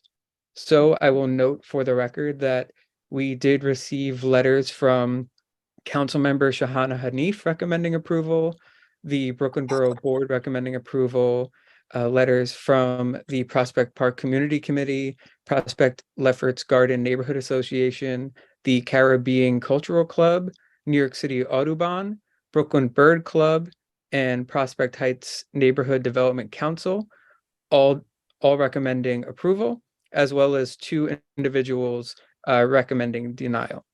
And I will bring that back to you, Chair Carroll. Okay, great. Thank you. So I'd like to turn back to the applicant team and ask if you'd like to respond to the comments, any of the comments. I guess we would just like to pass at this time. Okay. I'm not sure where to respond.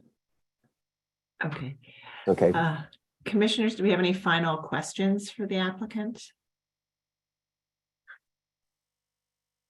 All right, not seeing any questions. I think we'll move to, oh, yeah, Commissioner Chu, please go ahead. I just have a question. How much of the site was regraded? I appreciate the difficulty in regrading park paths to try to make them as accessible as possible. And I'm just wondering how much of that was actually done.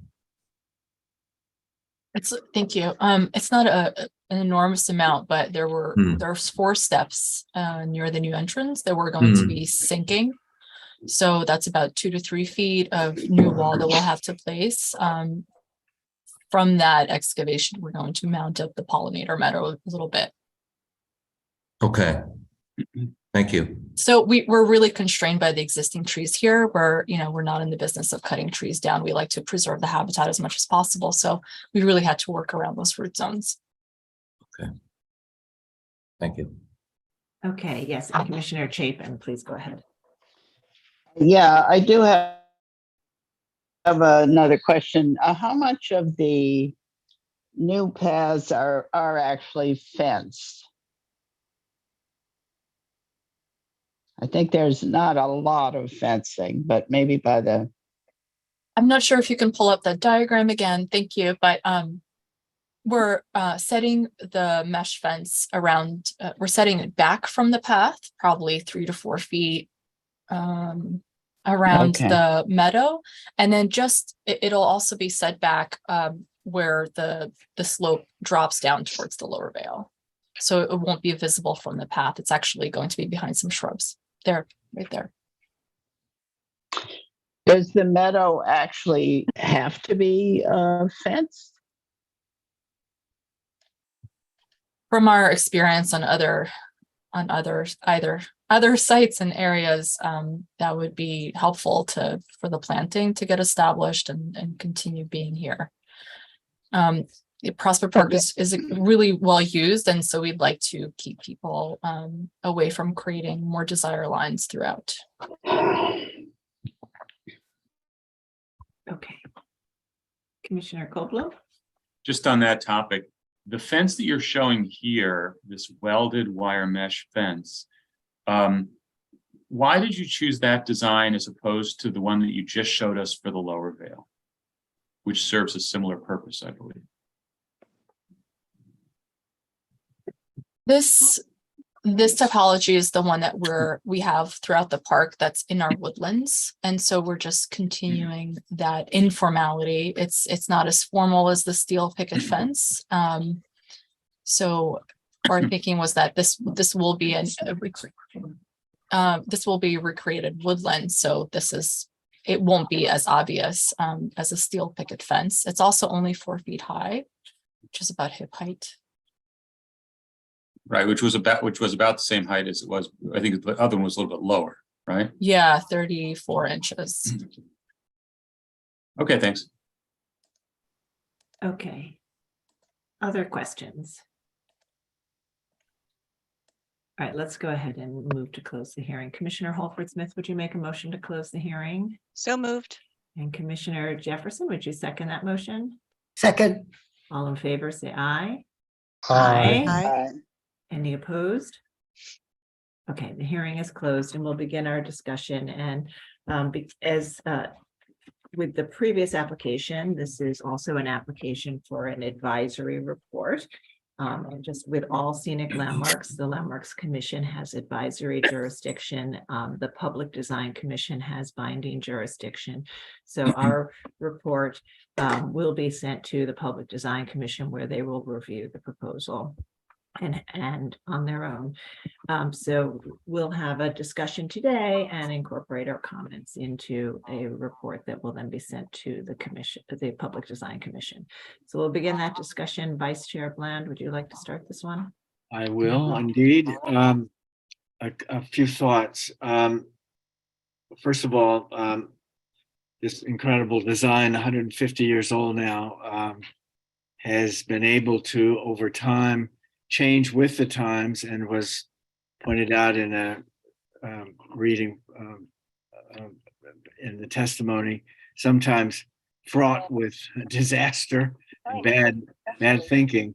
But that's the history of the park, the miraculous history of the park, that it's been able to, over this long period, serve the ever changing needs of the public that surrounds it. Indeed, it was called the greatest democratic idea by Olmsted.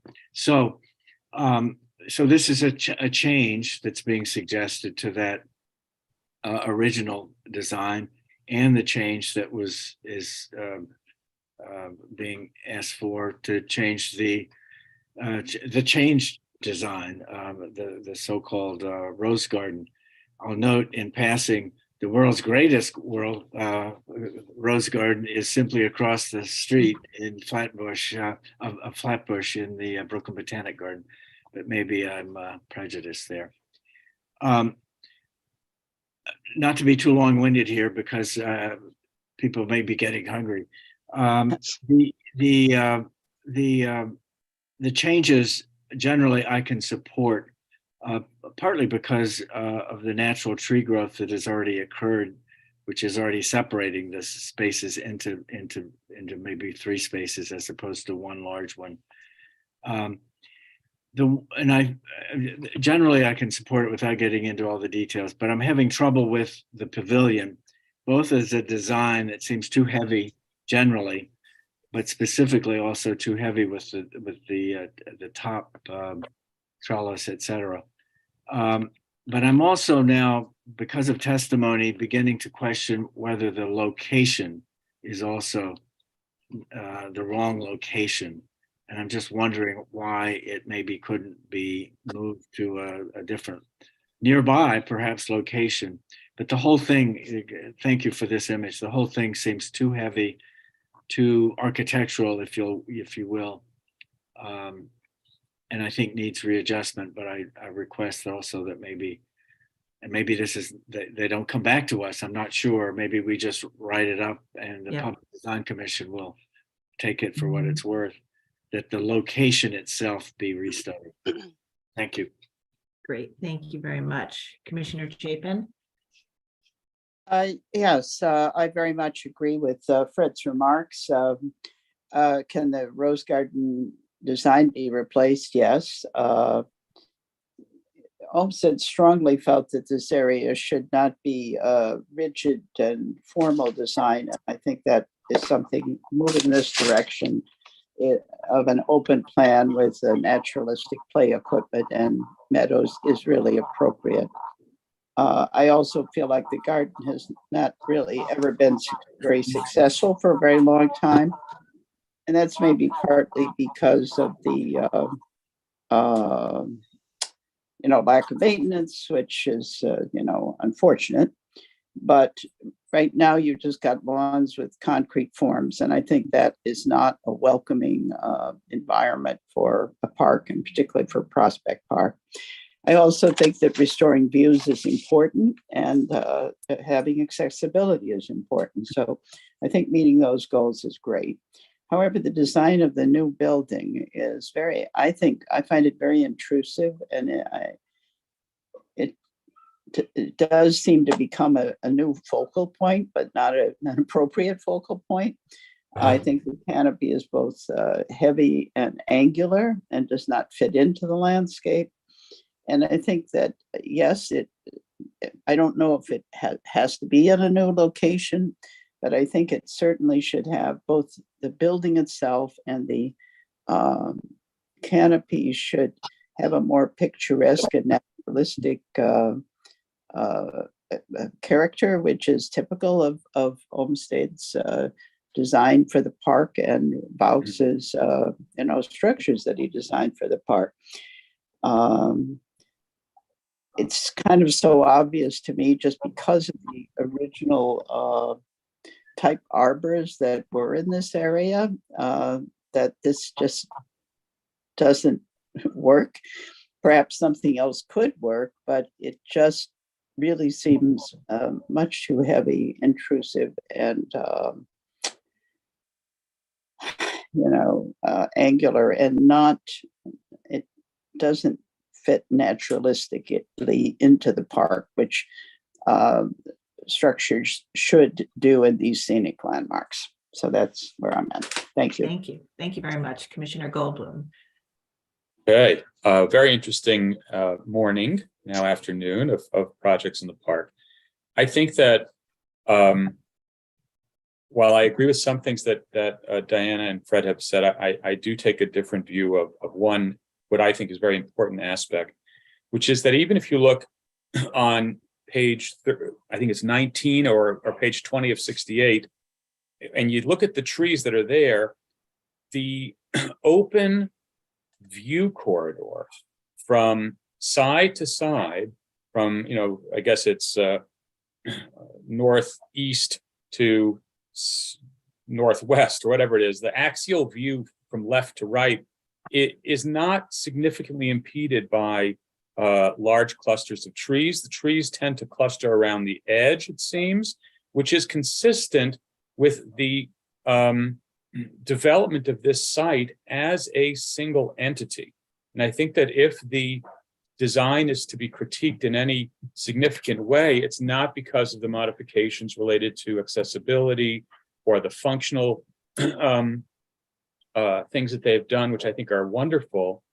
It's the fact that it's been broken up into three spaces that you really only experience as individual kind of cells that are next to each other, but that don't really interconnect in a visual way. So I think that consistent to both McKim-Mead and White and Olmsted and Vaux, and even the contemporary landscape design, was a unity of experience. And I think that that unity has to be maintained even while you vary the functionality as it has been done, which I don't feel is inappropriate in and of itself. I think that the having a pollinator garden here and a lawn there and a discovery forest in the middle is fine, but you got to figure out a way to make it work as a single entity so that it is experienced together, so that the views from it to the park and from the park to it are preserved, and so that there's some dialogue between the present, very different design, and the past designs. In terms of the pergola structures, I agree with both Fred and Diana that the architecture is lacking. I think that for me, the position of the bathroom structure is fine. Given the grading, it makes a lot of sense to tuck it in there. But if you look at the examples of pavilions in this park, they're consistently notable for their contrast, their intention to contrast with the landscape, right? That crazy Victorian bonnet on skinny little columns that they showed, or the Lefrak pavilion, the modern skating pavilion. They're meant to contrast with the landscape by providing a very assertive but very timely and contemporary architectural expression. I think that the bathroom pavilion with its pergola is kind of going in two directions at once, right? It's very assertive in that it's got a vertical extension that you see from all over the place, but the architecture kind of wants, of the base wants to kind of blend into the hill with, a relatively nondescript, high windows, heavy stone. It's like a retaining wall with some windows in it. So I think that they should, if they're gonna go for the pavilion aesthetic, they have to make the architecture stronger, more beautiful in and of itself to contrast with the landscape and become its own feature. Or they can take it the way that I think Fred and Diana were saying, which is to make it more rustic, make it blend in, make it kind of quieter and go away more. I also think that I do have a concern about the inaccessibility of the pollinator garden. I think that by making it something that you can look at but not access, it might just become, I don't know, it just feels contrary to the way the space was experienced. It was very much an axial experience, both in the Olmsted and in the later developments. So I think that that should be kind of encouraged. And lastly, I think that the welded wire mesh fence being feet away from the stuff that we approved this morning should be made consistent. Okay, thank you. Commissioner Jefferson. Okay, I will start with this building. Excuse me. With this building. It's interesting how color is so important in a landscape. Orange against green is going to vibrate. It's going to say it's a vibrating color theory idea. If they made the pergola, the canopy, gray, softened it up, got rid of this orange beam above the window, and simplified it, either make it subordinate completely in color and material, or make it more picturesque. And in this case, since it's there, and I think it works well with the path, it curves with the path, it works. The canopy is not curved. It becomes another form. It's a different color. It just vibrates. The other issue with this is the structure. The structure is kind of a modernist structure with heavy it's just so heavy, it could be simplified. It could be just a floating plane, if that's what they wanted to do, to keep the base heavy and the canopy light and a different color. The other issue that I find difficult is the arbor. I think the arbor, where is that image of it?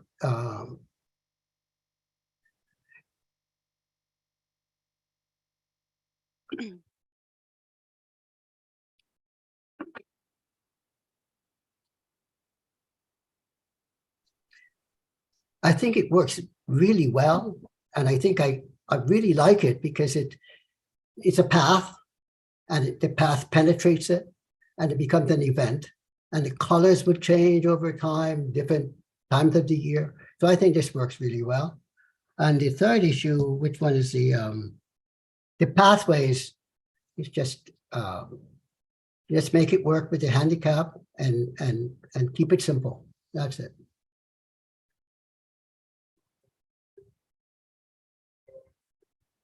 All right, thank you. Commissioner Chu? Thank you. I think from a perspective of landscape, and talk about landscape and then the arbor and then the comfort station. The landscape in terms of its programming, I think, is acceptable. I do prefer a more open experience, as Commissioner Goldblum had mentioned. It's sorry to feel that one area to the right is not accessible. It's really fenced off all the time, the pollinator meadow. And I wonder whether or not that openness is being hindered by a lot of the trees that are essentially blocking. The original plan is essentially coming up to a plinth, and these three areas are more unified with the gentle terracing down, and now they're really distinct. Trees do separate them, and that's used as a design tool to separate them. I don't know how many trees here are existing.